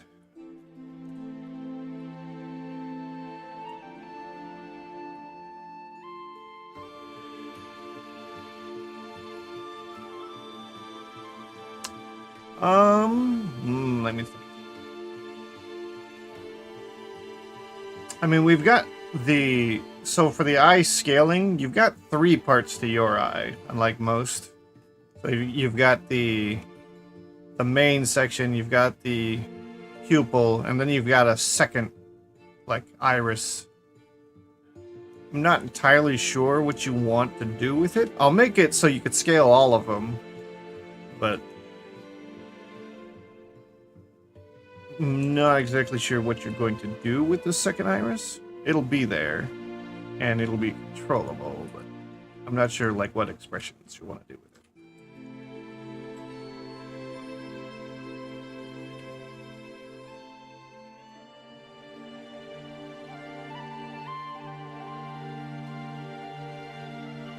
Or toggles, rather.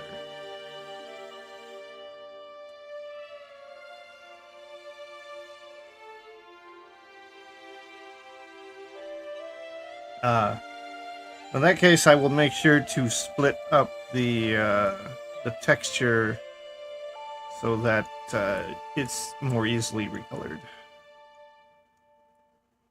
And rotation actually shouldn't be that big of a deal. It's when you go and make an animation in Unity, you just make rotation the animation. You need to control its speed and then a toggle for when it does it. I mean, it's not entirely round, so it may be more of a texture rotation. I have to think about that. Or, well, if you're going to be working on it, so you'll be learning on that.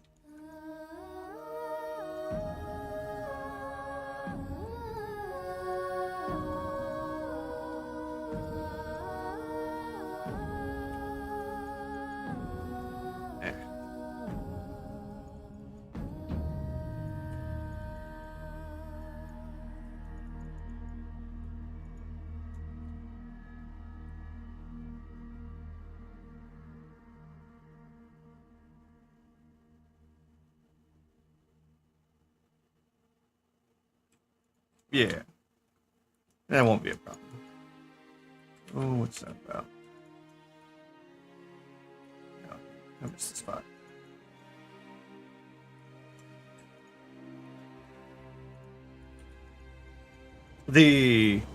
What you'll have to do though is if you do modifications in the Unity file, you'll have to send the Unity file back so that I am working on top of the modifications you made.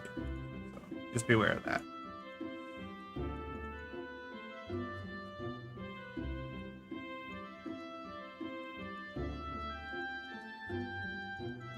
Which may end up in like some confusion as to what's going on, so be prepared to explain it.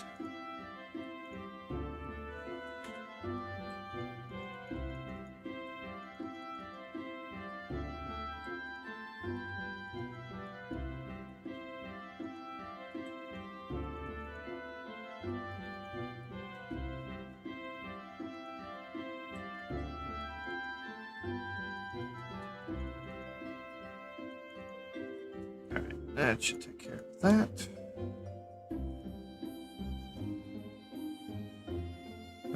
So now we go in here.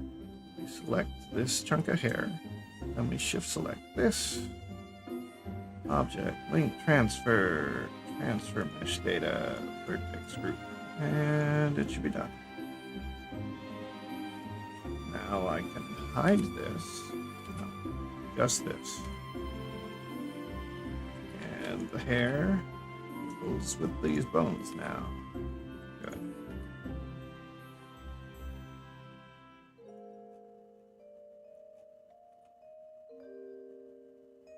Not good.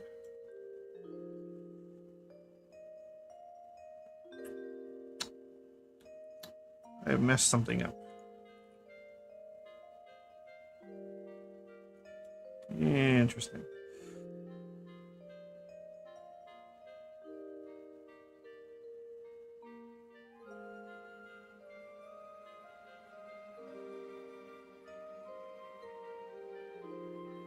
Oh, an ass. That'd be interesting.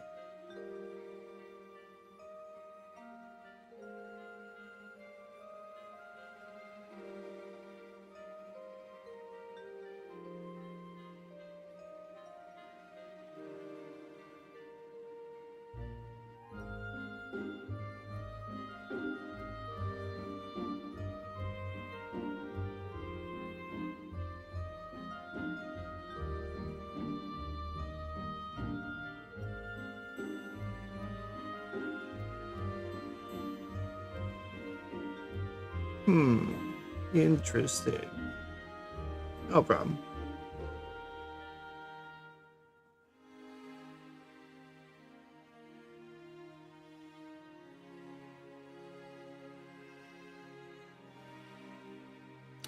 It's definitely an interesting way of doing things.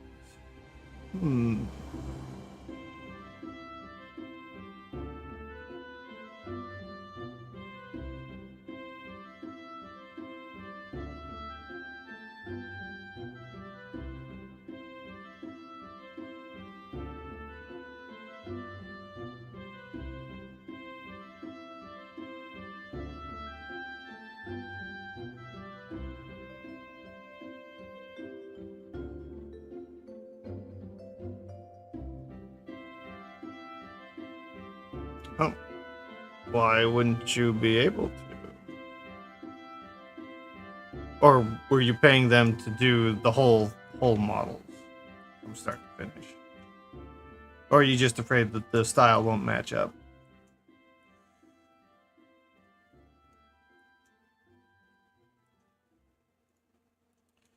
What did I do here?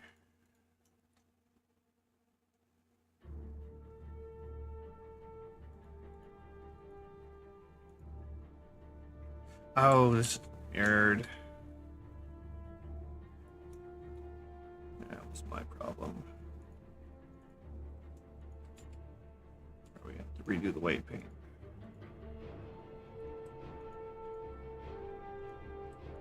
Yeah.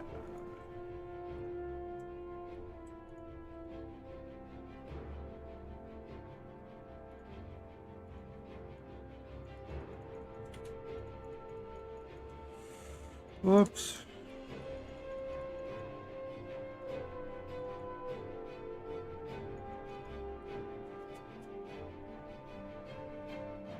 Style won't match. Yeah. That, I guess, would be the biggest issue.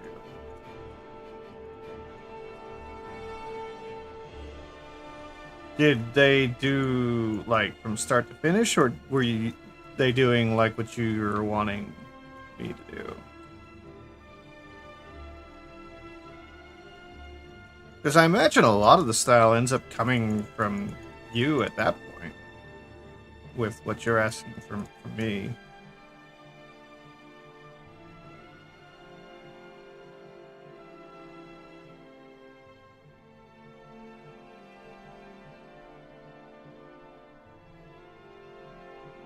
Oh, okay. So you did start to finish. Okay. That makes sense. And yeah.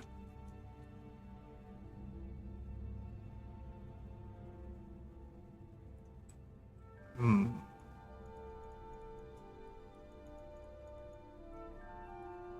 I mean, and normally I do when I do commission stuff, I don't take it all up front anyways.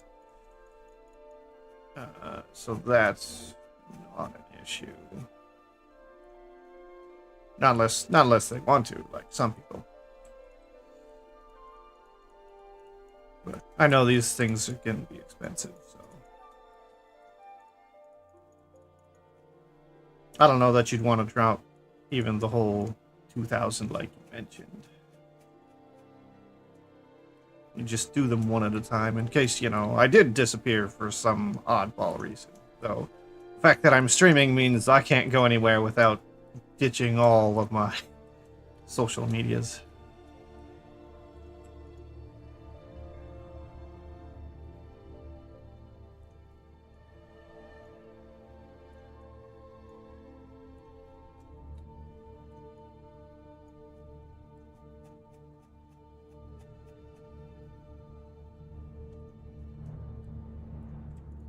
Or, dying. There's always that option.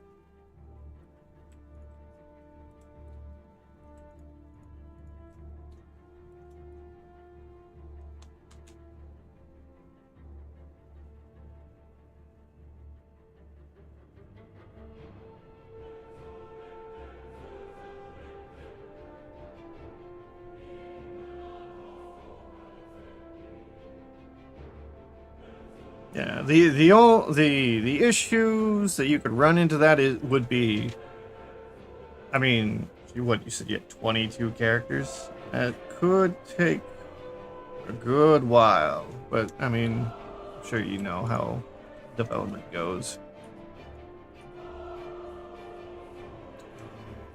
That shouldn't be happening over there.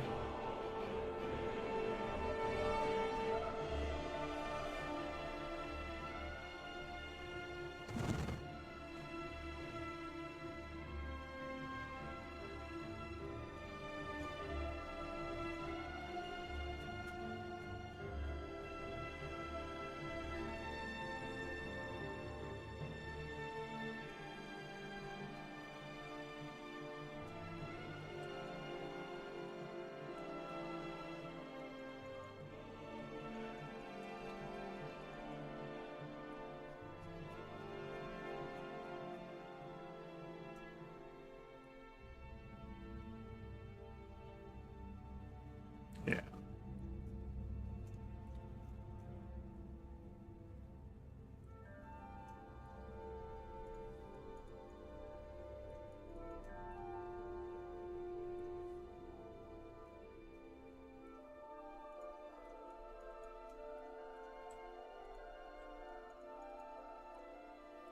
Hmm.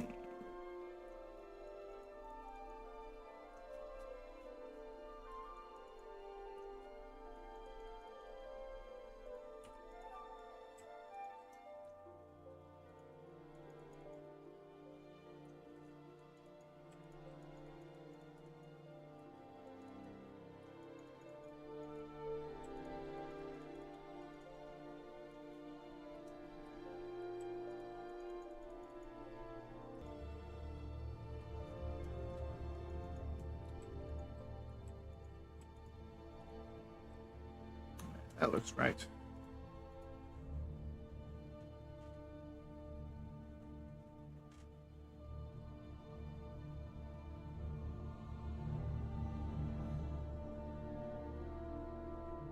Yeah. I mean, it sounds easy enough. It's just, you know, the intending to do lots of models all at once. Little bit intimidating, but as you said, if I couldn't do it for some reason, you'd still wouldn't be in that big of a bind, other than finding another modeler that can get pretty close to what I do. And there's quite a, well, I'm not gonna say quite a few. There's a lot of modelers out there.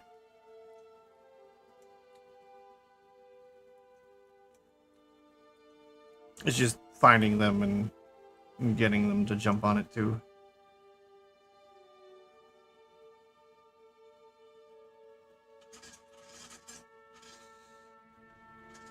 Okay. I need to scope this a little bit over here. Alright, hopefully this worked now.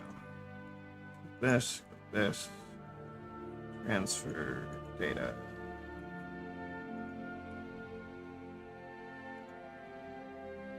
Hide. Let's turn this off. One side. It's just fine. The other side moves just fine.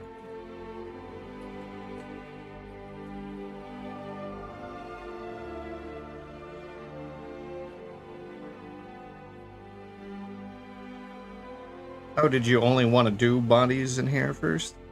Not worry about clothes?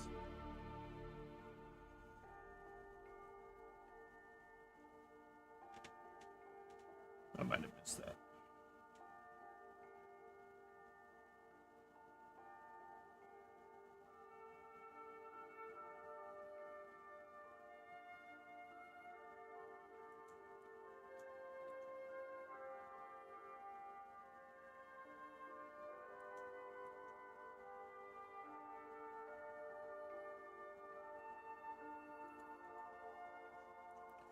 Alright, next.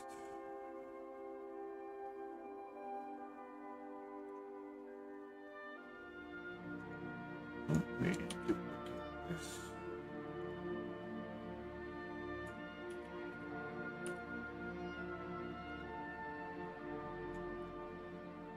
And go in here, wipe out these.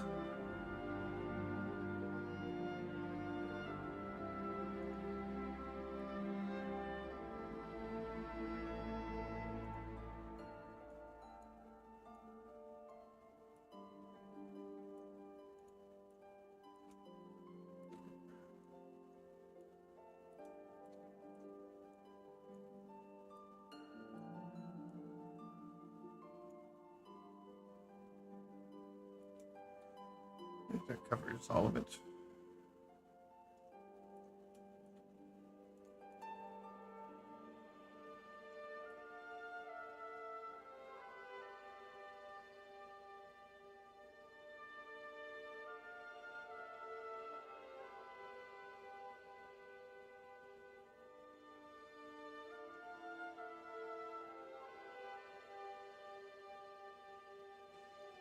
Hmm.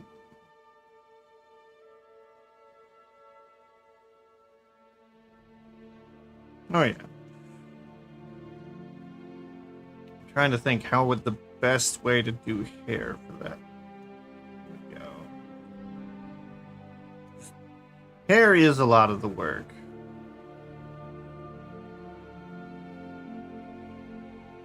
I suppose it would depend on the character. Like the one you showed me, that one would not be too difficult to do.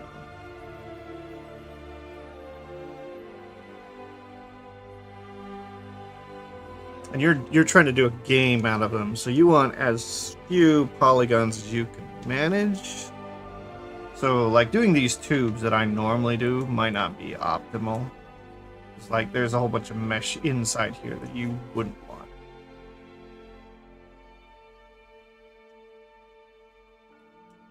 So poly modeling would be better for that.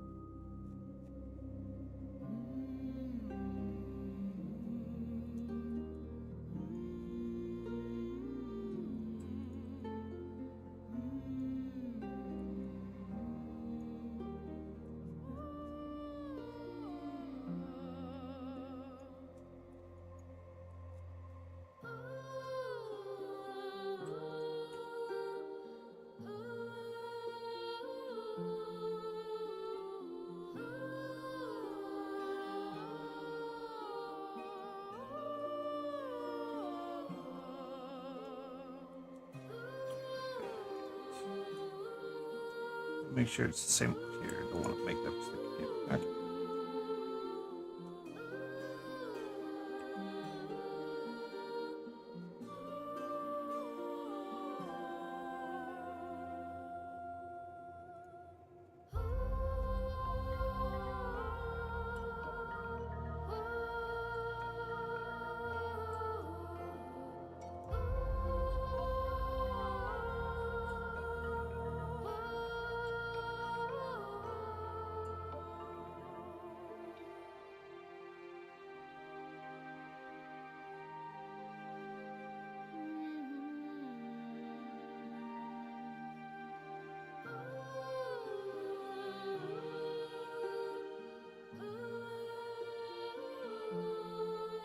Oh, well, if that's the case, then hair shouldn't be too big a deal.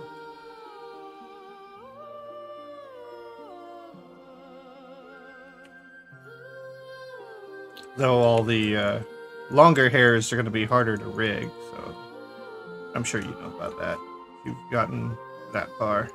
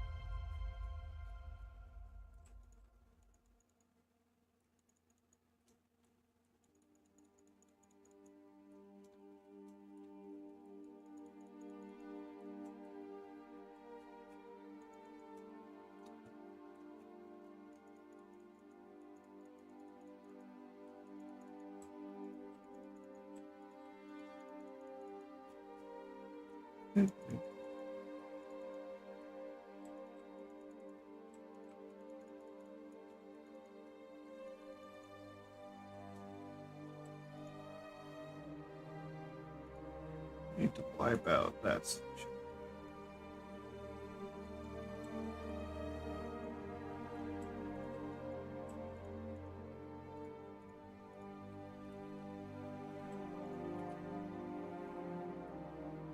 This looks like it's doing okay.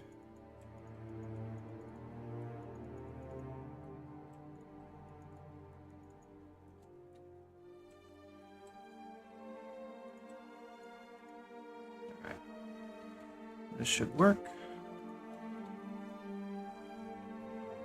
Here, select this hair, select this hair. And transfer. Hide this.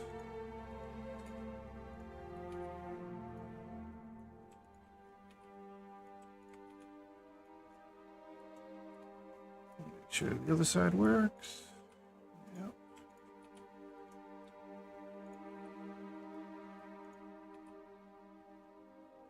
Huh? What the? How did that happen?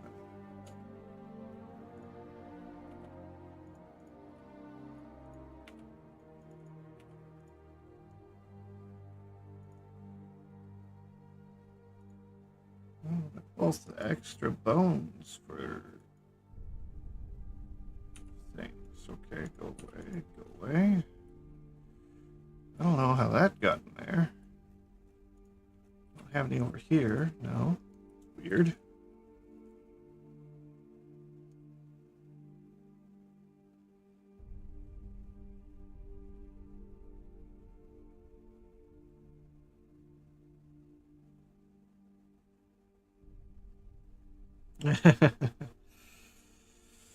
Yeah, but that's been happening for a long time now.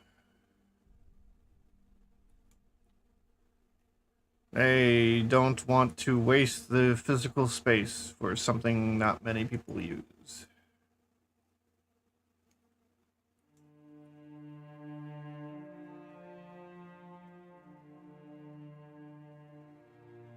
I think I heard last the audio jack port takes up like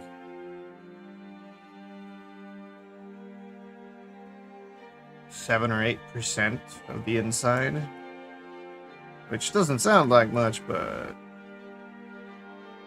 it can be a lot. They could do a lot of things with that extra space. All right, I need this back.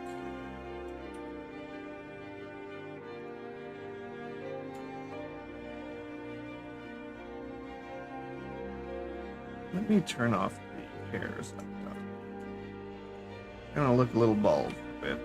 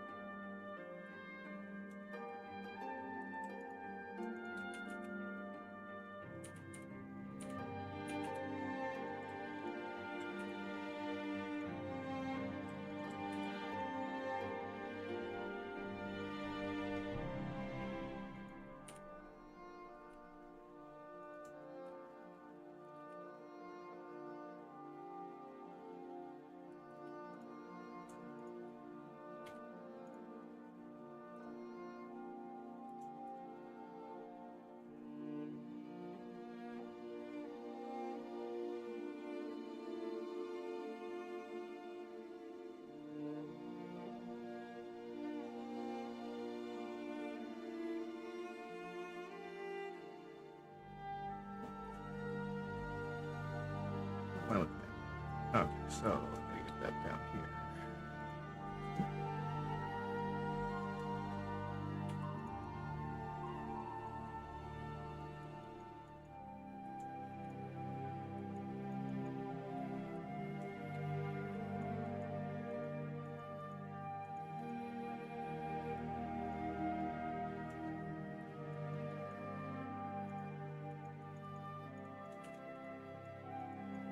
Oh, this is inverted?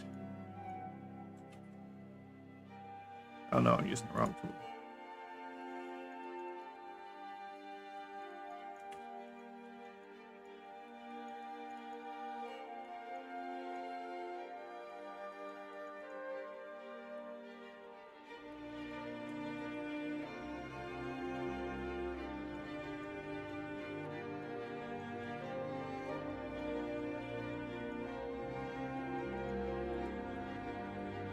Yep.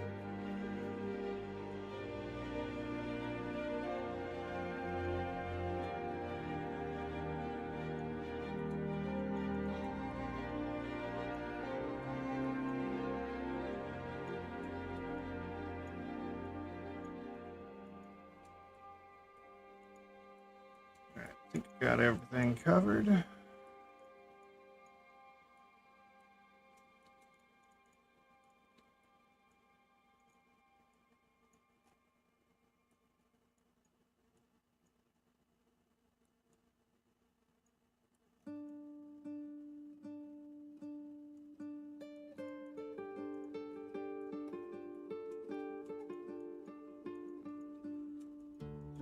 tighter.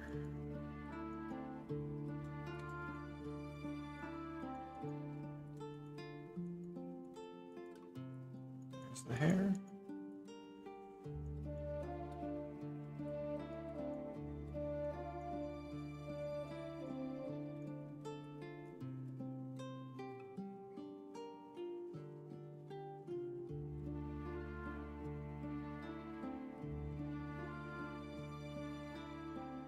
All right.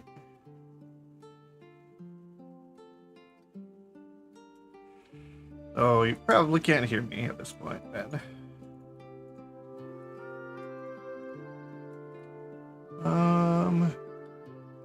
I have been going for 5 hours.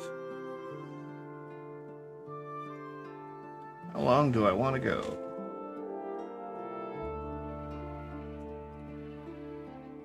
I want to get her hair all rigged, at least. I want to make her postable.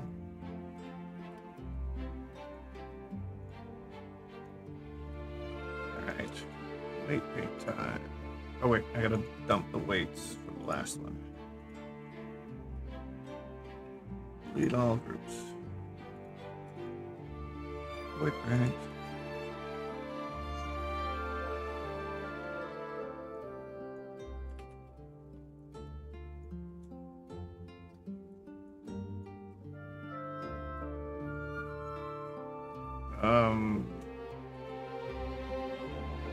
Something's not right.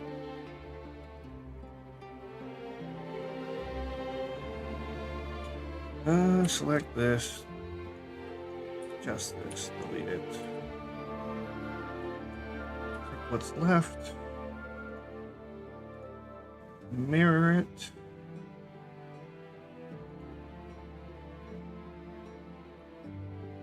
Apply set mirror.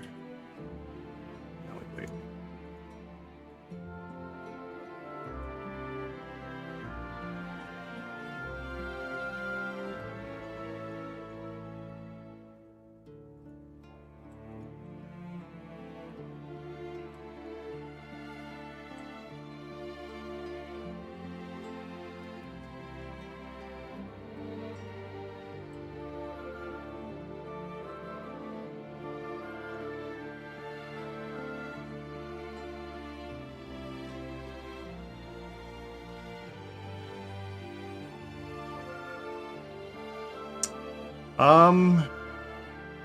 First, know what it is you want to do.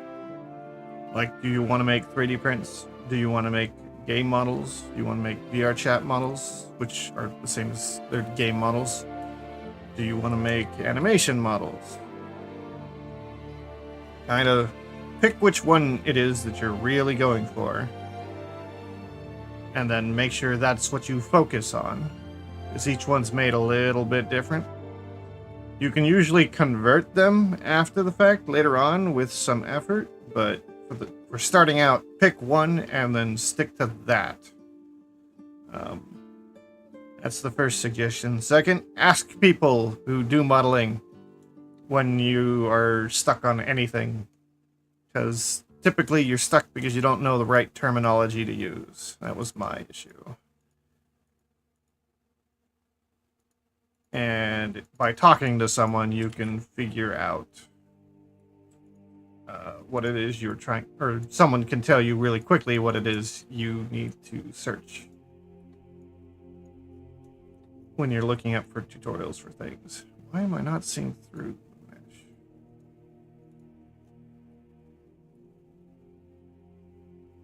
I'm in sculpting, that's why.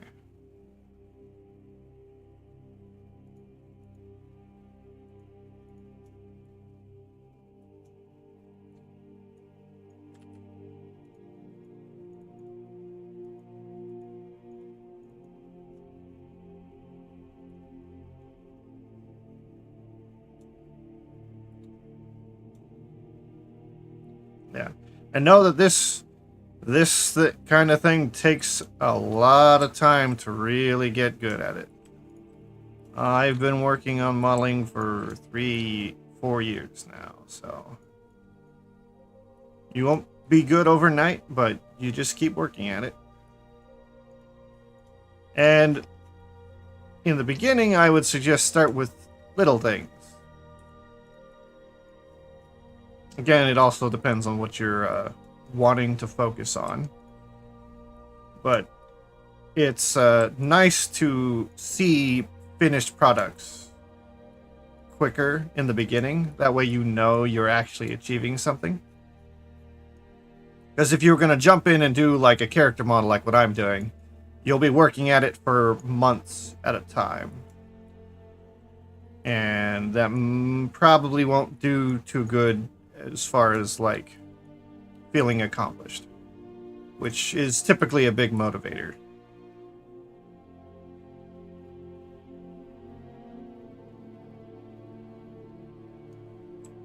Also, if what you can do is like if you want to do like make animations, start by animating. Don't worry about modeling. I mean, you need to learn the program enough to navigate it, and you can use like the donut tutorial for that. But go out, find a free model, go buy a $30 model that you really like, and learn how to animate on it.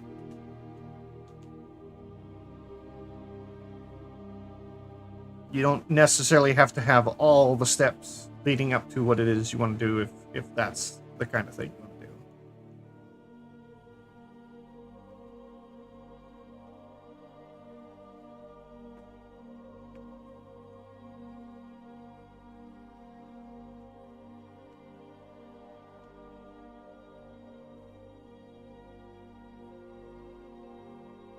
So do you know what it is you want to do? Because if you have an idea of what you want to do, I can guide you to like some tutorials and other things that could help you. Though you may have found them already, but it's worth a shot.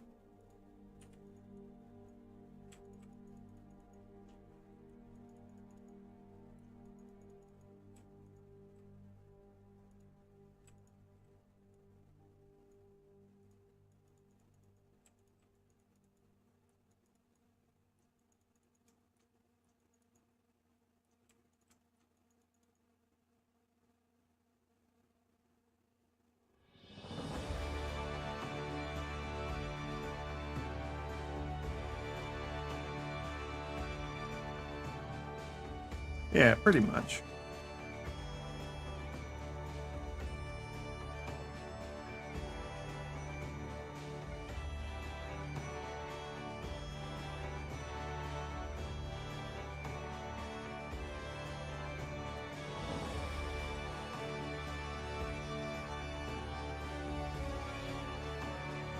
And like a simple character might be something like kind of a little robot that's just rolling around on wheels that has a simple face on it.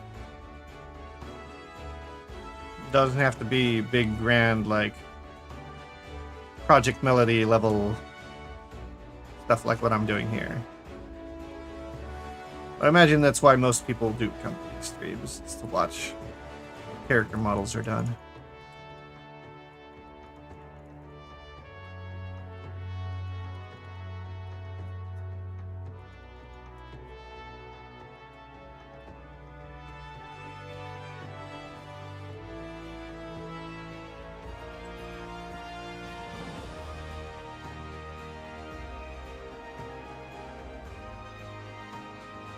A lot of what I'm doing right now probably doesn't make a lot of sense to a lot of people,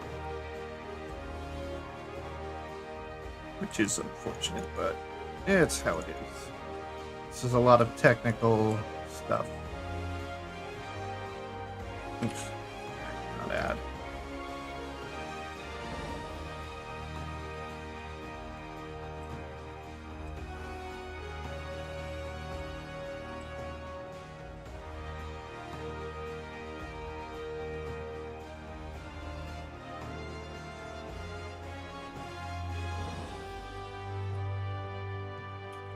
Reset that. Here. Inside. Click this, shift click here. Transfer data.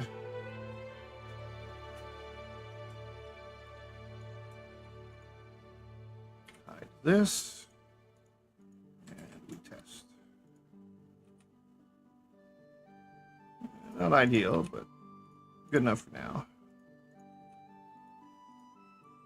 Yeah. It's not going to move all that much anyways. Alright. No, ads are starting.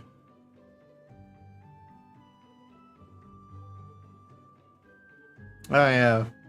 Juniper one was pretty popular, especially the kind of a Elden Ring style one she made. She drew the picture and then I recreated it in 3D. That one went over pretty well. Alright. Where is... There it is.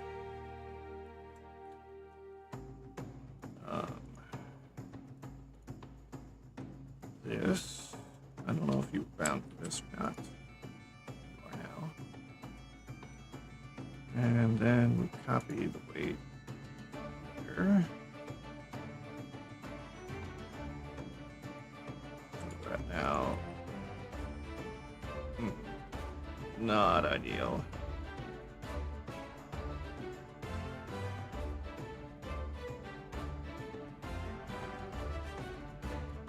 All right.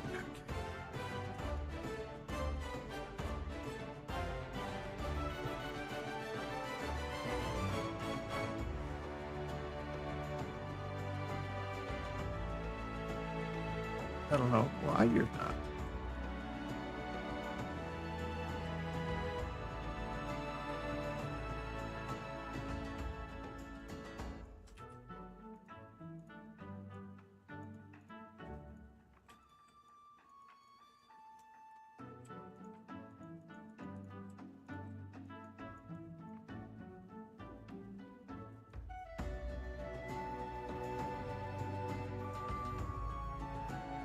Yeah. Ads do that. Yeah, I pretty much said, yeah, that model was pretty popular. Especially the Dark Souls-y like one. Oh, that's better.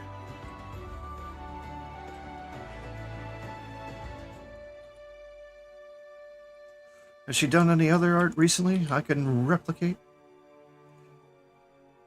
I can only watch so many streamers. Especially when I'm streaming myself.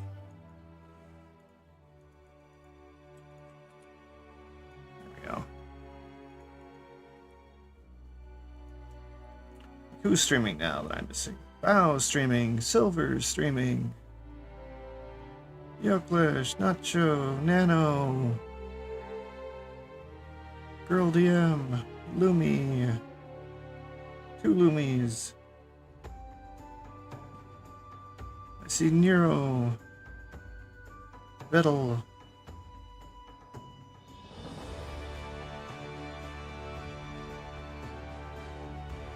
A lot of people.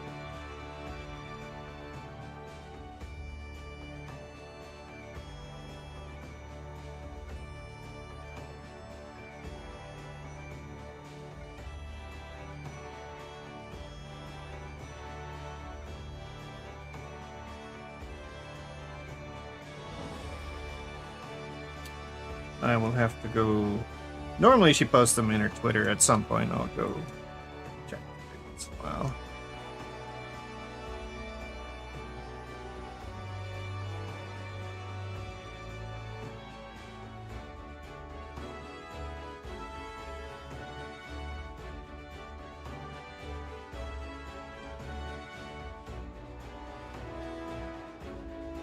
Yeah. I think there was one thing I know she drew a while back that I thought about doing. I can't remember what it was though. It was probably like 6 months or more. Whenever she did it.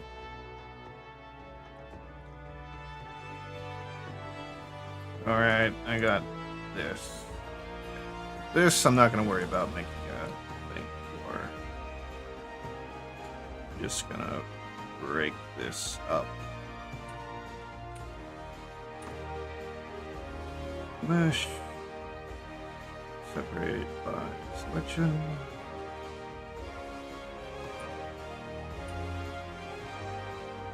Separate by selection.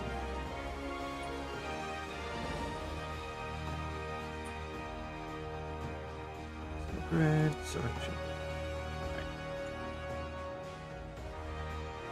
Right. Armature. Hair. Weight paint. Main.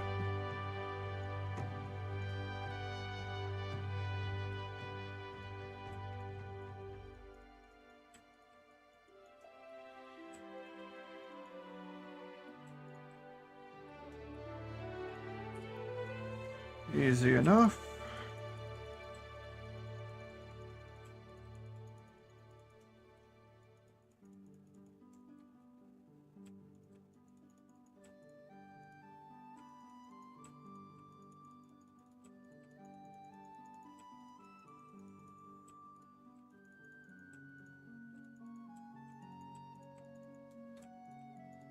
Alright, that's 1 of 4. This one next.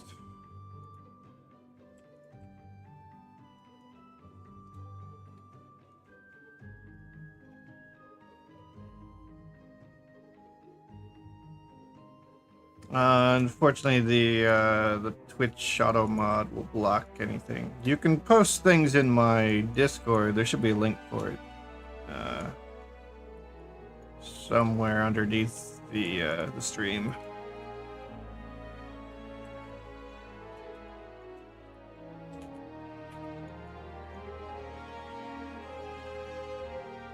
That's usually the quickest way to get things where I can see them. Or, I guess, a DM. Do I even have a web page open?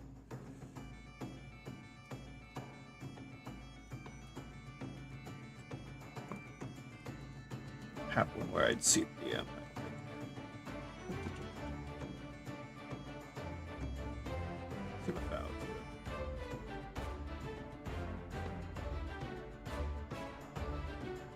Oh, Bow and Scoop.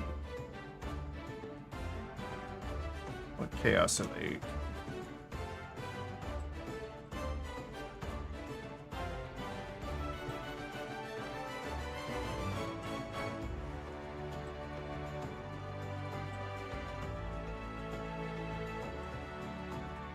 Where?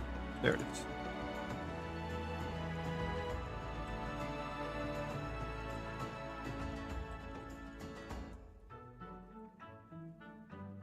Alright, done with that one. Next, it's the big one.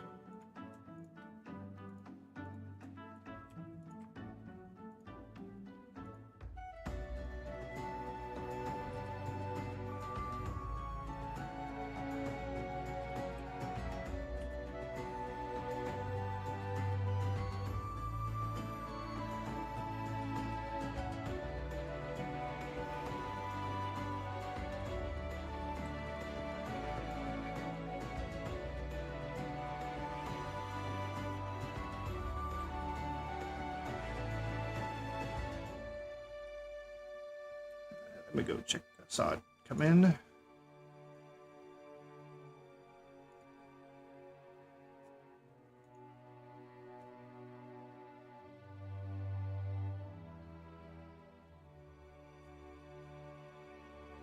Oh, yeah, and posted. Yeah, it was just a hello.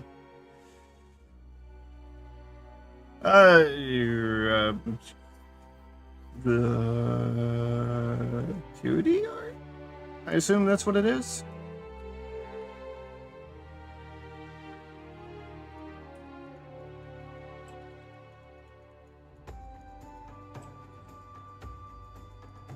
I mean, I don't use the Discord all that much yet. The biggest use my Discord has is alerting people when I go online, because we all know Twitch doesn't like to do it very much. That's its primary purpose. I keep forgetting to post things into it. It's not like I'm a big streamer with a huge active community. One day, maybe.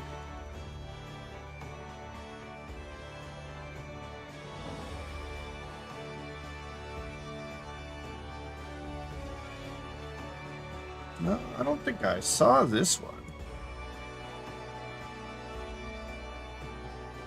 That's an interesting one.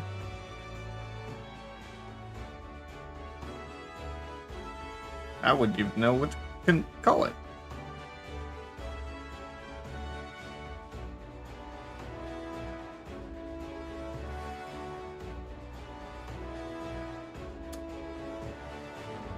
Yeah, that's nothing I'd ever come up with.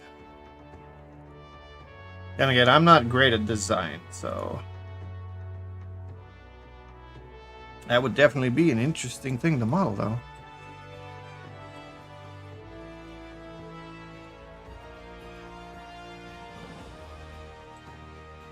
Checking.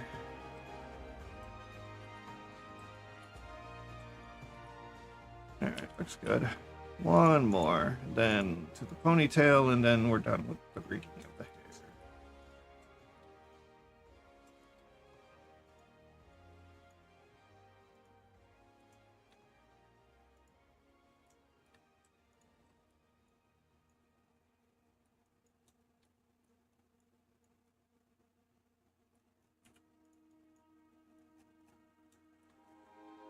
Oh, my stomach's complaining at me. Need to find food.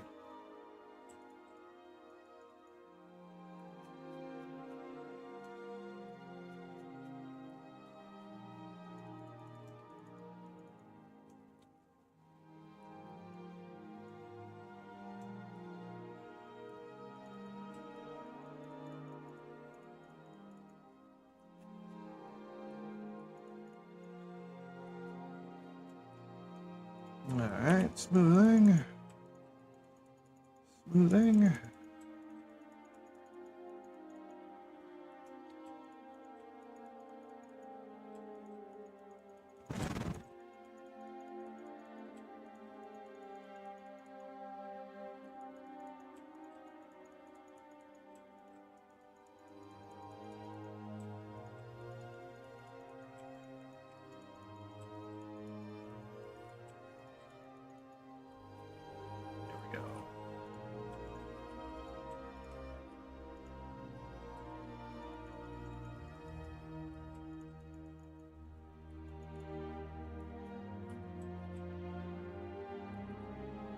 Alright.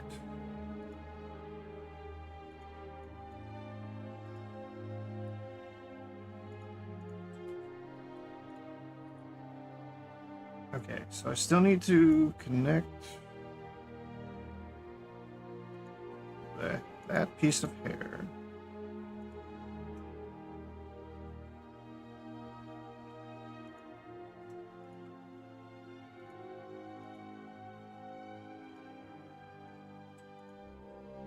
I don't think I got that right.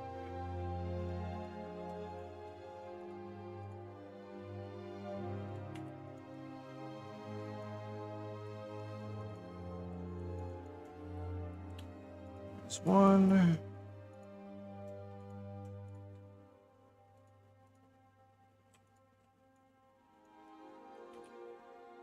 Two. Oh, that must not have been bound at all.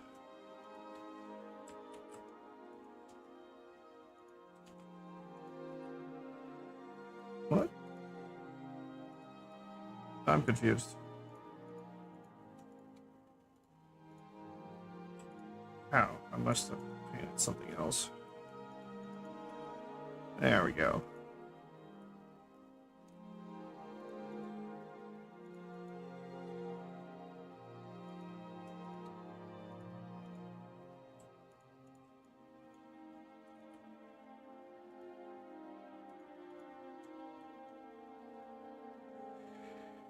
Okay, ponytail. I need one big curvy mesh thing.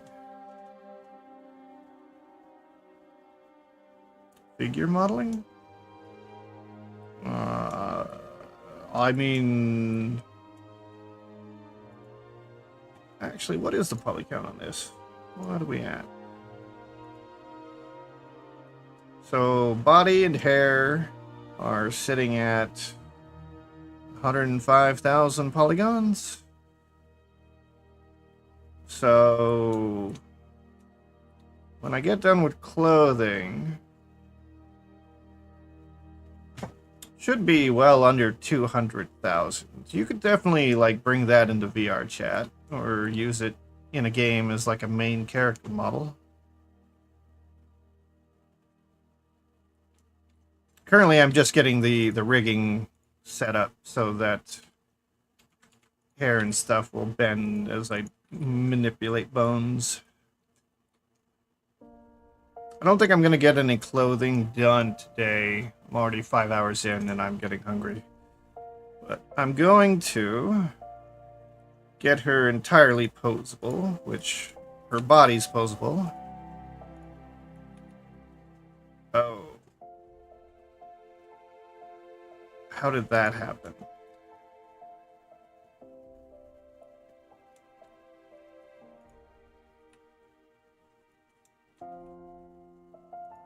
Why?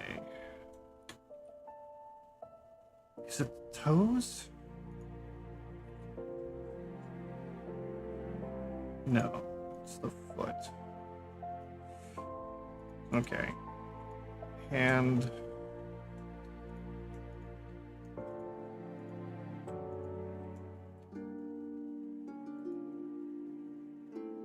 Why? Why did that happen?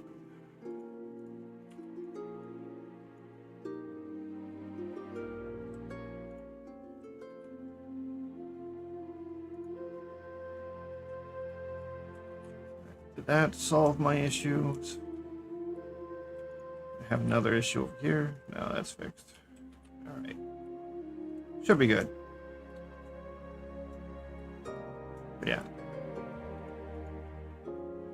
This is just kind of a fan art model. But it's like another display for like, think of it as portfolio piece to get more commissions in the future. And thanks for the follow. So this is just a kind of show off example of things I could do. These are still too bright to me. Can I tone it down?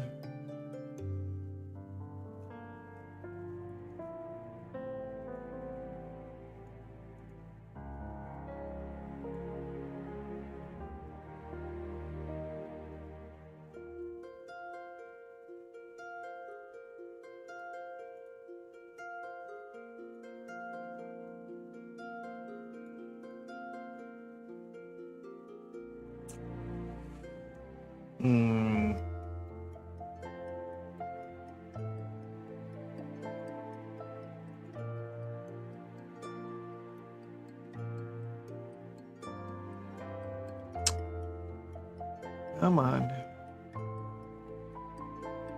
Wasn't trying to do malware.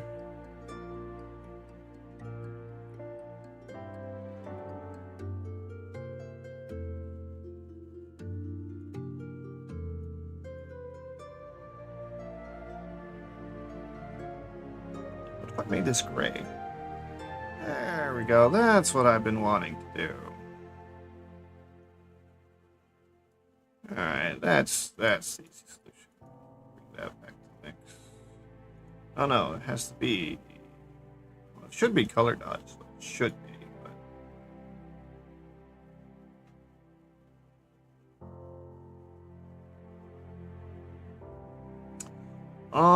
I'm trying to get this one as close as I can. I'm just trying to make this one a 1-to-1 or as close as I'm capable. It may not come out quite that, but.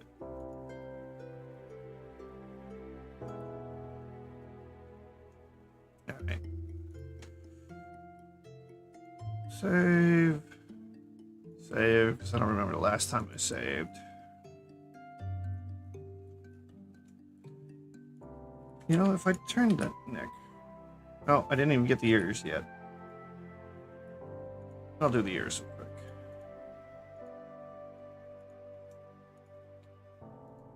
White paint.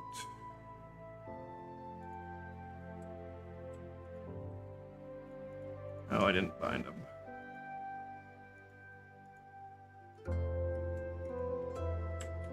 Parent, the armature. Select here again. Weight paint. Select the head. Go to add.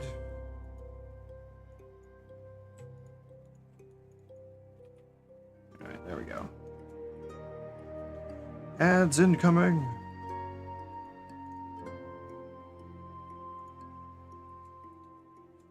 Alright, now for this chunk. Add mesh cube.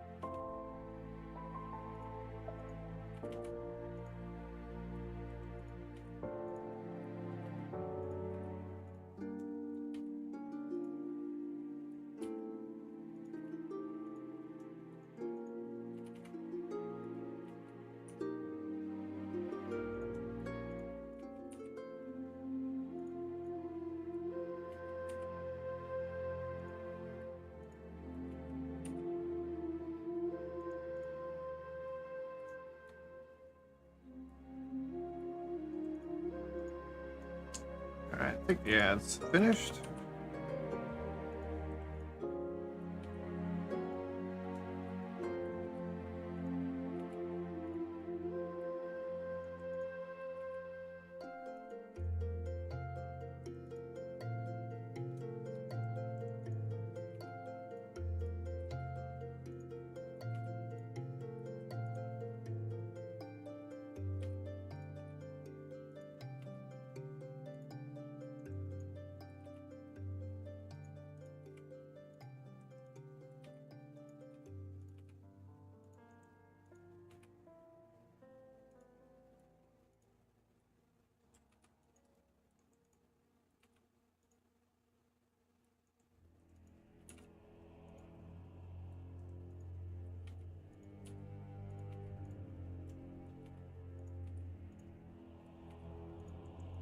Alright.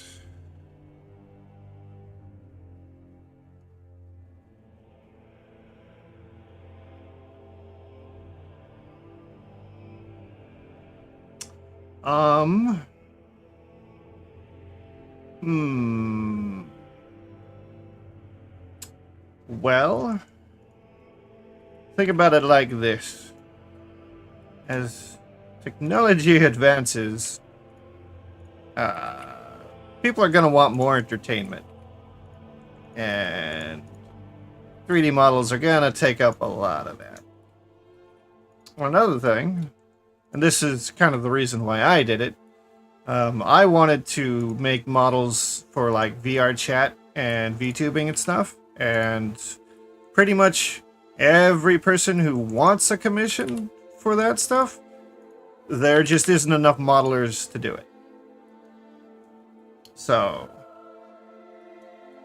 basically, that particular genre of 3D modeling is an area where they need more modelers.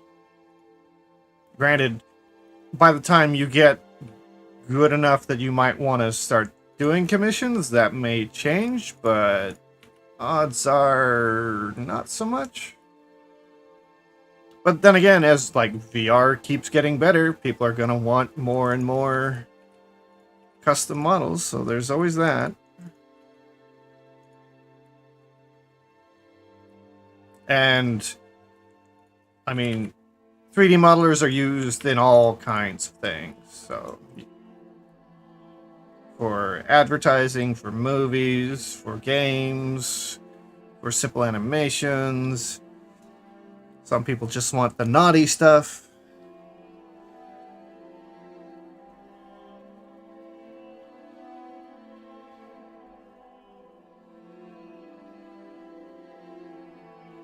I mean, the biggest thing is like make the things you want to make.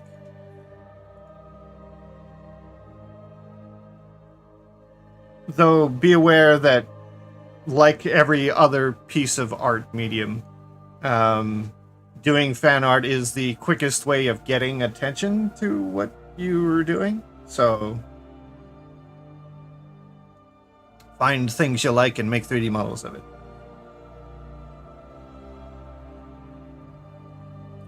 Subdivide, that's what I'm here for.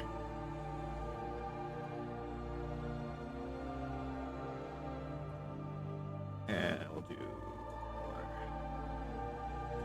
apply that. Go to sculpt.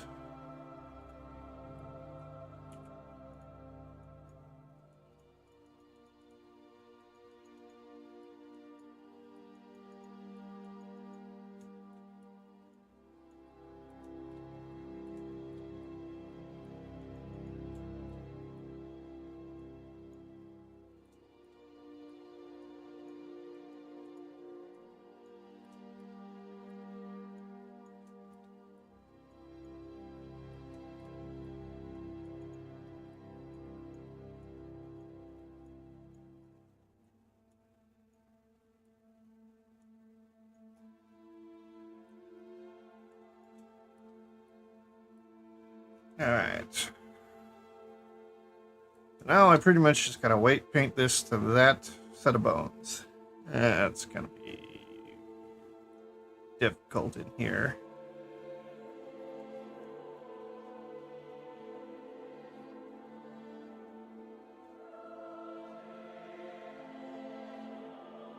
Yeah. Fan art's always the fastest way to get attention. And I will point out, doing fan art of VTubers is really good because I haven't run into any other media type that you could do fan art of where the subject will actually retweet the art on their Twitter to their tens, if not hundreds of thousands of followers.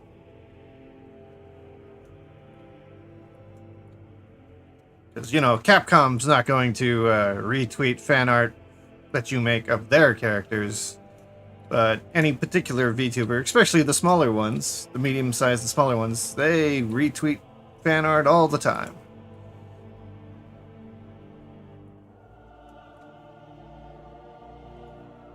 Alright. Oh, I gotta bind it to the object first. There. Back. Weight paint. Alright. Start here.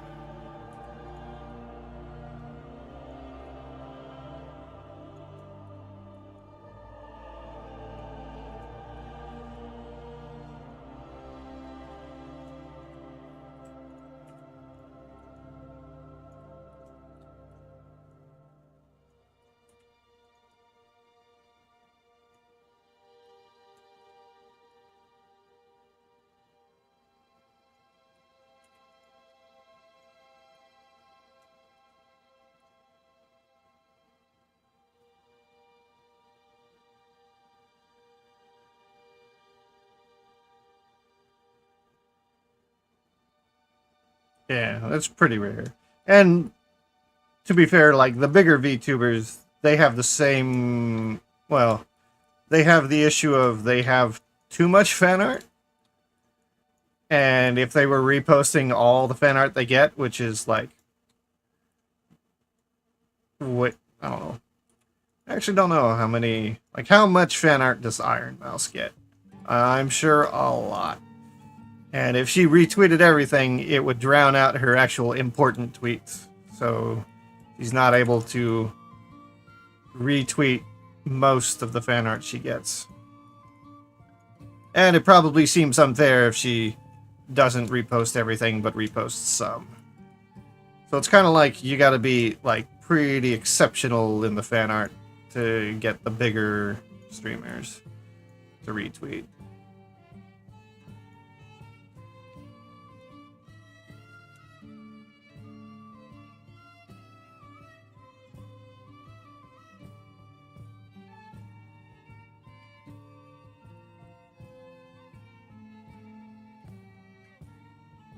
I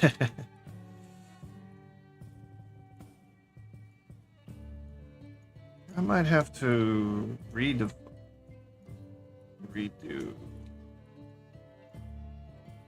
some of this. There might be too many things.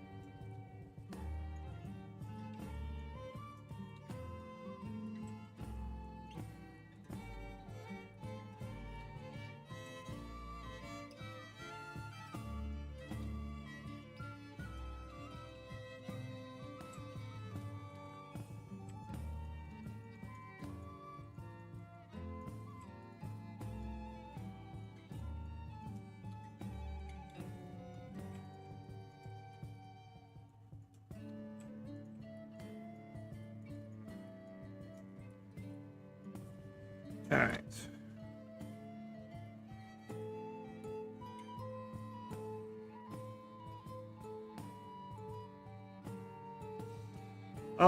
It's been changing a lot, a lot lately. When I started modeling a little over a year ago, I was streaming at like 10 p.m. to like 3 a.m. or so, 3, 4. And eventually that slowly moved over to like starting at midnight and going to like sunrise. And then I think that got pushed to like 2. And then recently I've had to be awake during the day because I've been having to help with shingling a roof. And we got to get that done before summer's over, so that's kind of a bit important to get done. And so that's been causing me to not wake up until like 6 a.m. and then start streaming somewhere around then, which is why I'm still streaming now. Otherwise, like a few months ago, I'd be asleep right now. So right now, I can't tell you exactly when my hours are gonna be. Though ideally, I probably should be streaming like in the morning, going into the afternoon, have like a normal sleep schedule. The problem with that is like a lot of the people I watch and stuff are all night streamers, which is kind of unfortunate for that.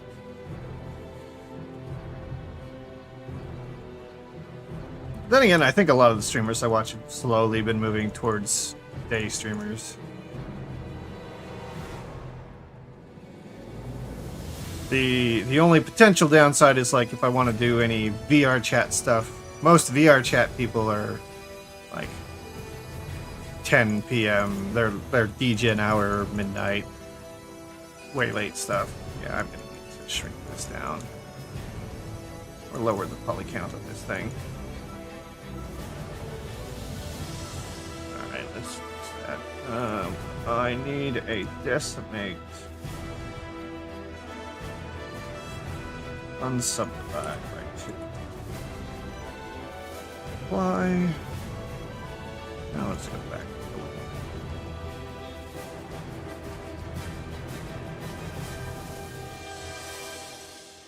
That's better. If you are in, and I know this isn't like gonna help you guess what time I'm on, but if you get in my Discord always pings whenever I go live.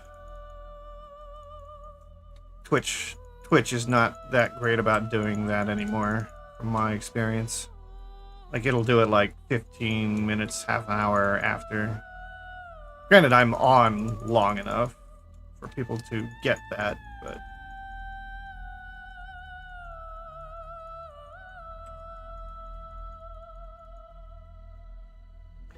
you scroll down, it's there's a link to it underneath the stream. I don't do a whole lot in it. I keep forgetting about it, honestly. So it's not like a super active community, but it's good for the alerts. I need to like get emotes and stuff. I'm not the best streamer out there. Need to get emotes, need to get like starting screens, AFK screens, all your typical streamer stuff that I've just kind of ignored because I've been focusing on modeling, because modeling is where I make my money. At least for now. One day, maybe I'll be a bigger streamer.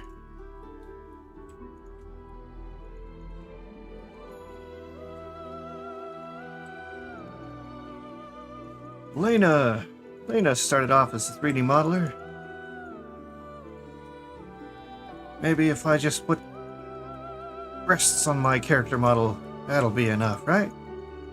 Do what Joel does. A lot of people do, apparently. I don't know, I prefer a male character.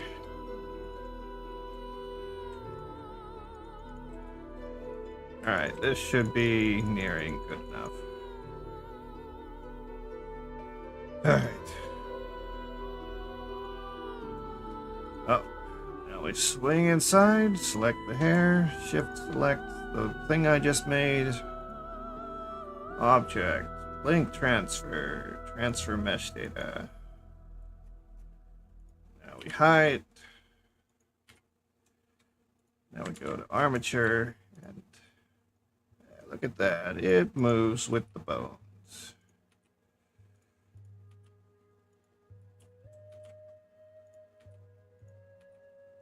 So that means if I move the head, everything moves. Wait, what is that? Oh, the bandage. We can hide the bandage for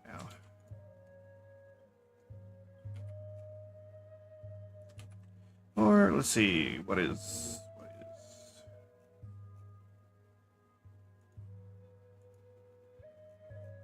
green? Okay. I don't think I have a UV map for this, so I'm just gonna have to make a new material. Bandage. Green.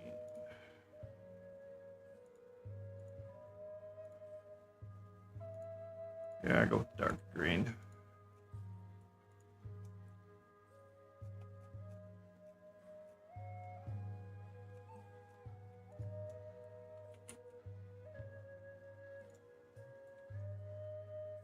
I don't have the hair pieces yet.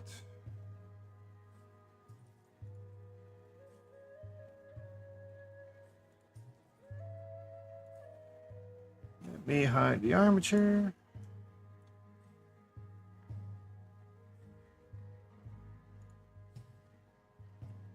If I go here, I've got smile right.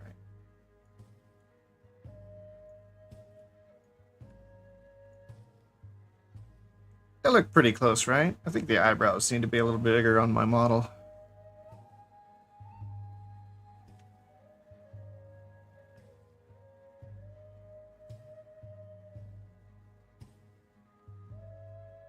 Shadow's a little different, but that's probably because I'm using a...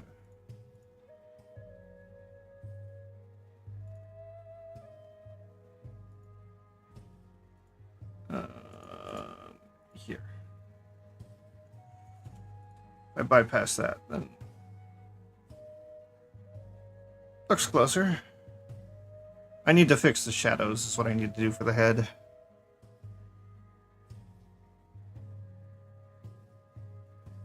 Yeah, it's in orthographic right now. I don't know how you can look straight on a model without being in orthographic, because the moment you even push in middle mouse, it just changes. I mean, it still looks good, but...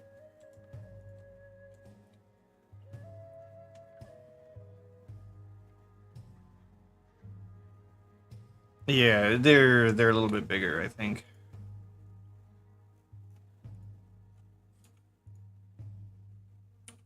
Let me mesh, separate, selection.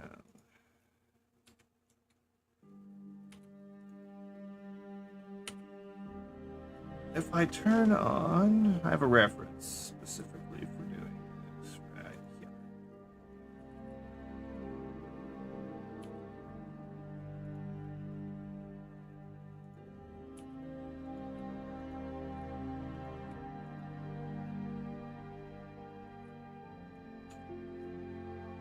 There we go.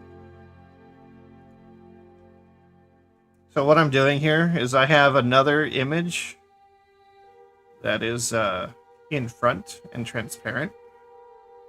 So when in orthographic, it lines up, which is how I was getting most of the one-to-one stuff going on.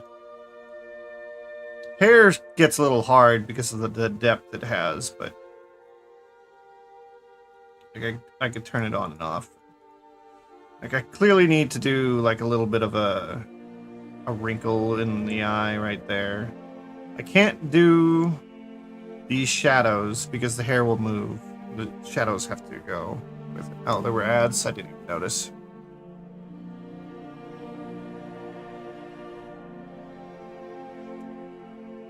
Oh yeah, shift middle mouse will let me move, but once you actually get into how you actually see it, it changes.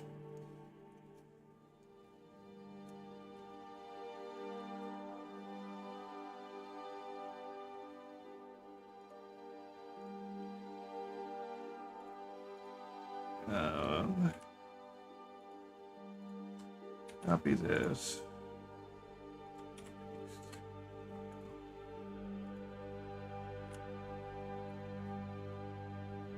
Alright, I think I have achieved what I intended to.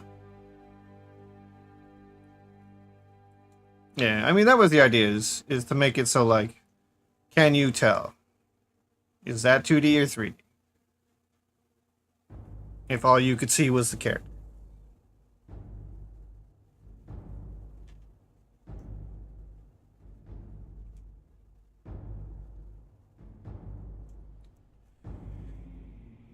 Alright. I now need a pose. What sort of pose can I put her in? Where she's naked and still covering up.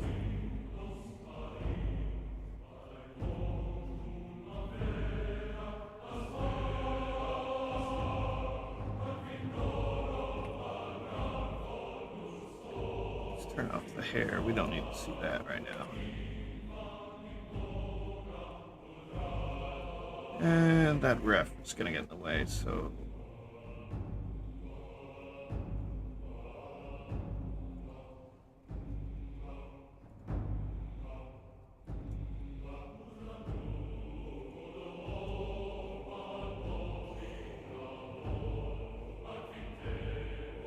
I wonder, can I do like a sitting and she's pulling her knees up to her?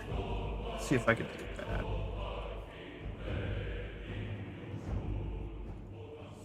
Clearly, this is not parented to the right bone.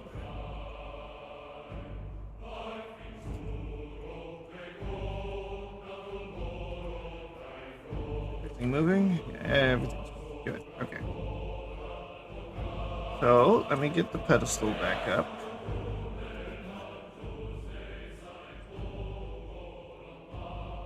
Does she have a new logo? She's got the bunny thing. I don't think she has another, like she did with her officer outfit, so... Alright. Well, this is gonna look funny for a minute. Both legs.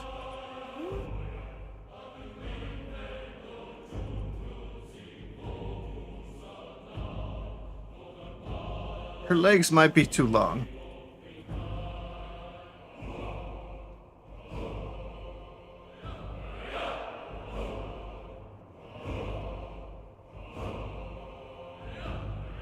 Oh, I know.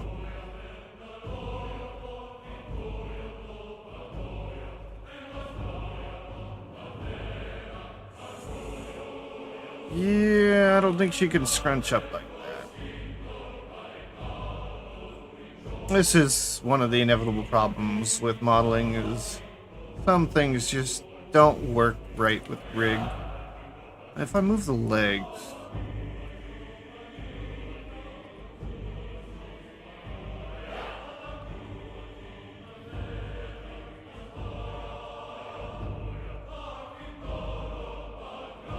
Wait, why? No, it is. It's just not enough.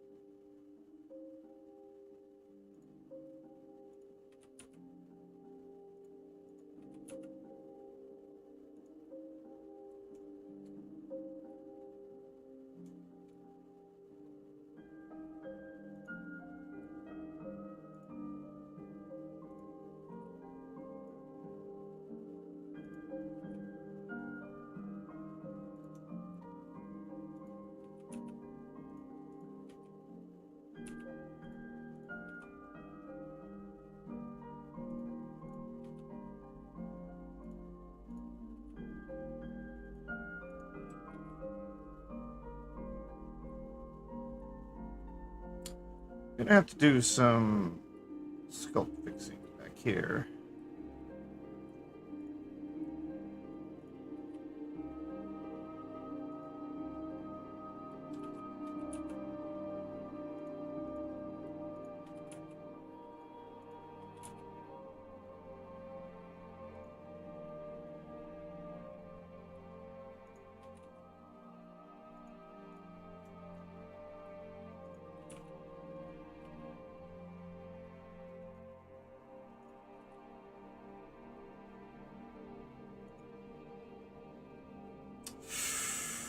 I realize this pose is probably just not a good one. Okay.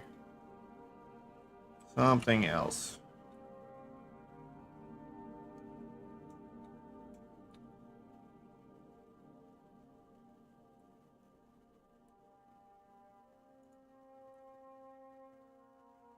I could do the typical one arm over the chest, the other one using their hand to block the front.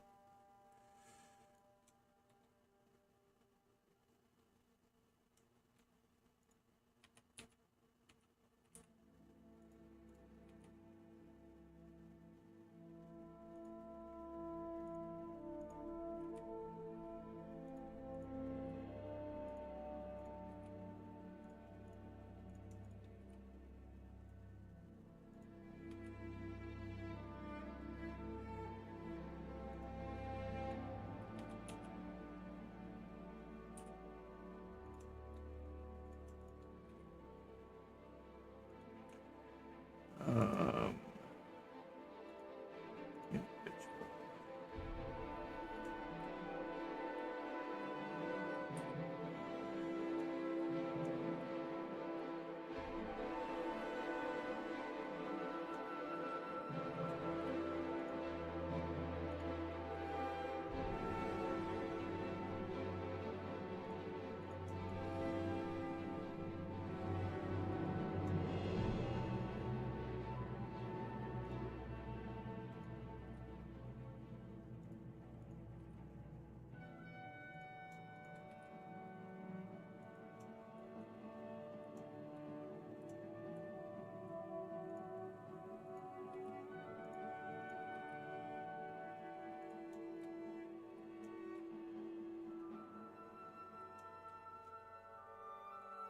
Not having IK making this a little bit more difficult.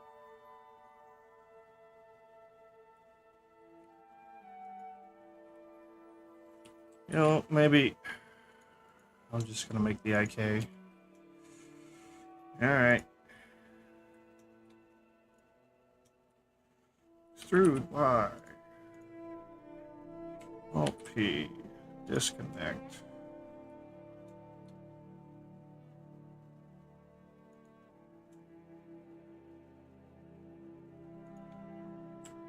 parents to root. And parent the hands to the IK bone. I didn't want to change. Keep offset. This bone is IK dot wrist dot.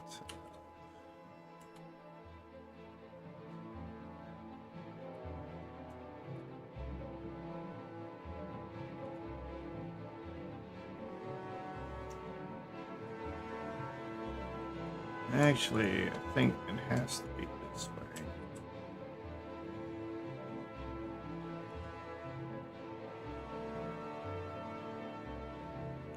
Alright, so now we go here. No. We go into pose mode. We select this bone. We go here. We go inverse kinematics. We select this armature.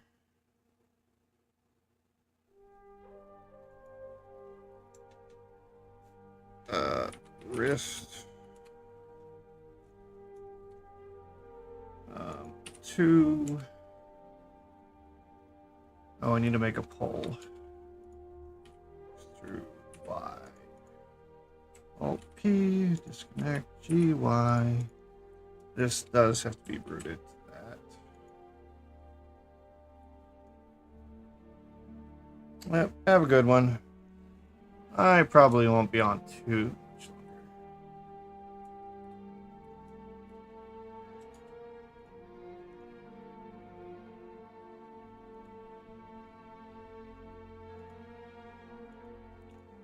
No, I need to name that.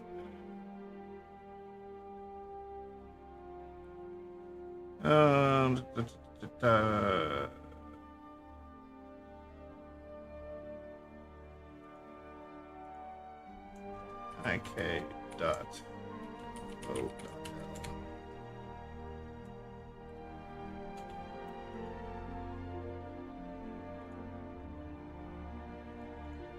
L. Elbow.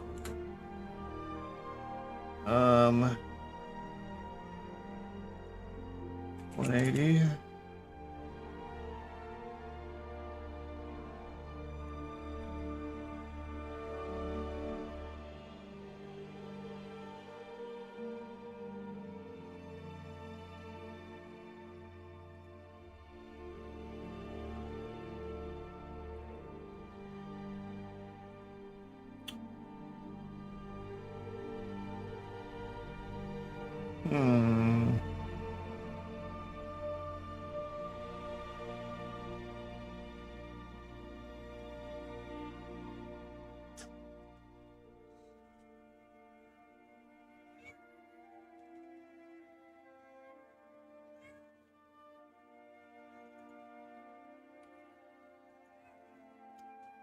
Okay.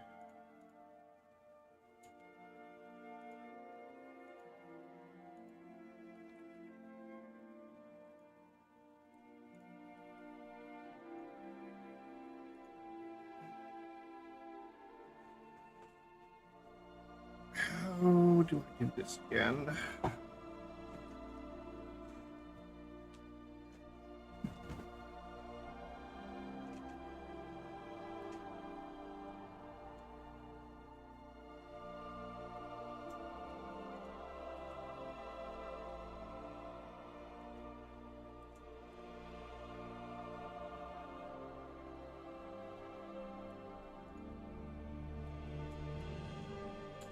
Let's make sure that having this parented isn't the right option.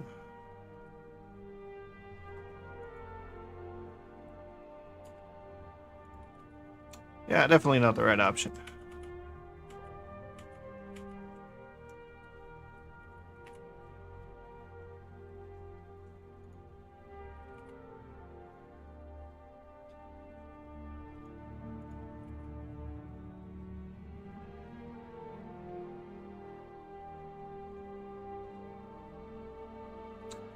Shouldn't be acting the way it is.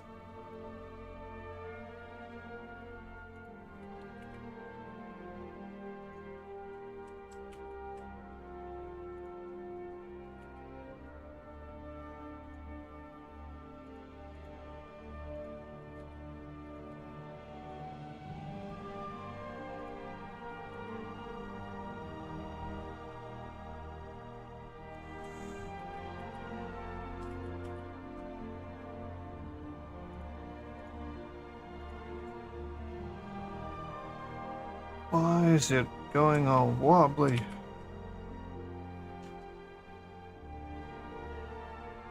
Wrist, elbow, targets. Is it correct?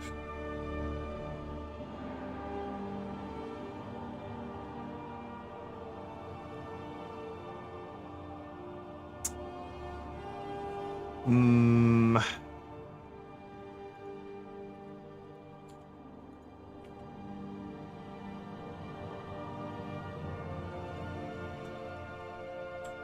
Parent. Connected.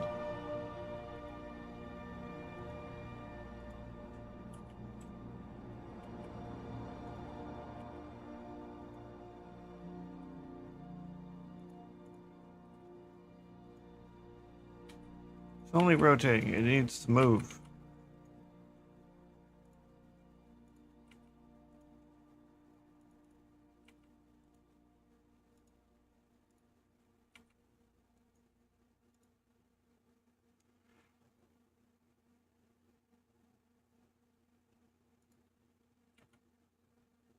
Alright, that's working correctly, except the wrist shouldn't be following it.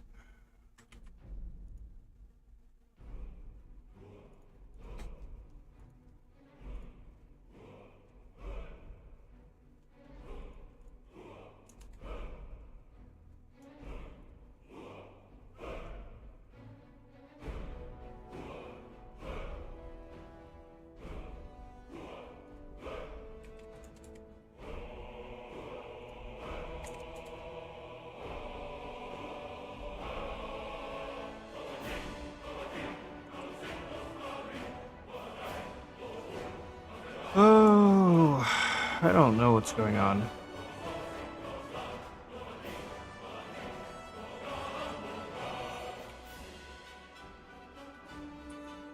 Also, for whatever reason, the twist bones aren't activating now.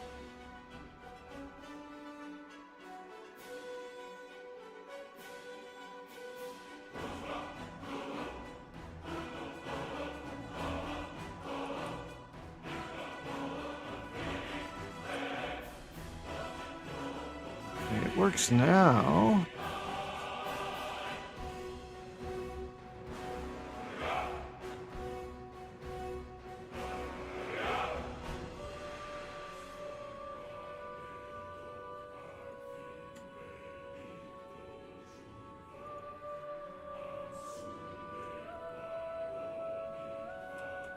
What parent this?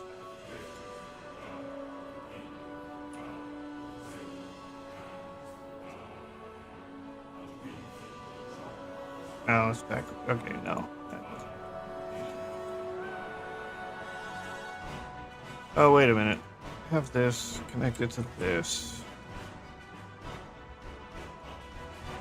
And then in wait, that. Click here, copy.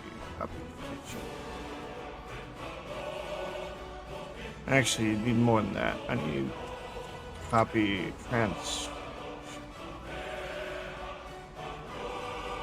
Local space.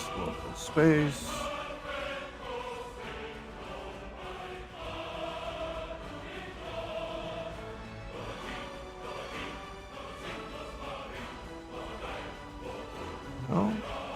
Doesn't like it, I guess.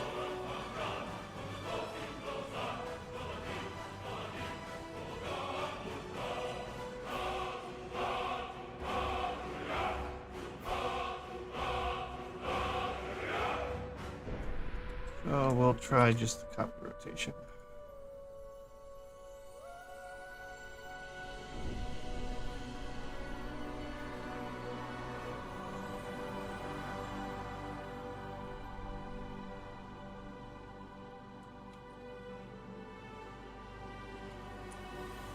That's not.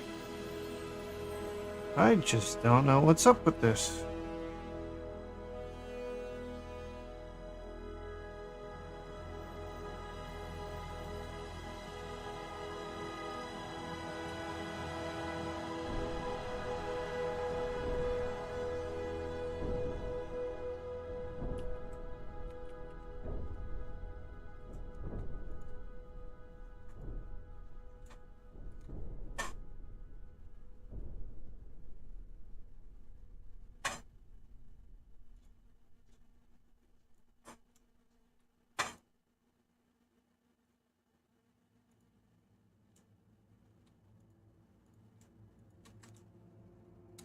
Um,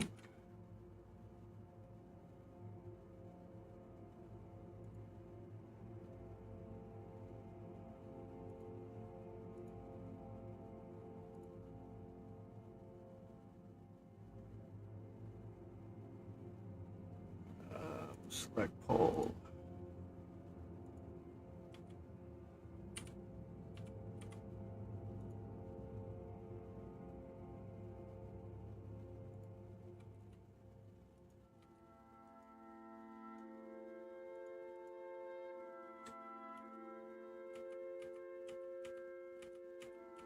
Alright.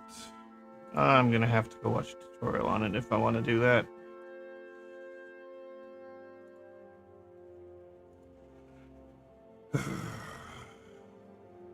Thought I knew how to do this. Apparently I don't. I've done it a bunch of times, but...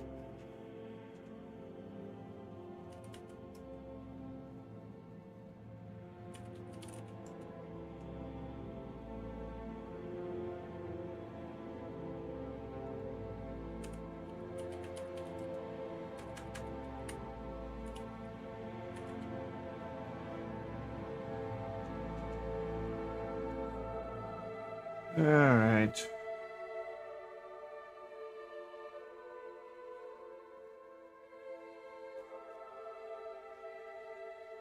This one's a year old. It'll probably be close.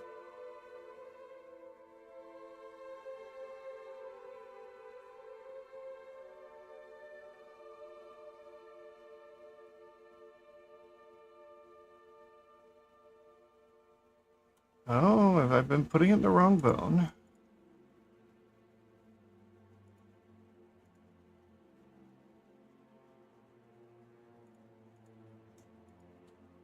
Okay, so that goes here.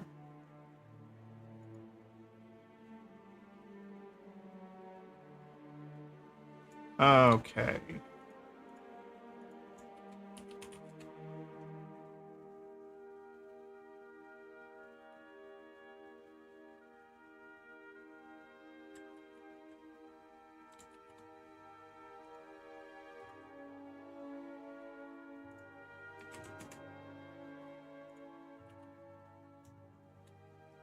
Whoa.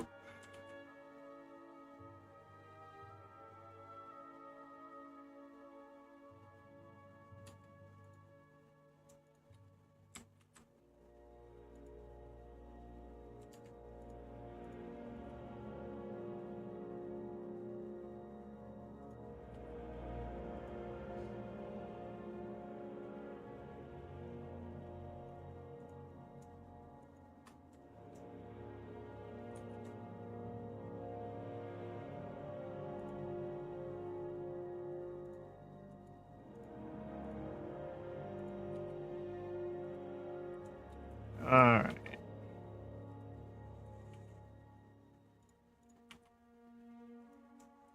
There we go.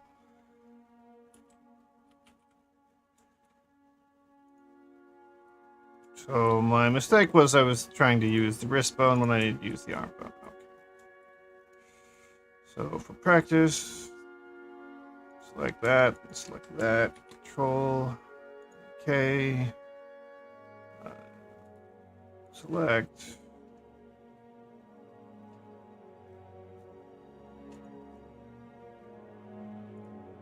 elbow. I need to rename these. Just got R. K. K dot elbow dot R.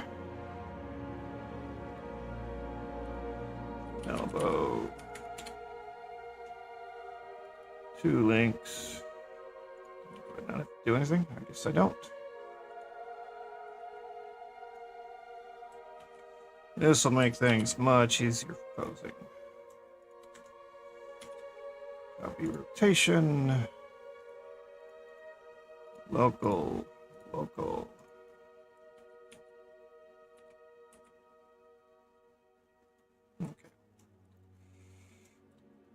Then I have to do the same thing down here. Extrude Y. Here. Extrude Y. Alt P. Yeah, that's what I should be doing. Oh, Alt P, not Control P. Disconnect P, Y. You are parented to this. You are parented to this. Select, nope, go into pose mode, select this, click here. Add inverse kinematics. Armature. Oh, I didn't name things.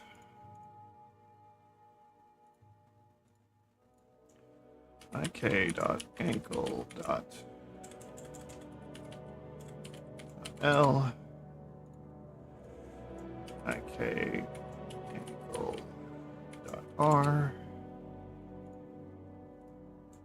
Ik knee dot L. Ik knee dot R.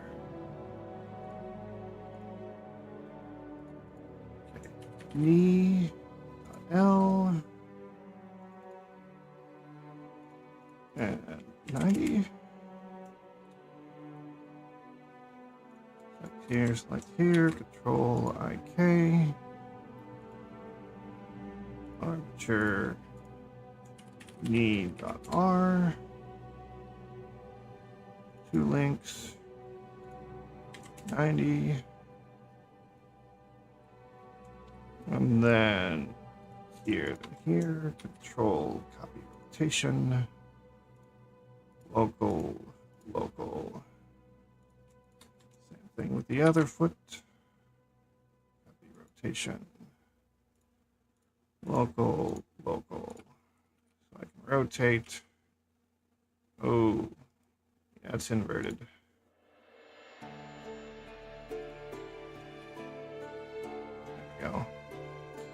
But you inverted as well.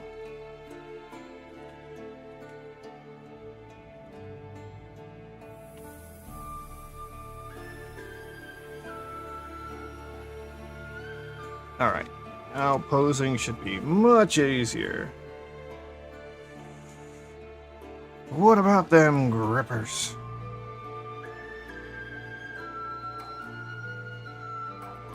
I don't have her shoes yet, so grippers stay out. I don't have any clothes for her yet, unless you count this hair tie.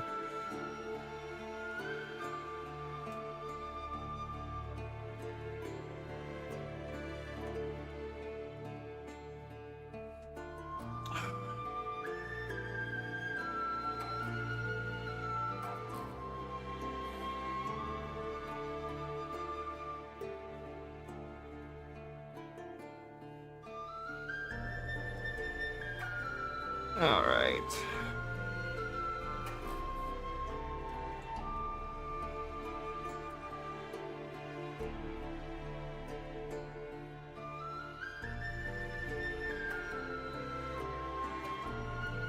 Thanks.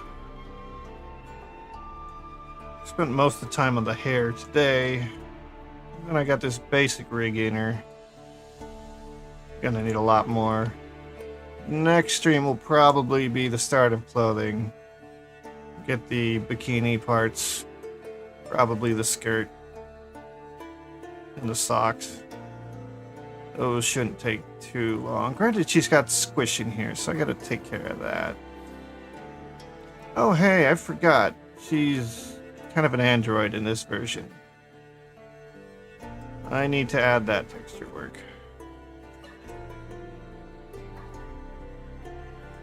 Alright, so pose.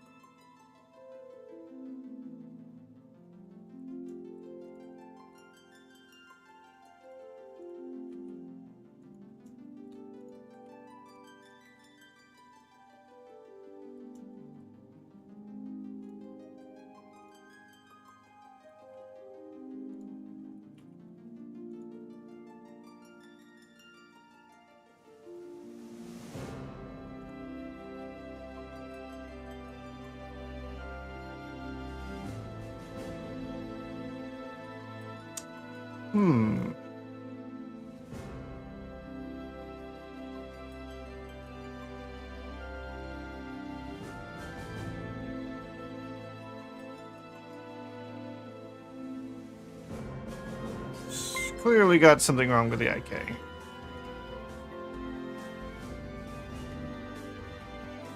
And thanks for the follow.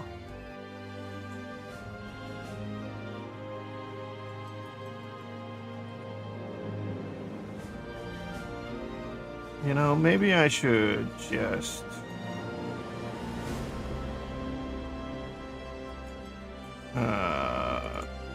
parent this to this. Keep offset.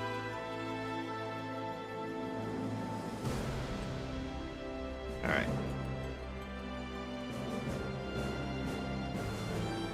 There we go. I think. No.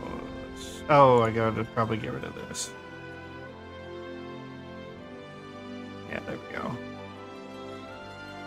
I mean, same over here. I wish the animation for that was still around.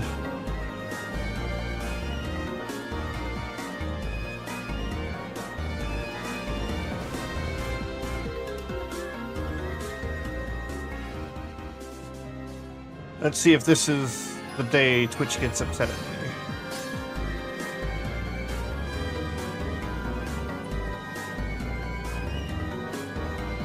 I gotta do the same thing down here.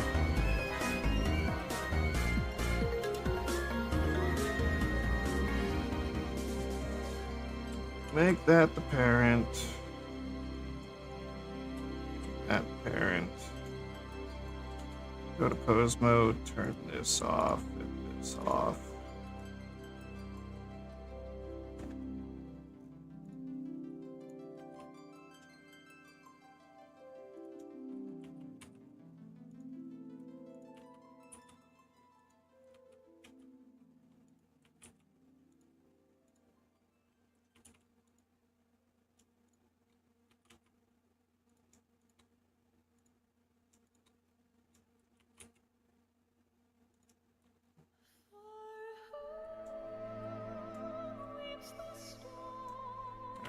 I need the legs to be bent so forward, which means I need to grab that, and that to move her back down. Oh, probably then these two.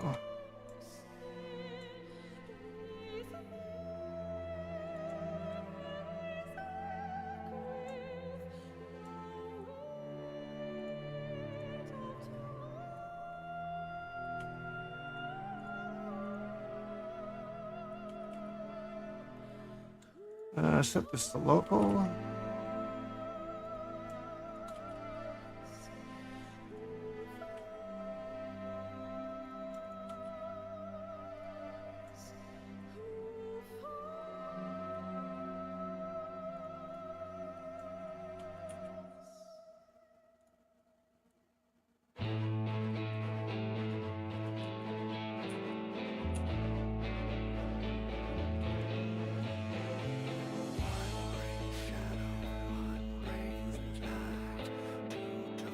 There's the elbow. There's the elbow.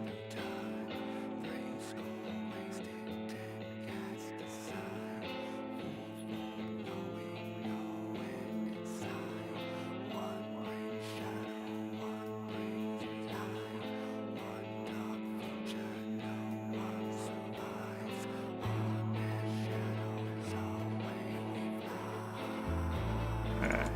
Grab all the fingers.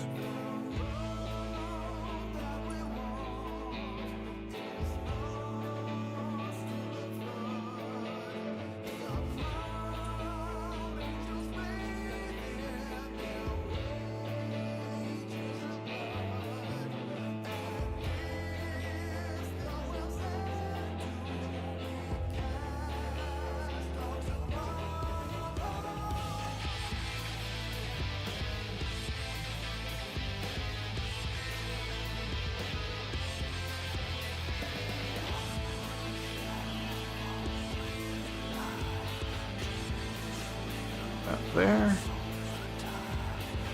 this elbow. Up.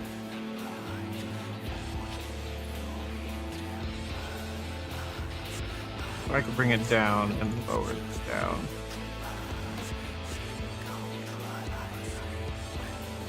Also, I could probably pull that up.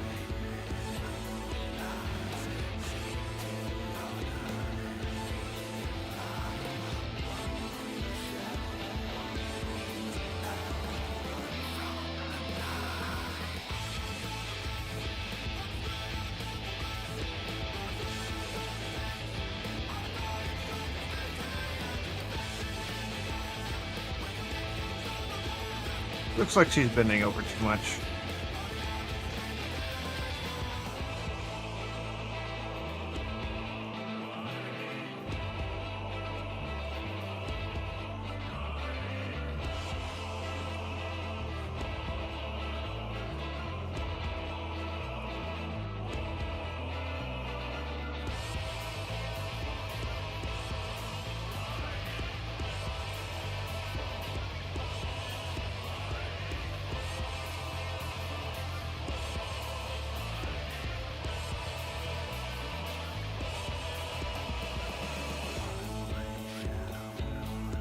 Those shadows are not good.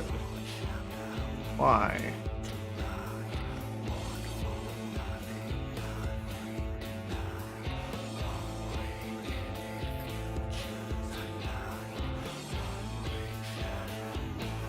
I'm gonna have to play with the lighting.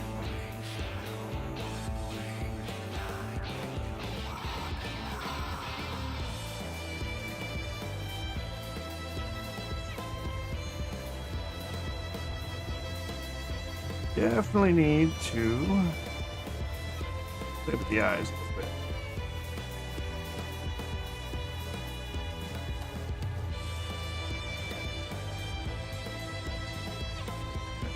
Go to frame 10, select all bones, location, rotation, scale, go to frame 0, reset, and location, rotation, scale. Now I can switch back and forth between the pose.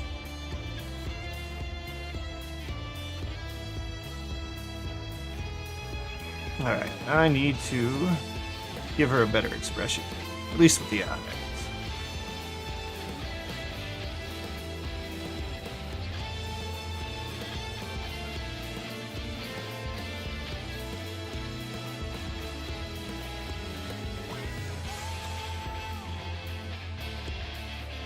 Let me remerge these.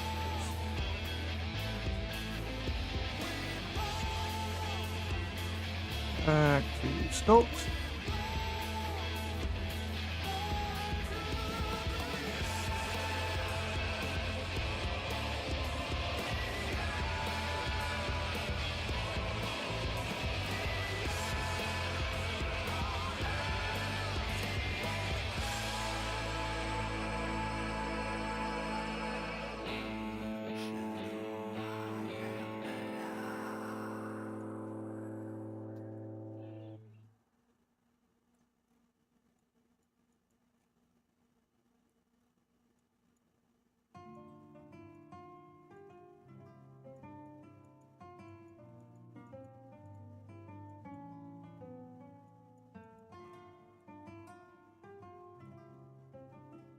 What am I doing? I didn't make a blend shape.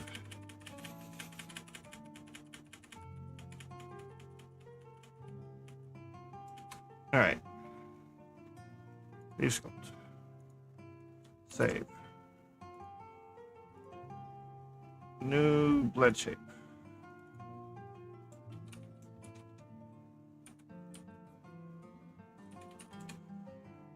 Turn that on.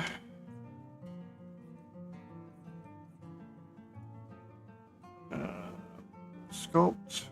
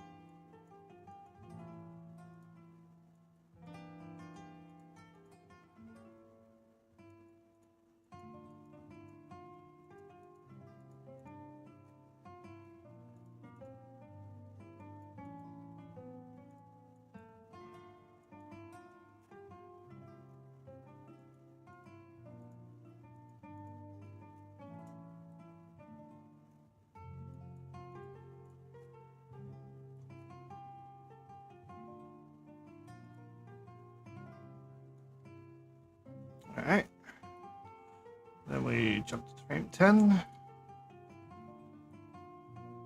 There we go.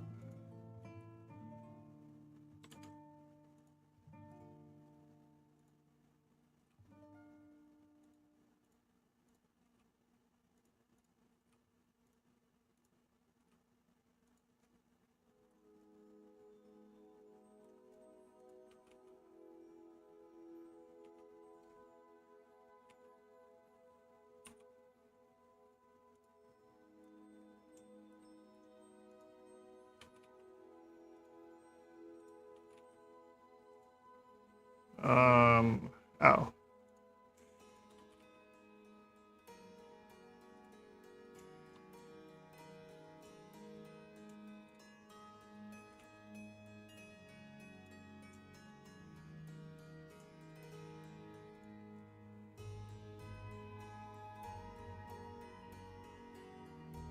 Something's wrong with her hand down there.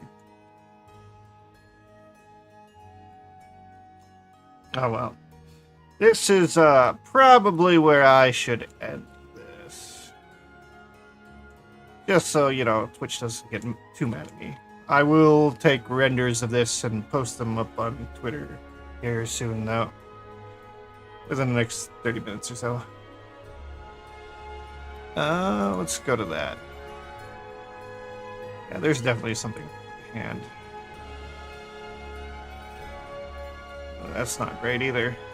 That's because I didn't really check a whole lot of the rig yet. Alright. Let's see. I need food.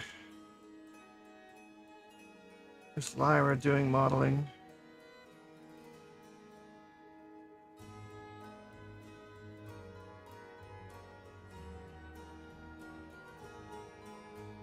Lyra is the only one I see.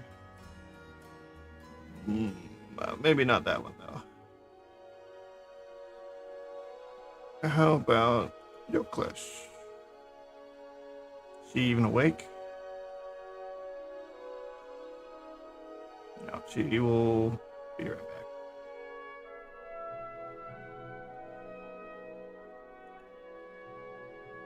You know what? We were talking about Joel earlier. Let's go to Porcelain Maid.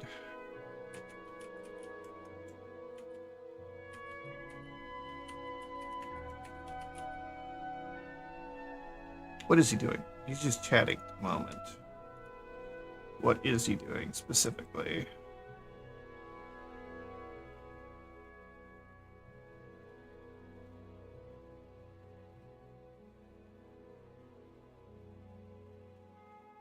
I'm not sure what he's doing.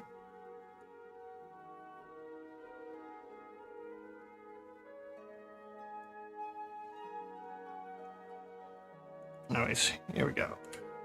Raid.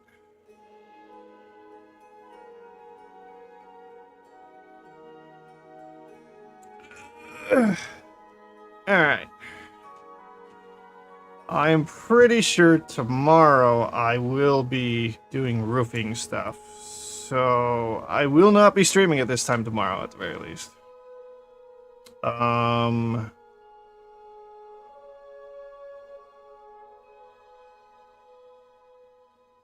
So if I'm not here tomorrow, don't be too surprised. I will try. I don't know.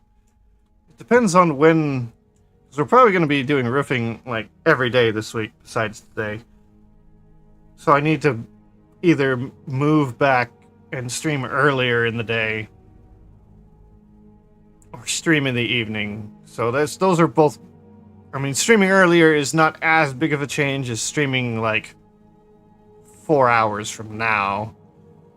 So I will try to do that in the next couple days. I'll have to try and shift my sleeping schedule again. We'll see what happens. I'll be streaming within the next couple days for sure. So anyways, have a good one. Have fun with Joel. He's pretty fun. Good night. Hello and goodbye. Sorry, I'm in the middle of a raid. Well, your next stream.